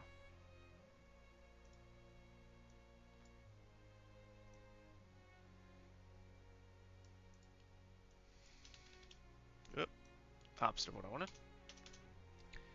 Can we do that? I think this is going to have an issue if we remove. Technically, we need essentially nothing here. This is all we really need, is this reference point that we can easily identify on here. We now have a defined struct. We can then put within here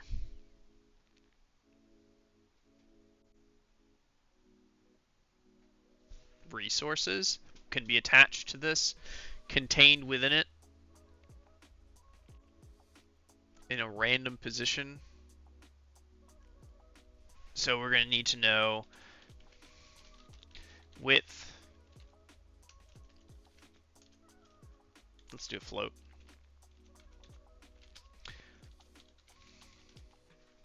Height.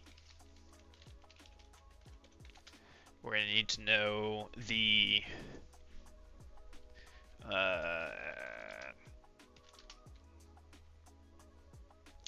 is it identified or not? Discovered. We'll call it discovered for now.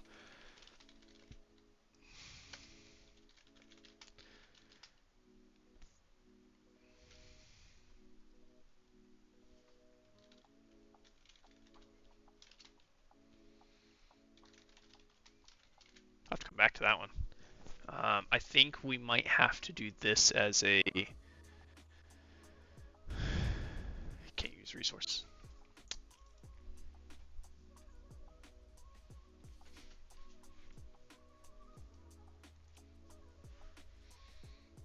This might need to be a reference to another node. So this would be its child.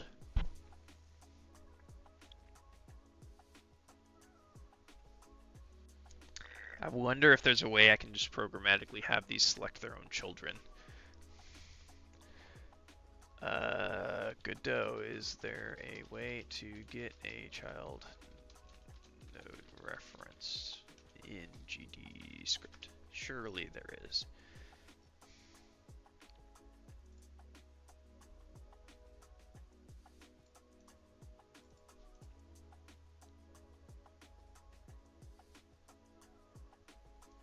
You can get node by name. You get grandchildren. I think that's what we're going to end up needing in the end.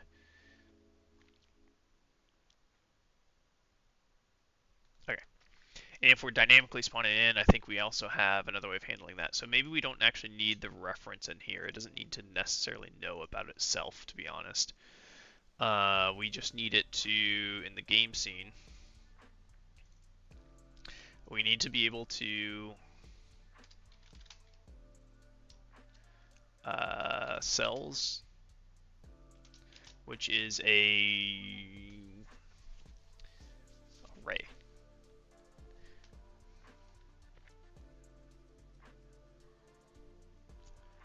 GD script array. Do we want it to be an array?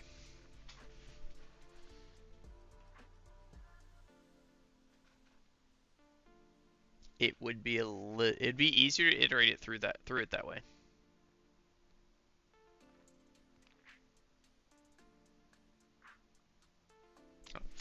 Give me a moment.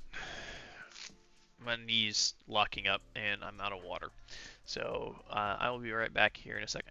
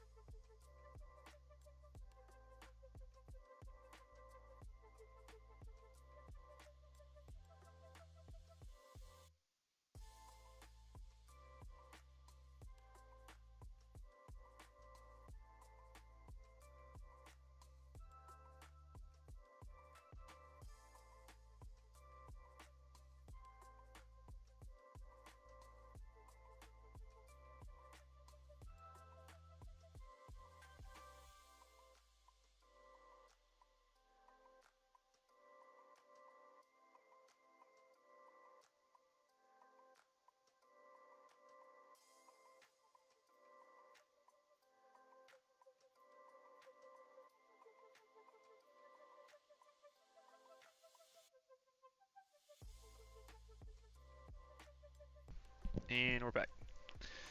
Alright. So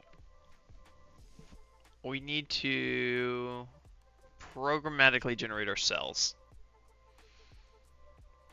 And in order to do that, we need a reference to the cells. They will be updated over time. We don't really need to loop through them that I can think of. So it makes me kind of want to build it as a map.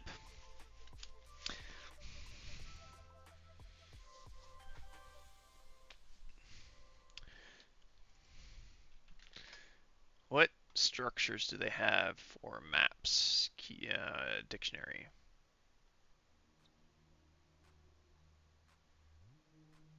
Input map. They have a functional map.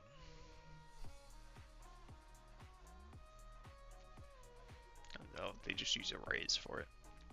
I think a dictionary is probably what we want. Dictionary. Where we have, can we define, it'd be named. Yeah, they're technically strings.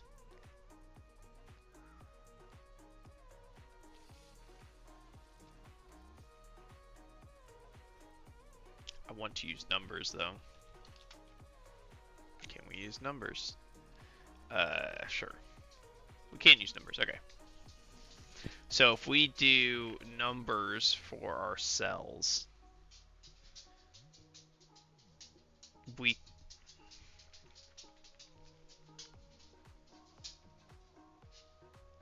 if every cell has a number, what's the purpose of a zero index number? What's the benefit of doing a dictionary over an array? There isn't really one.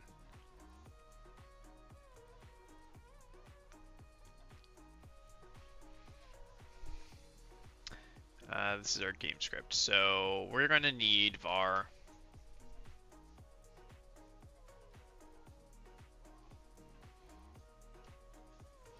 Let's do an export. Cells wide. Default to 3. export var cells high equal to 3.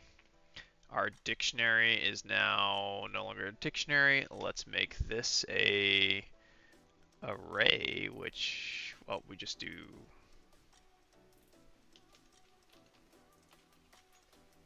empty array. And then when the node enters the scene tree for the first time, we will cells, no, for int I equal to 0, I is less than cells wide times cells high I plus plus. Okay, this is not how you do a for loop.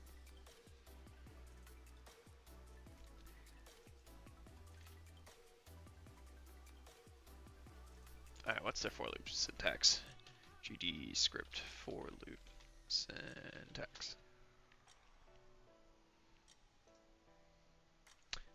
It's the Python style.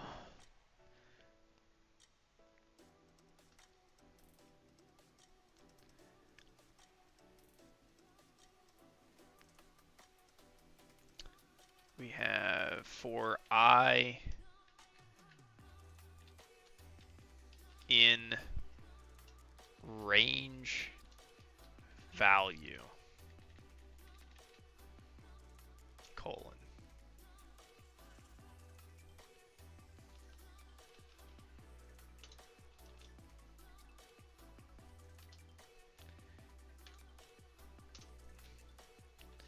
Cells dot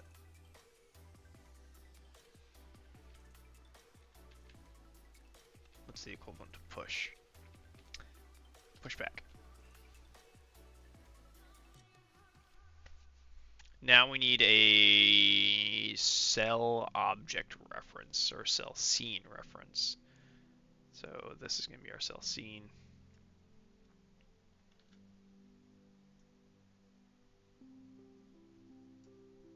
Can we do that?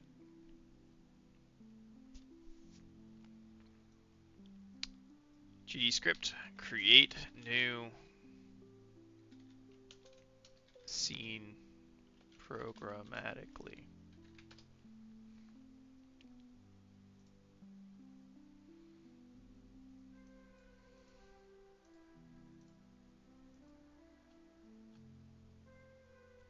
So we need to create a reference to the scene resource. So this is our,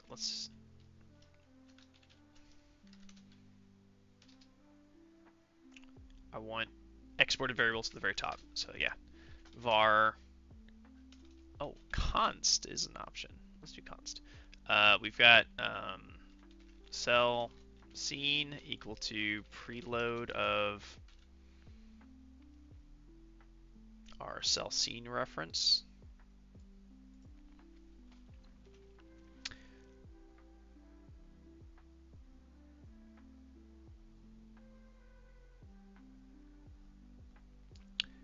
And then we can push back on cell scene dot instantiate. I'll create an instance of it. And then we need to, so let's make this a const cell equals instance of that. We push cell. Did I use a var? Yeah. Push the cell into cells. We need to add, no, we need within game, we need to get our reference to our cells object. Cells dot add child cell.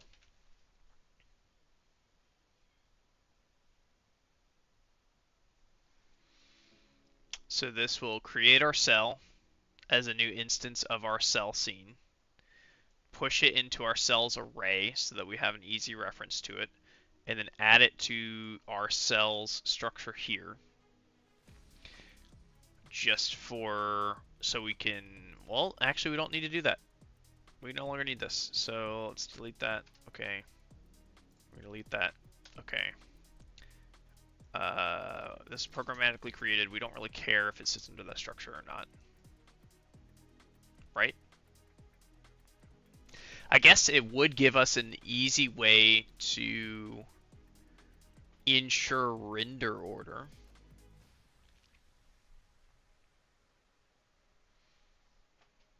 That way we can ensure that the player objects are always rendered on top.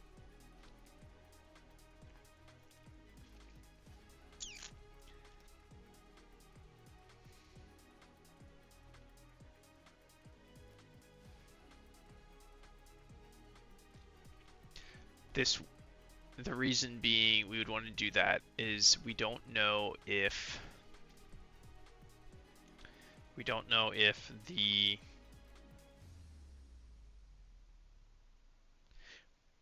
the order they're added to the scene determines the render, the bottom first. So if cells are created, then players are added, we don't have that problem. But if cells are being added and removed, that's going to become an issue. So yeah, let's go ahead and do that, and then we're going to need a new node, which is going to have to go above players, called cells. And your entire purpose in life is to house these cell objects. Just make sure that reference is correct. So this will give us a new cell that gets pushed into our array for tracking, just for convenience for us. Although I wonder if we can do cells dot dollar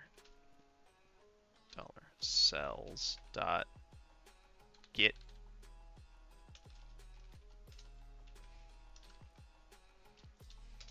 maybe I can do it in here.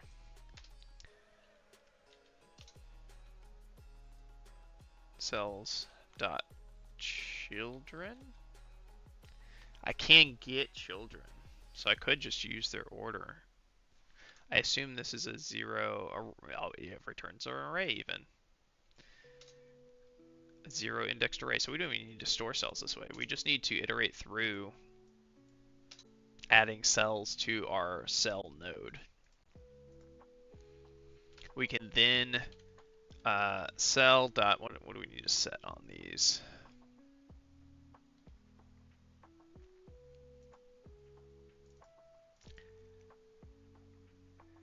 Okay, ID is going to be your position. So ID equals I. Width, height, and discovered. So we'll set cell dot discovered equals false. Cell dot, actually let's set the default in here to false. Okay, we don't need this line. Width and cell dot height. These are going to be determined by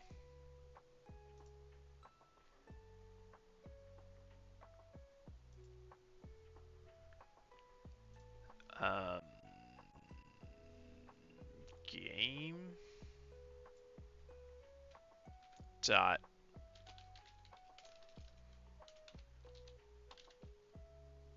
get window.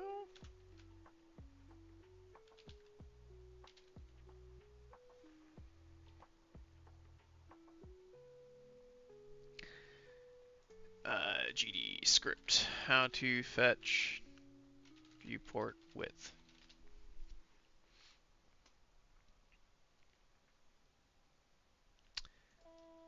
We have get viewport dot size dot x, apparently.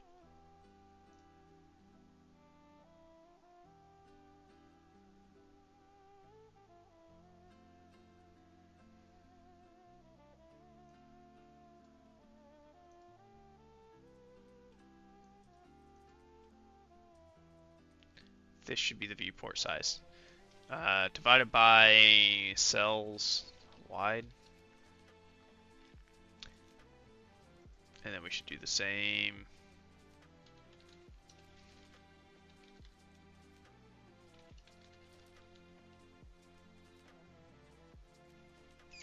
Question is, I think X is the width. So cells high. So this will allow us to dynamically configure this. At runtime, we'll generate out all of these cells. We then need to provide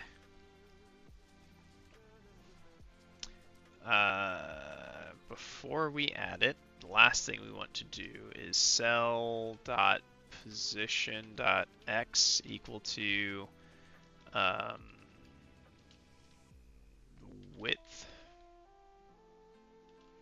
times I.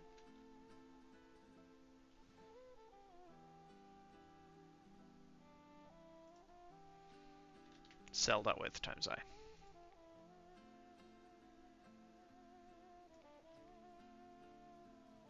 I can put this into their... Right, I got rid of that. Let's add this back in.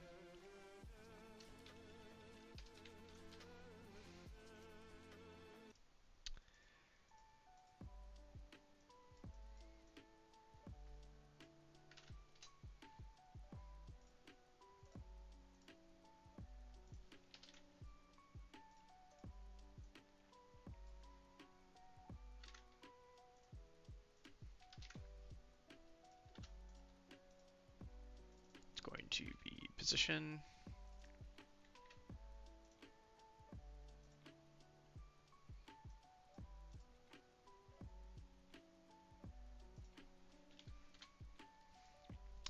And position.y equals height times ID.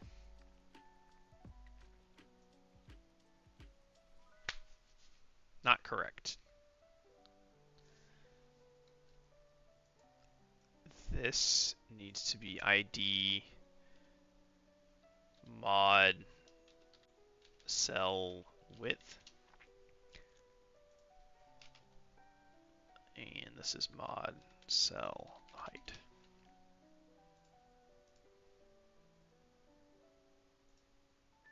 It's plural. It's cells wide and cells high. Which means these are variables that need to be passed in now.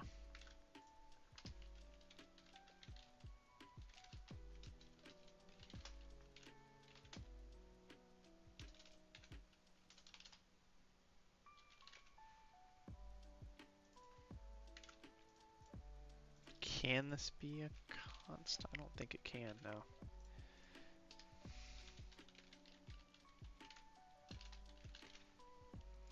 And then this needs to provide those. So we got cell dot cells high equals cells high, and cell dot cells wide equals cells wide.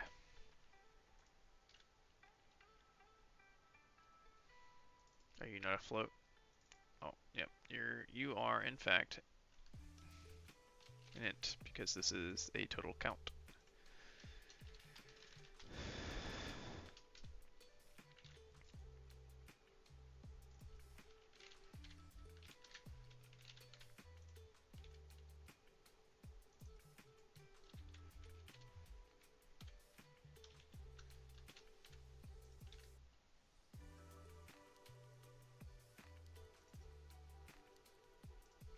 Can I static cast you to an int first? We do lose some positional data on this, but that's fine, since, yeah, that's fine. If we give each cell in the cell scene a background now through our sprite,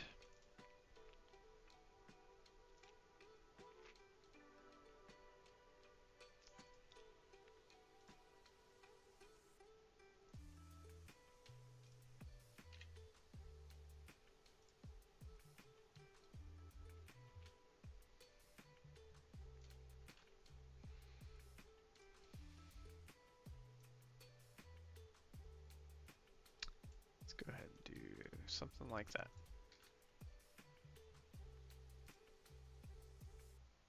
And run.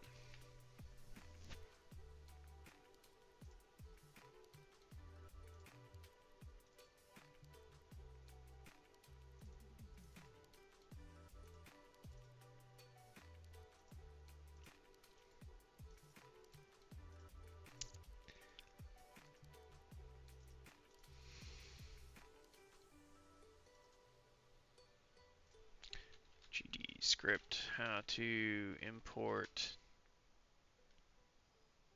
scene.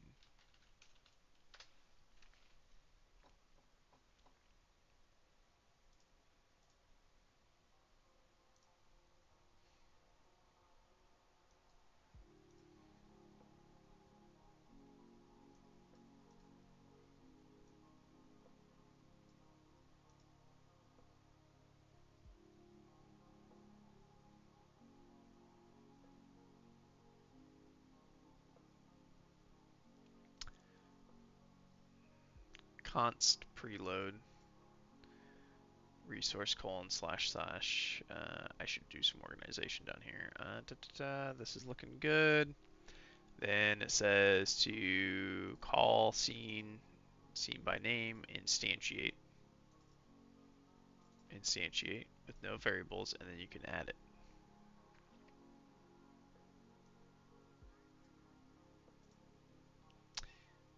Yeah, this says non-existent function instantiate in base packed scene. Can't trust AI. Can't trust it at all. I'm gonna move this over here and then move this screen back over here. So I don't have to crane my neck as bad. Alright.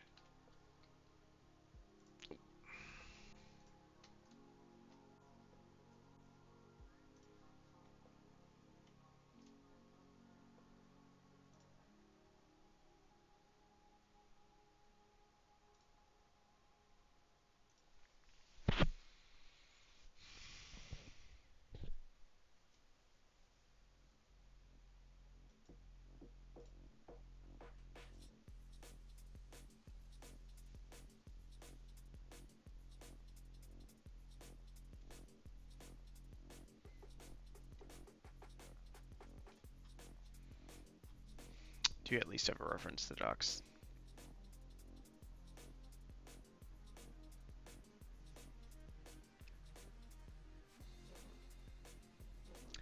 This is supposedly a packed scene object. This gives me a packed scene object. So if we look into GD script packed scene API, I want to see the docs. Docs 4.5. Okay.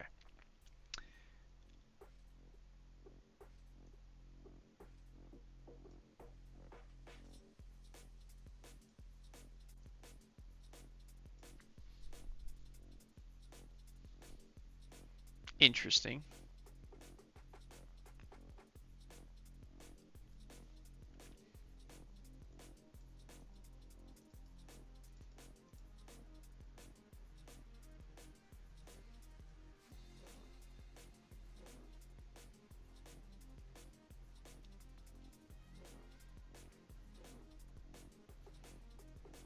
This is what we're doing.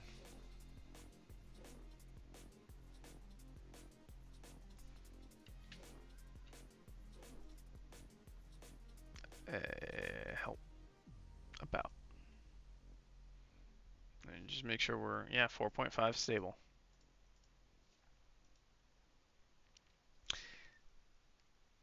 Am I misspelling that?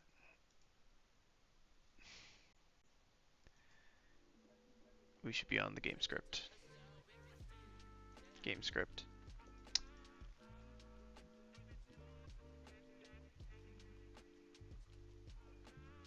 Instantiate. Instantiate. How is this not being flagged as an issue? Instantiate.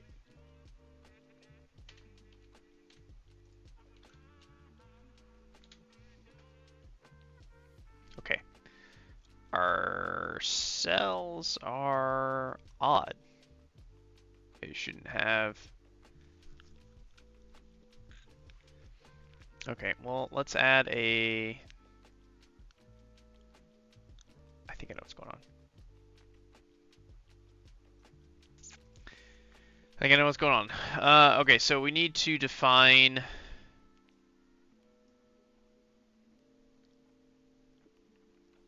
How do we set a border to match on its size and scale with it is the problem.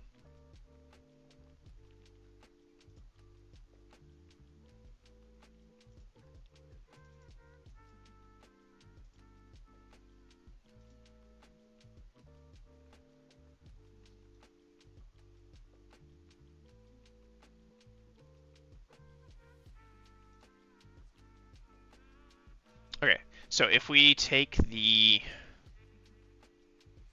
onReady, let's grab the child and set x equal to position x equal to position x. Oh, hey, we just do position equal to position. No, we went it within its parent. Dot position equals vector 2, 0, 0. We then take you and we will grab your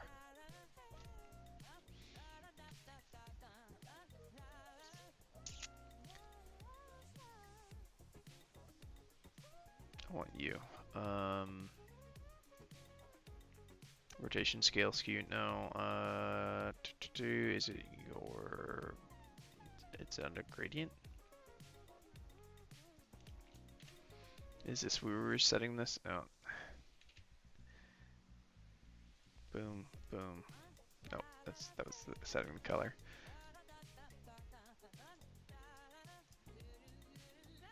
I don't remember how we got to setting. Oh, this was it.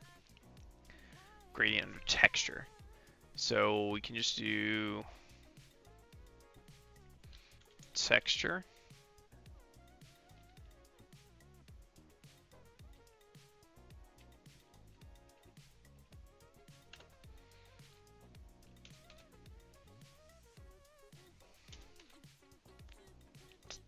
I want to see, can we just set width?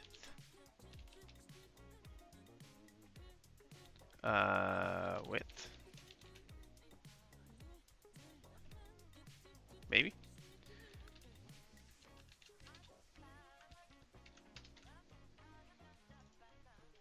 Height equal to height.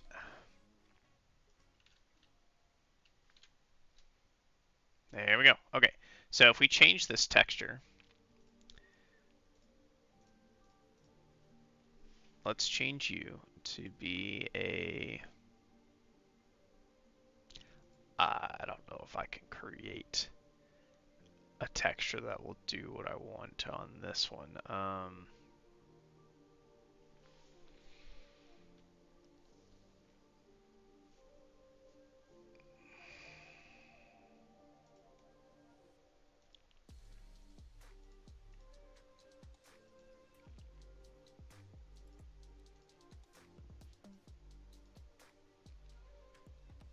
I think I might have to actually create an image for this one. We'll test it though. So if I do this, it fit the whole screen. I don't like that. This is why we test though.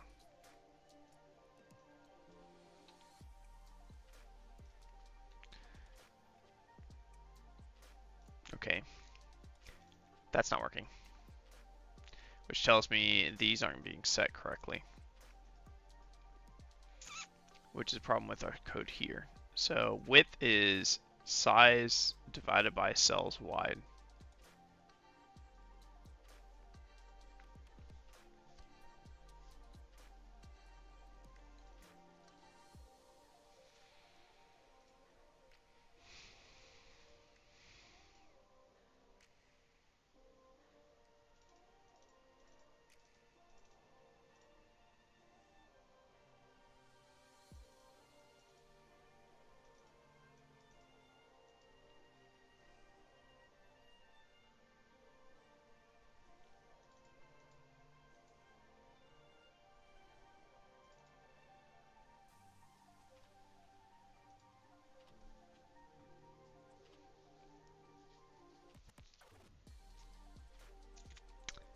Oh, I wonder if I'm overriding that, maybe.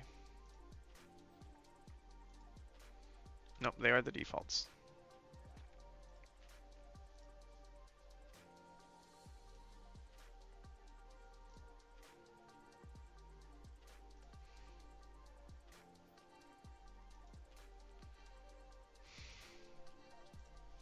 Maybe I need to set the cells container sizing. Game. Cells. Cells dot x, nope, dot position equals vector 2, 0, 0. Cells dot width.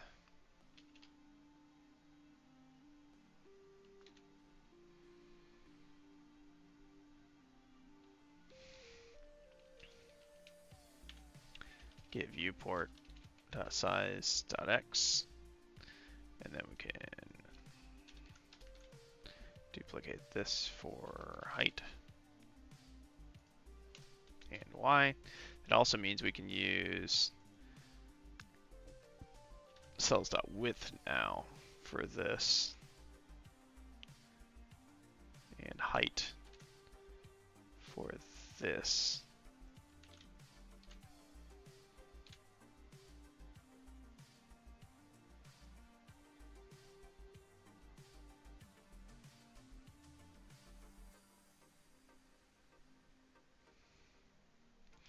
Invalid assignment of property or key position with value of type vector2 on a base object of type node.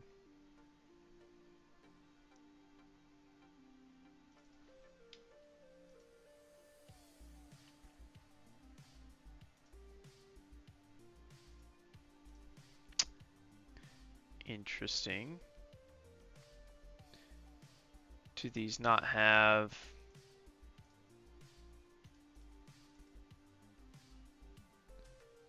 node? Does not.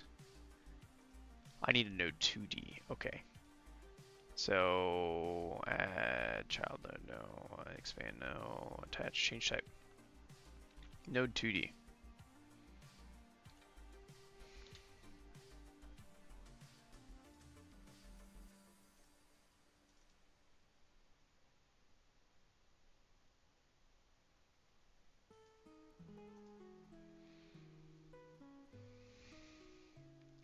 So I need to look at our cells object. You have a position. You apparently do not have a width and height.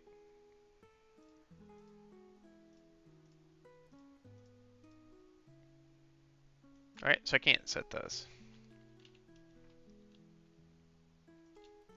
This is our width. And this is our height.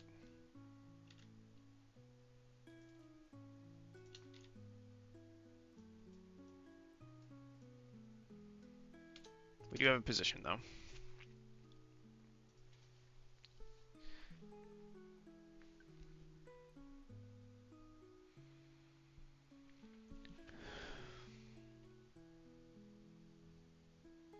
Guess I'm not gonna sneeze after all.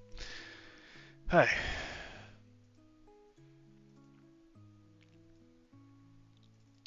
So we do have a width, we have a height, we're setting a width as a calculation, setting height as a calculation, we're setting the position for our container. When we load in our cell,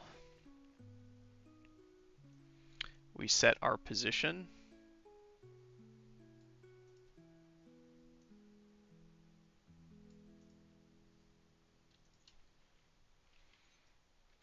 We are doing the calculation wrong.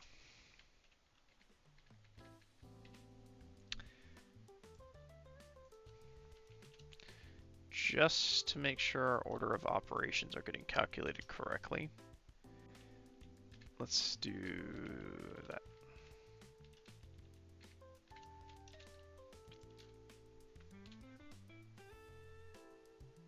It's still filling the whole area, which is not what we want.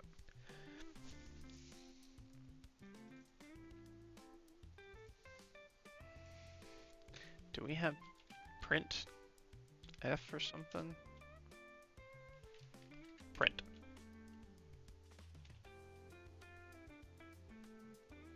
Let's do width, height.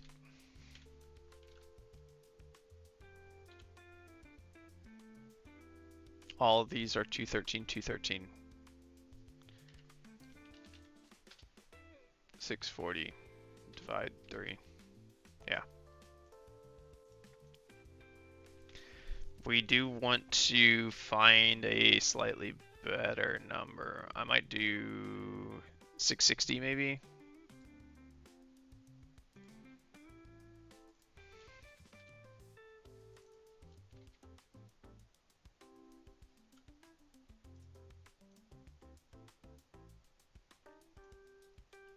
Now we should get, yeah, 220.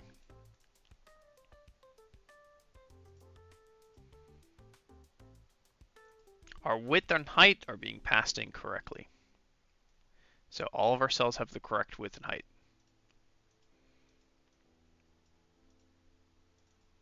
So what we need to do is figure out print position.x and position.y.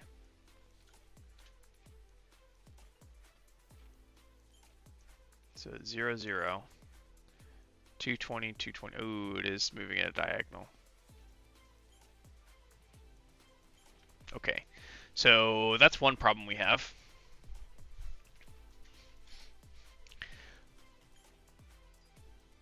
We need to know moving left to right is handled as a simple as this. Moving top to bottom is handled as a int cast of ID divided by 3 mod 3. So now we have 0, 0, 220, 0, 440, 0, 0, 220, 220, 220, 440, 220, 0, 440. Yeah. So our positions, our coordinates are now all correct. So we got that. We know the width and height values are correct. We know the x and y coordinates are correct.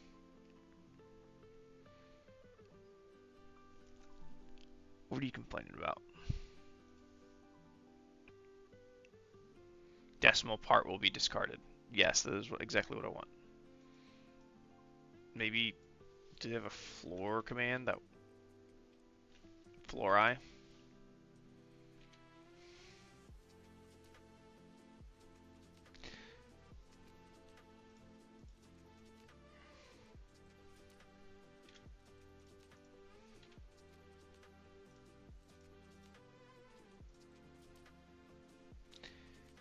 Decimal part will be discarded. I mean, I'm expressly discarding it.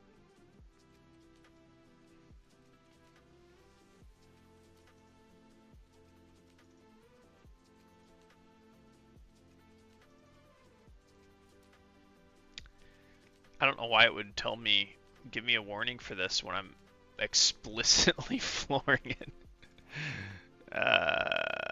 Okay, well, let's do .0. There we go. So we will do float division, which will cast it to a float, and then we'll floor it. That way it's happy. So we've got our x and y positions, we've got our height and width all set correctly. We just need to, oh, this is probably why we're having an issue.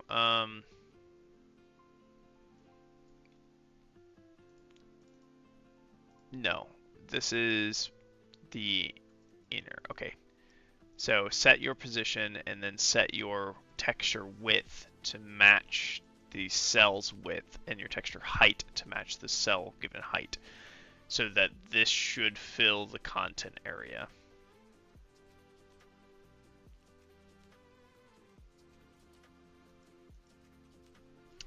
So I want to move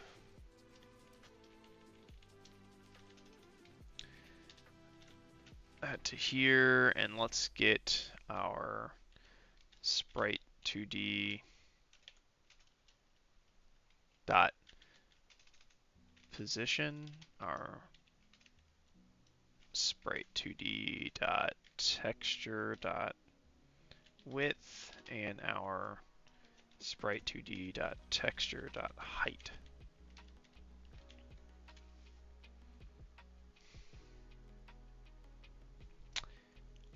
Interesting. All of them come out to be the base value.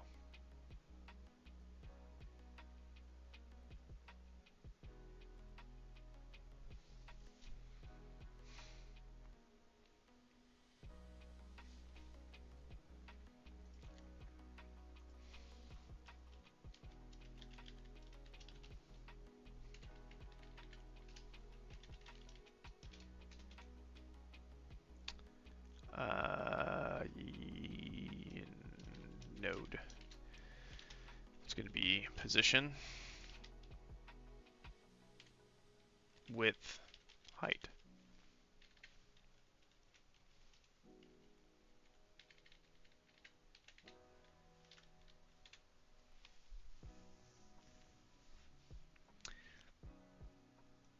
Explain that one to me.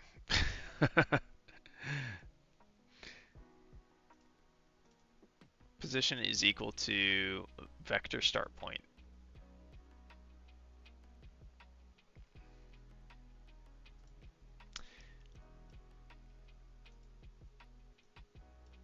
That's correct. Okay, let's set our position equal to position then. This shouldn't do it.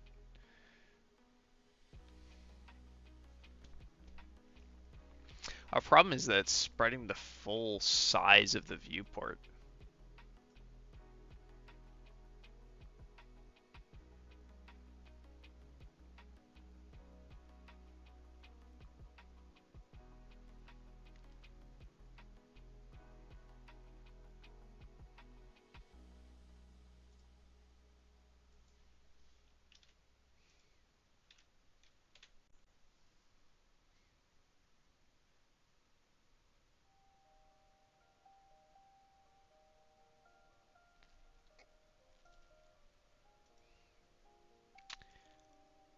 Here, if I make this cell's visuals more complex,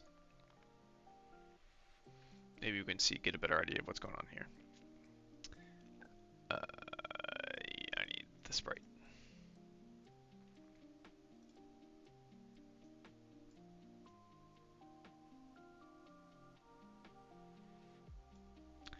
Let's do that.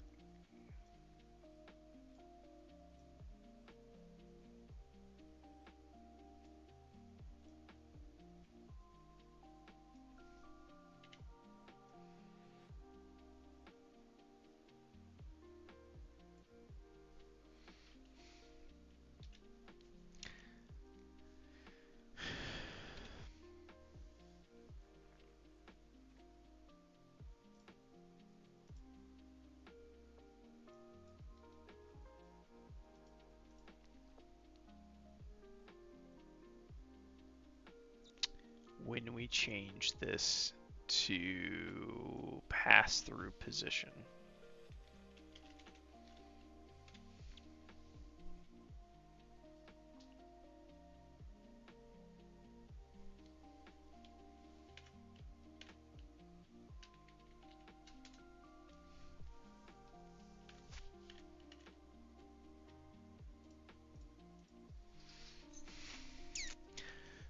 interesting. So even though our size is correct, our container reference locations are off. What if I drop inside of our cell 2D? Let's do this for starters.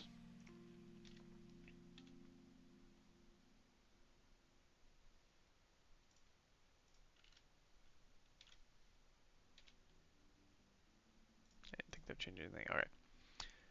I want our 2D of this. What happens if I change this to be something like that?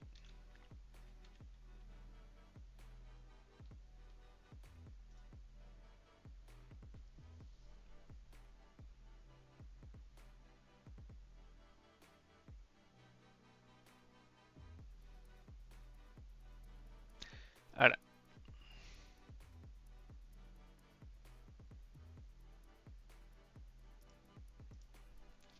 Interesting. I don't know what the hell's going on there. I think we're having a problem with the sizing scaling. I need to increase this to our viewport.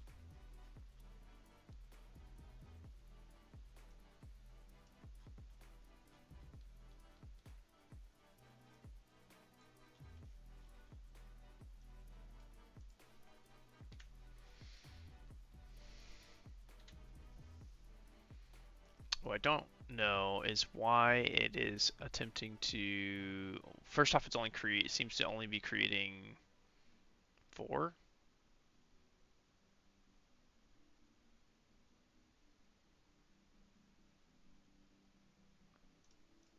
Let's shift that script. Let's remove the offset on the cell to see if that fixes the vector to 0, 0.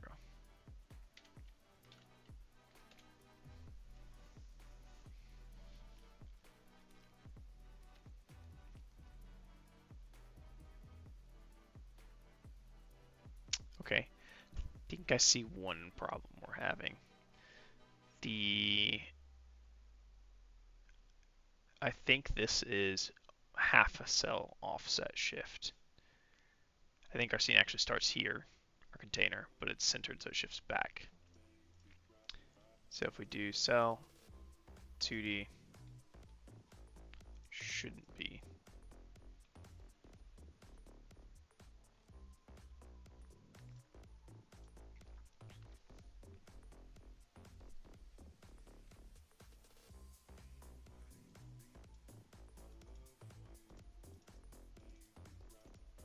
This is setting our cell's location. So this is the cell itself. And this is defining its sprite's location within itself.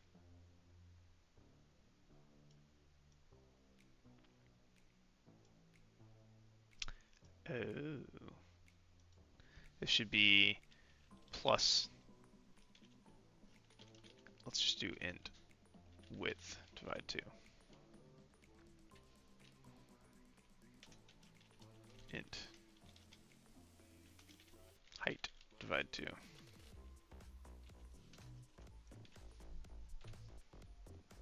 Okay, now we got the offset correct. It is spreading the full width of it consistently. So now I should be able to increase this, and it shouldn't have a difference. It does. Which also means if I decrease this really small, it's probably also going to have an issue. Yeah. Their positions are centered in the cell.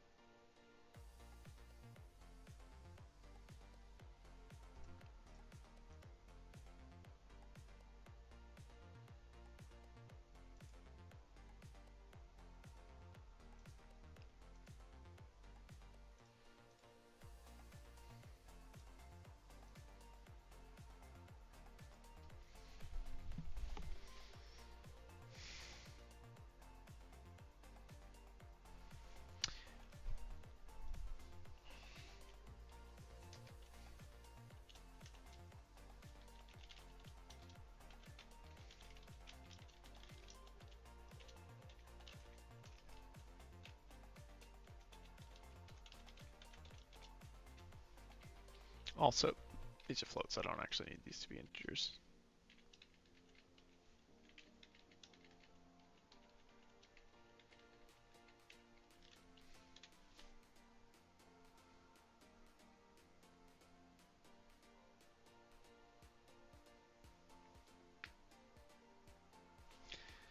if I'm not mistaken, these sprites are being positioned in the top left corner of the cell. Okay. So this providing it here at positioning of 0, 0 is setting its position within the container. So 0, 0 starts it here. What I need to then do is offset it. So we should have a 2D cell. Nope. Cell. There should be offset.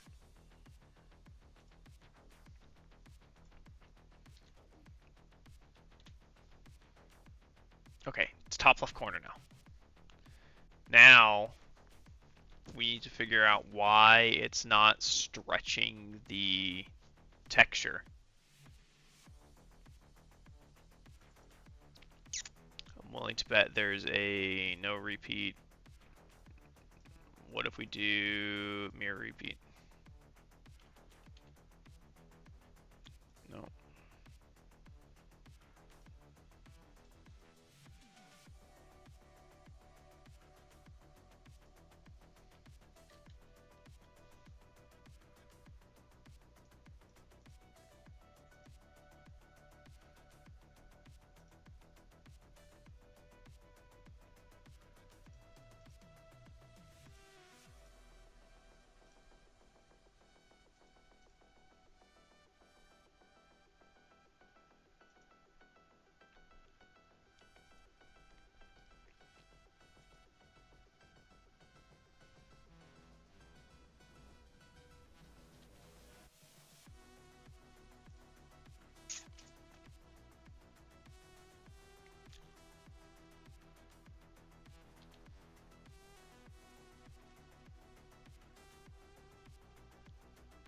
I think that got it. So now if we downsize this to 32, which is very obviously less than our frame size. Okay, so I figured out what's going on. We were setting when we adjust it through here, it changes the scale numbers between 0 and 1. Or you can go greater than 1. But this is the default scale. And so if we leave it as this, then when we set, I guess the way what we can say to get around this is I could be setting the elements position and scale to solve this problem. But since I was changing the scale and not the width and height of the texture itself is what the problem was. We now have it to where we get tiled textures. Perfect. These cells need to have a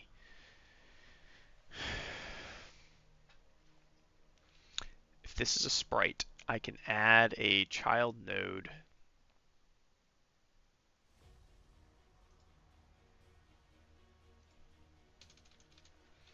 I should be able to add a 2D sprite to this.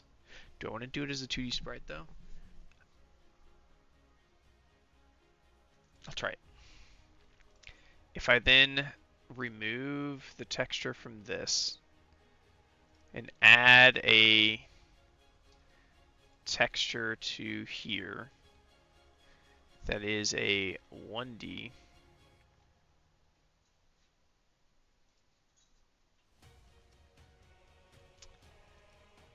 and it is 32.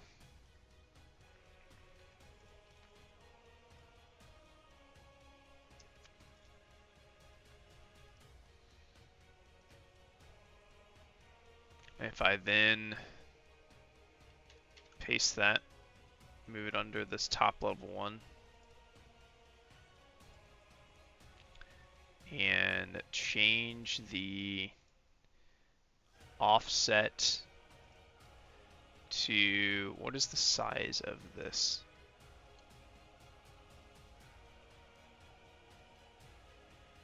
I no longer have texture, so this won't work.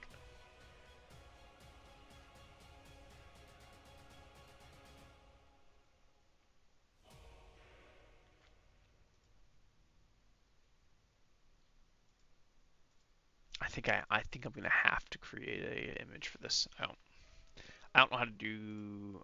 Actually, what if I do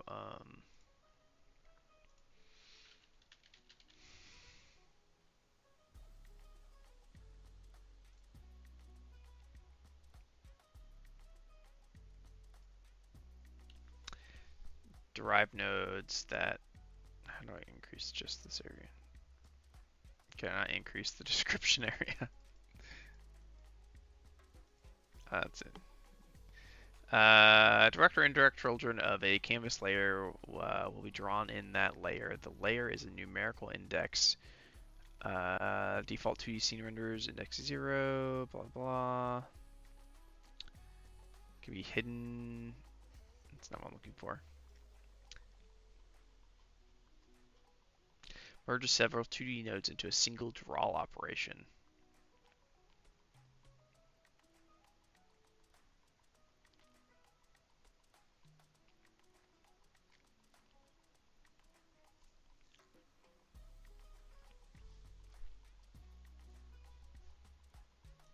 Is there just a line? I can do a line 2D. So if I create a canvas,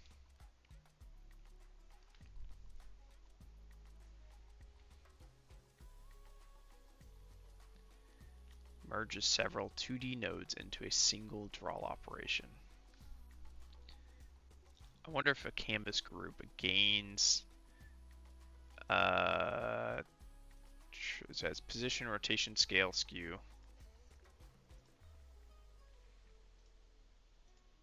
It doesn't have size though. I don't want to have to manipulate the size of the interior objects.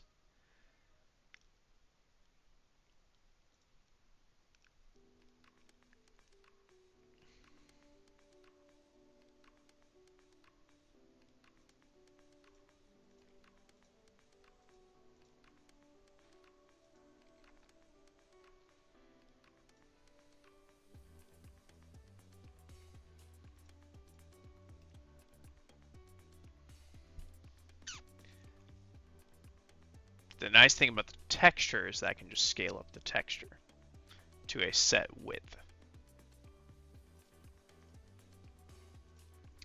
I wonder if I add child node canvas layer.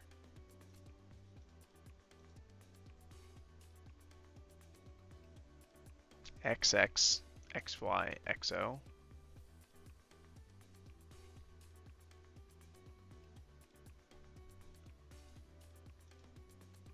I guess I could set it to viewport,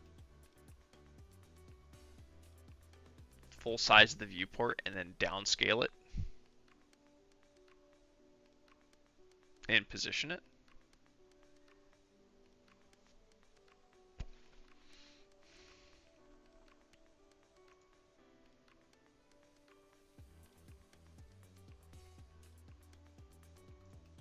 That should work. So if I set a canvas group and I add a, let me just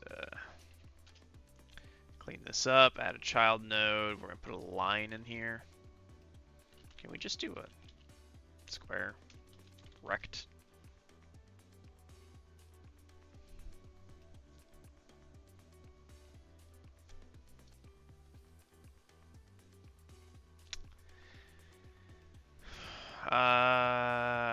Can I get color rect without an interior color? I'm trying to create a grid. In case you guys haven't caught on yet.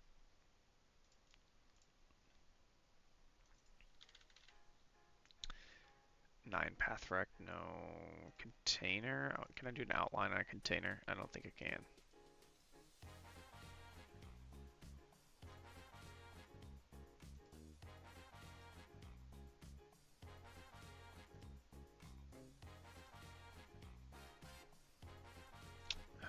That's not gonna work either. Alright, whatever. We'll just add a line. Line. Okay. Width.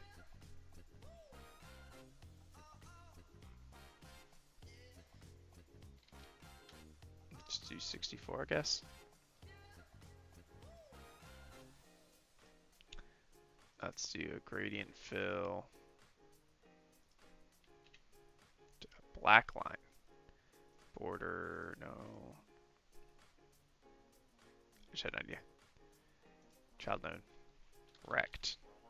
Color rect.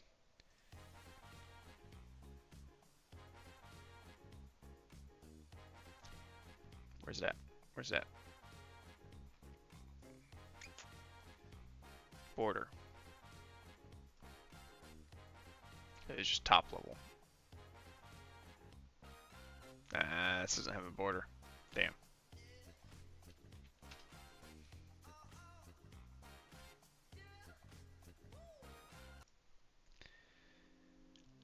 Sharp element anal. I want it to set the thickness.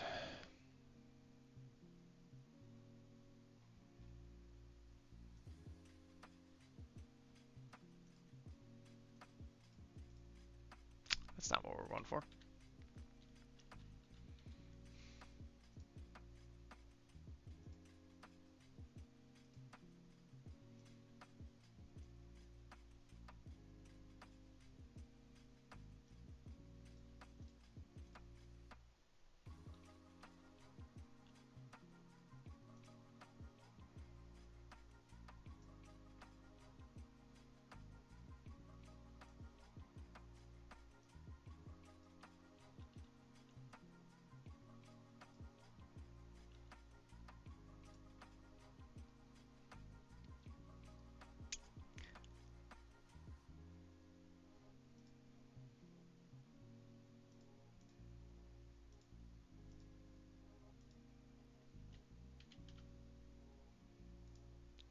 Here we go.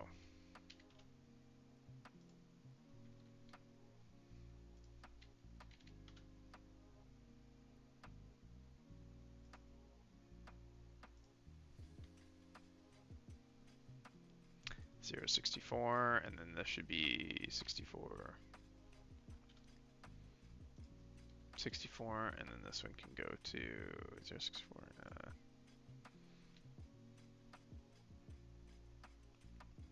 64, 0, and then 0, 0.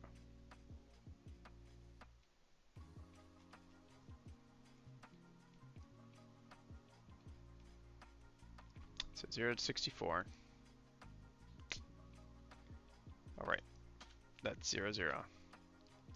Then it goes to 64, 0. And then X stays the same, and Y goes to 64. And then this one will have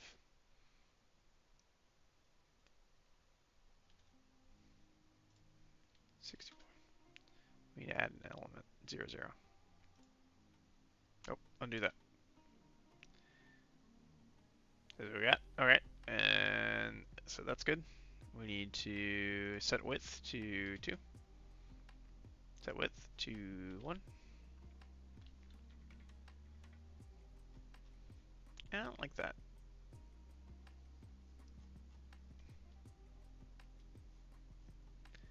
So let's edit our line. You are going to go to Y1.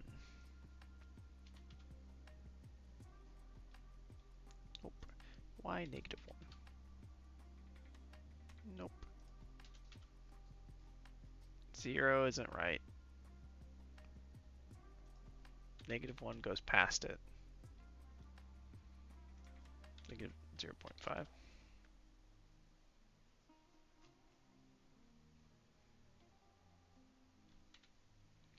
We have a box. Alright. In theory, we should be able to position and scale this now.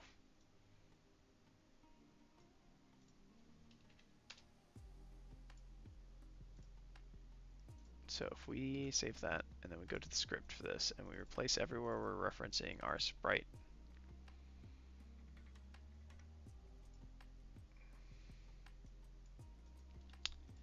with line 2D.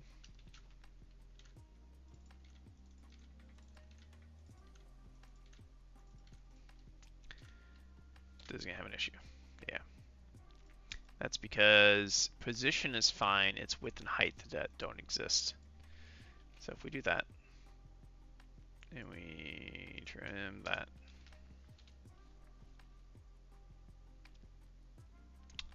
so we need it now to have a known size. Can I get a width and height off of it is the question. I didn't think so. So we need to know the default value, which we do. It's, I believe we set it to 64. 64. So we can just say const size equals 64 does 0. That's not 64. 64 does 0. You are a float, just so it's not confused. We now know the base value to scale off of. We know our width and our height. So we can just do scales X and Y. Okay. We can do line 2D dot scale dot X, right? Yeah, X. Let's just do scale equals vector 2, and it's going to take in a width divided by size and a height divided by size.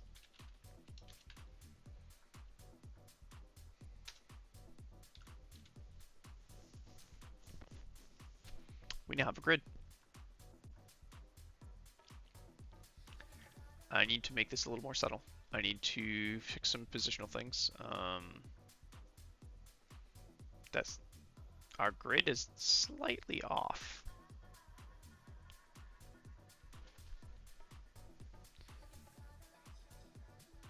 Yeah, it looks like our grid alignment is to this it looks like this point is the center of our grid instead of this being the center of our grid. Let's make those bigger and we'll see. So if we go to build, nope, gathering scene, and we go to the 2D, zoom out a little bit. Well, that's probably why. 320, 320. Right, because it needs to be going to 330 now, because we increased the size. Which means our player is no longer going to the center. So if we hit the script on here and go to game, you need to be assigning, oh, right, player.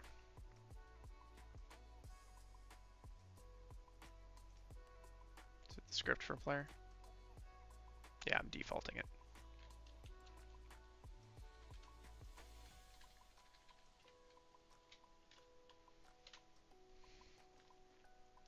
There we go. It's looking a little bit better. Alright, we now have our grid aligned. We have our center points set. Let's change some colors on that grid system real quick just to make it a little less in your face. Which would be, oh, I also probably need to add cell labels, I think. Maybe not. We'll go without it for now.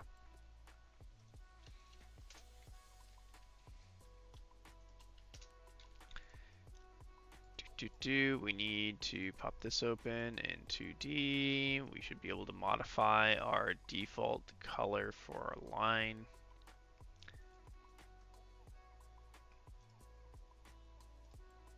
Set you to a grayish color, and let's set you down to here.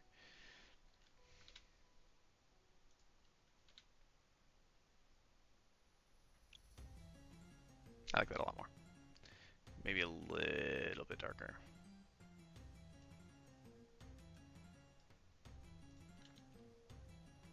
Yeah. Maybe a little bit too much. Just lighten it up just a tad. Yeah, there we go. Okay. So this gives us our cells now being dynamically created.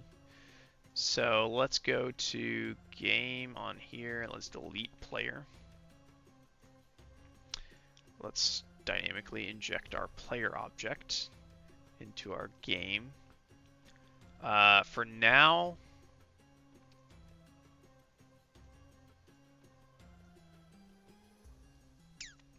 I think for now we just $players dot add child. We're going to create a player scene, which will preload our player reference.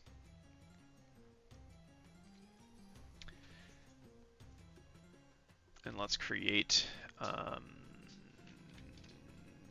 var player equals player scene dot instantiate. We're going to player. Do you want to come hang out, Eggs? This is Edgar. Yeah, let me move so you guys can see him.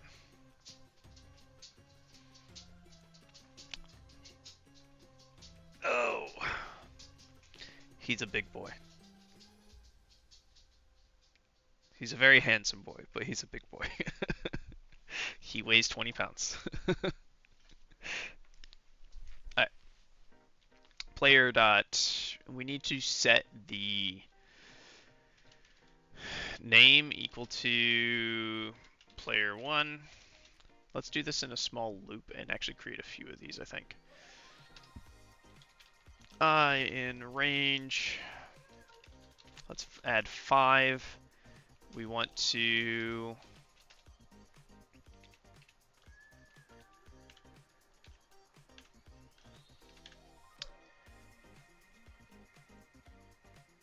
add our player. Let's do starting position in a, let's grab that, move down here so we have our cells created first. Starting position for each of these should just be a random position in a random cell, I guess. Is there a random? Can't get a random, okay. So let's do rand I range start. Let's do, we're 0 indexing our cells. So 0 to cells underscore wide times cells underscore high.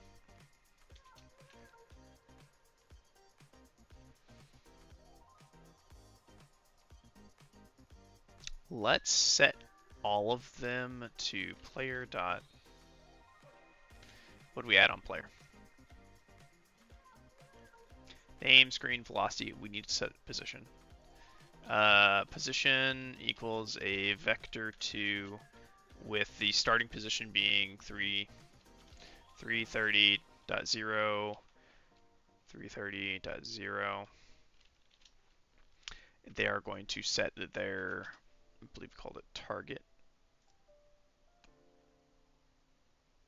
Destination is what we called it. It is through destination should have a default value equal to position. And set destination is a function we should be able to call on this within game. Player.set destination, we're going to specify a vector 2, which is going to be our random. For now, we're just going to grab this. U will be a const rand equals underscore. Let's call you underscore cell.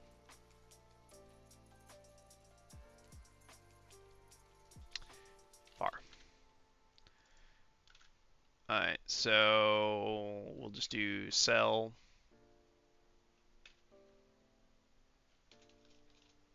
You're going to be cells dot get children.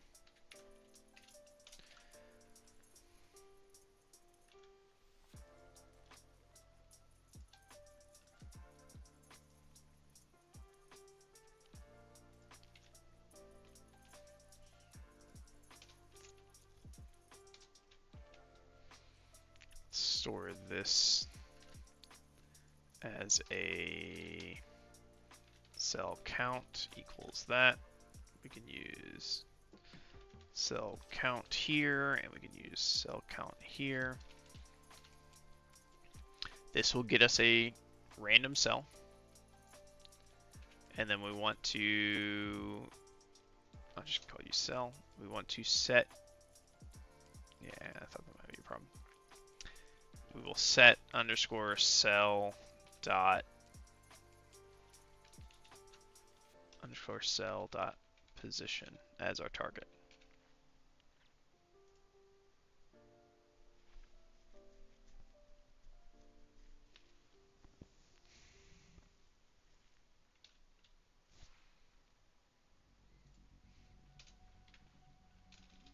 Does this have a templating strings?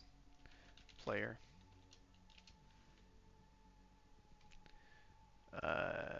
Godot template string. Format strings.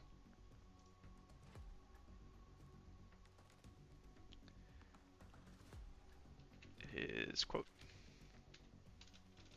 percent s percent player name.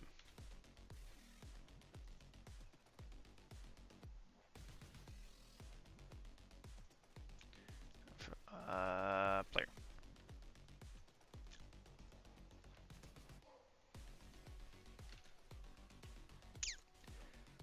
Player name is ID. Okay.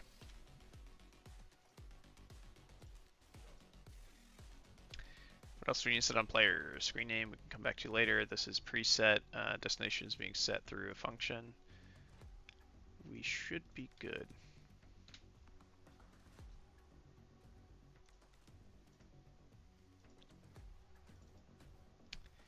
Oh, this needs to be range 0 to -1.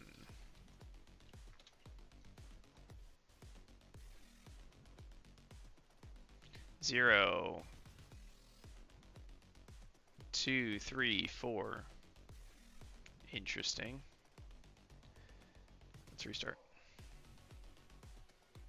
0, 1, 2. We're missing. Oh, they got the same cell location. Got it. Okay. So this is the top right corner of the cell every time.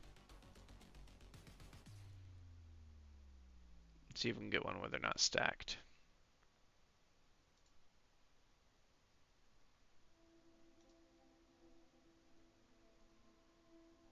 Here's all 5. All right. So we have a way to spawn and set destinations with on a grid layout. We need to then create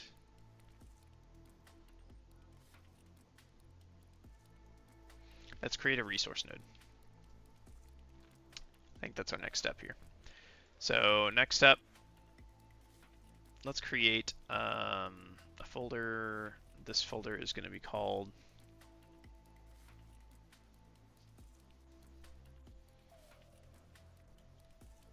I don't know what I want to call this. I want to separate our maps, boards, layouts, whatever. I want to separate that from the entities we're creating for like player and resource and technically even cell. So Cell, I think, would go under the container structures. So if we use, let's call them entity. Let's send our player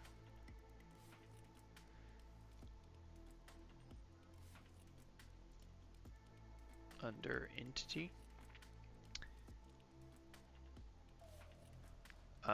And let's create a folder for containers.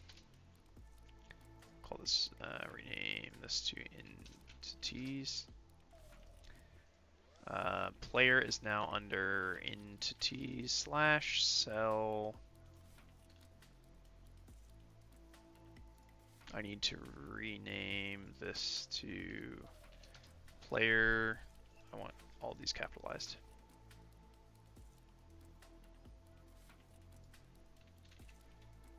No, I don't want any of these capitalized. Let's do the reverse of that. U. Let's rename this 1 to lowercase c. Cell. All right. And now we have entities, and our container objects will be the battle map.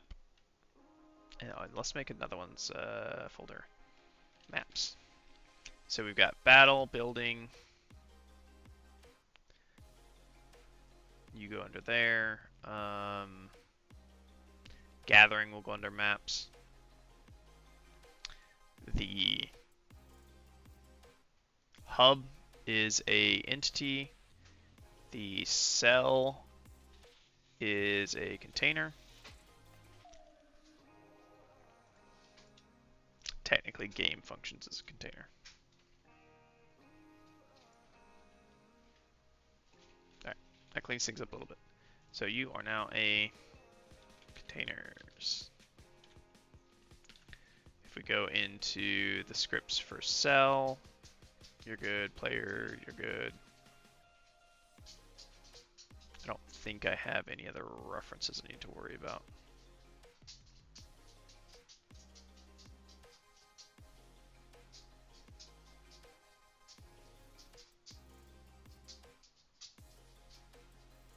Okay.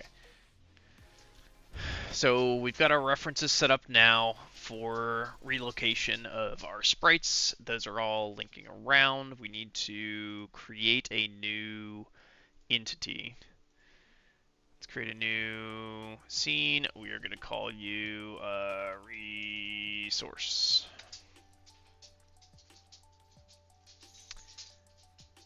Let's start by attaching a resource script.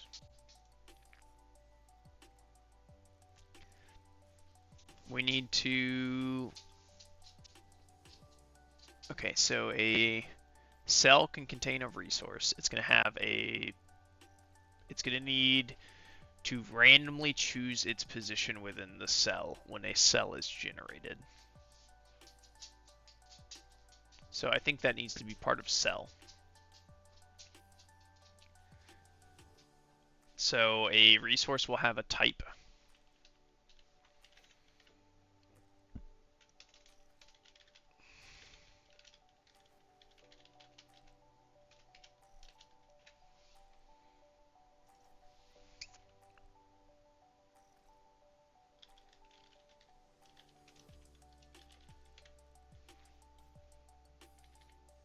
String, not a valid type. Cannot find string in current scope. Okay. What does Godot refer to strings as?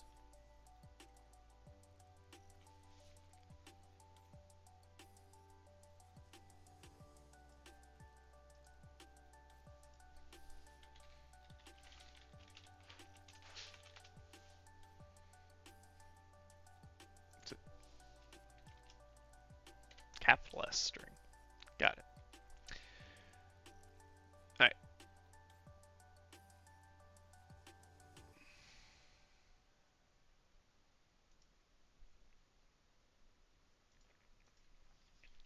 So we've got a resource type. We want to turn this into some sort of enum, I think.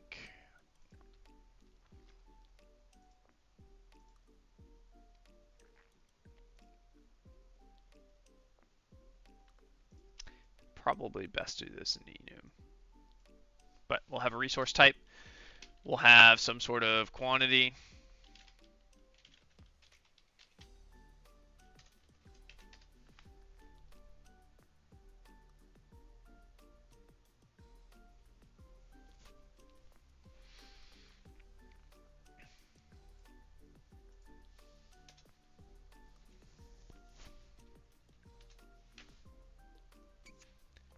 I think as part of cells, we're going to need a respawn cooldown for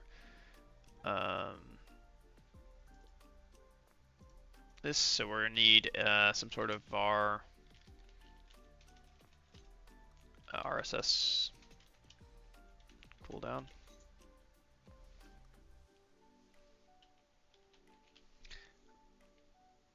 I like the idea that this is a random float.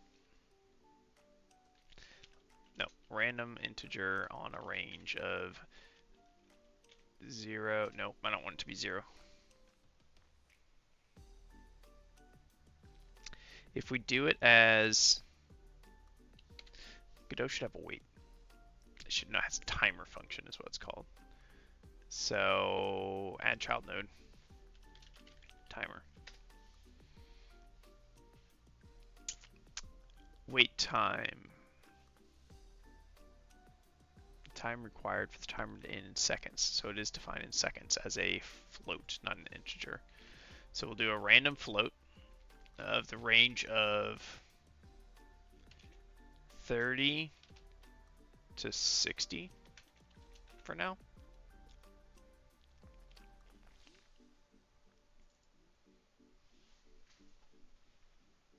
We don't want it to be the same time every time.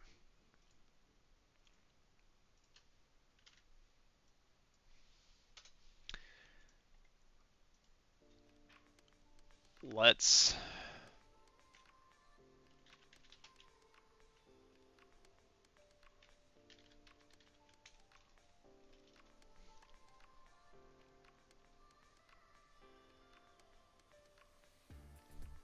when a player harvests,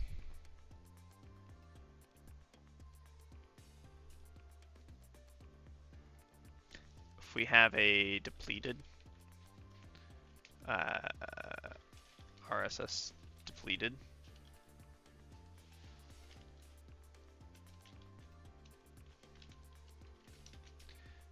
it can take in a timer, time, wait time equals a random float timer dot one shot equals true timer dot start. Oh, we can just set it here.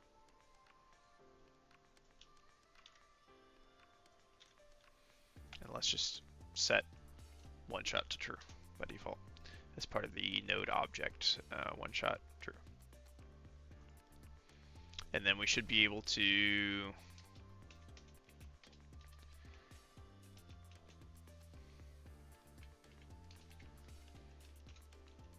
timer dot no there this is handled through a special callback thing that I need to remember.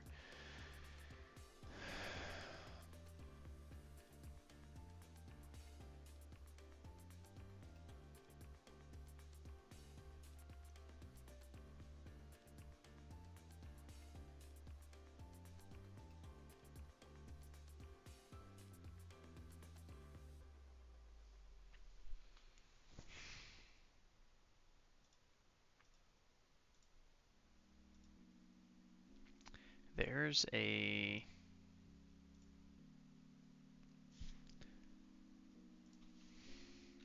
GD script timer callback. I can't remember. There's a way to connect these callbacks from within their editor. I don't remember what it is. On timer, no.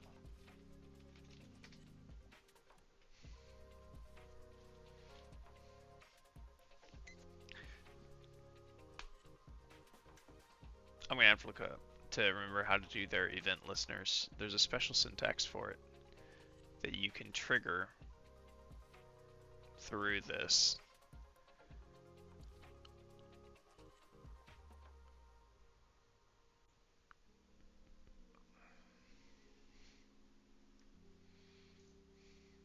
Process callback. No.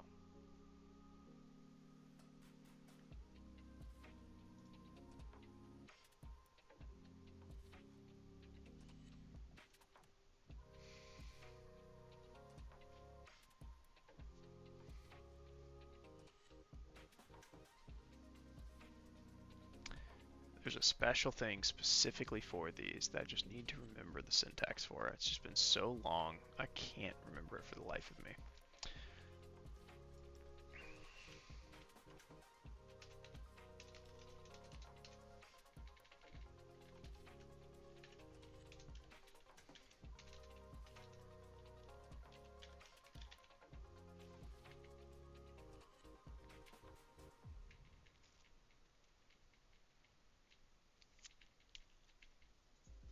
Something to do with signals.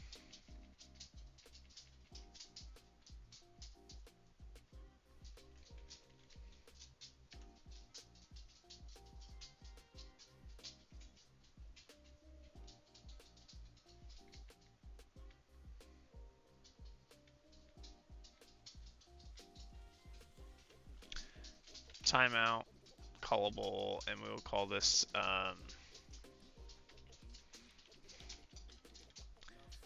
refresh.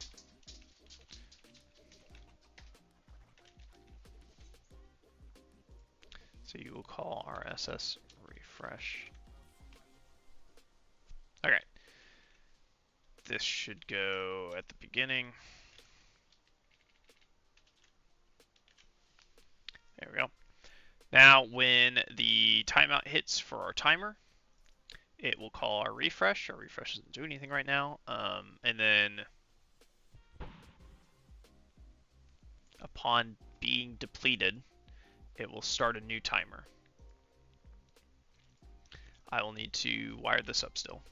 But it's a little after 4, so I think we're going to be wrapping it up. I know that I believe Ginger Dev was talking about, I'm not sure if I misunderstood him, about what he was doing afterwards, if he's going to be streaming again or not.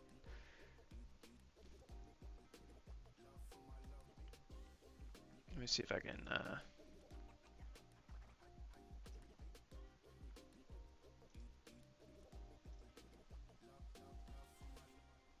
we go.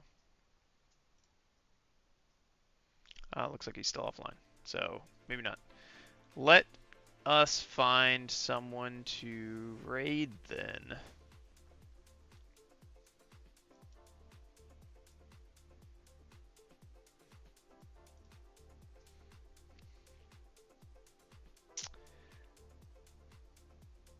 Alright, for now, I'm going to just swap this over, pop it in the screen here. Alright. Let's find someone we can raid.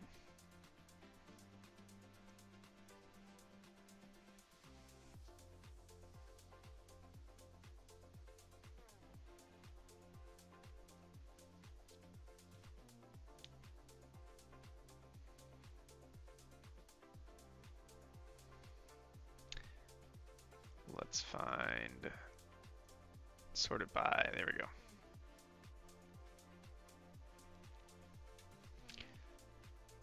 Someone who's been raiding for a little while, or sorry, streaming for a little while, low viewer count, here we go.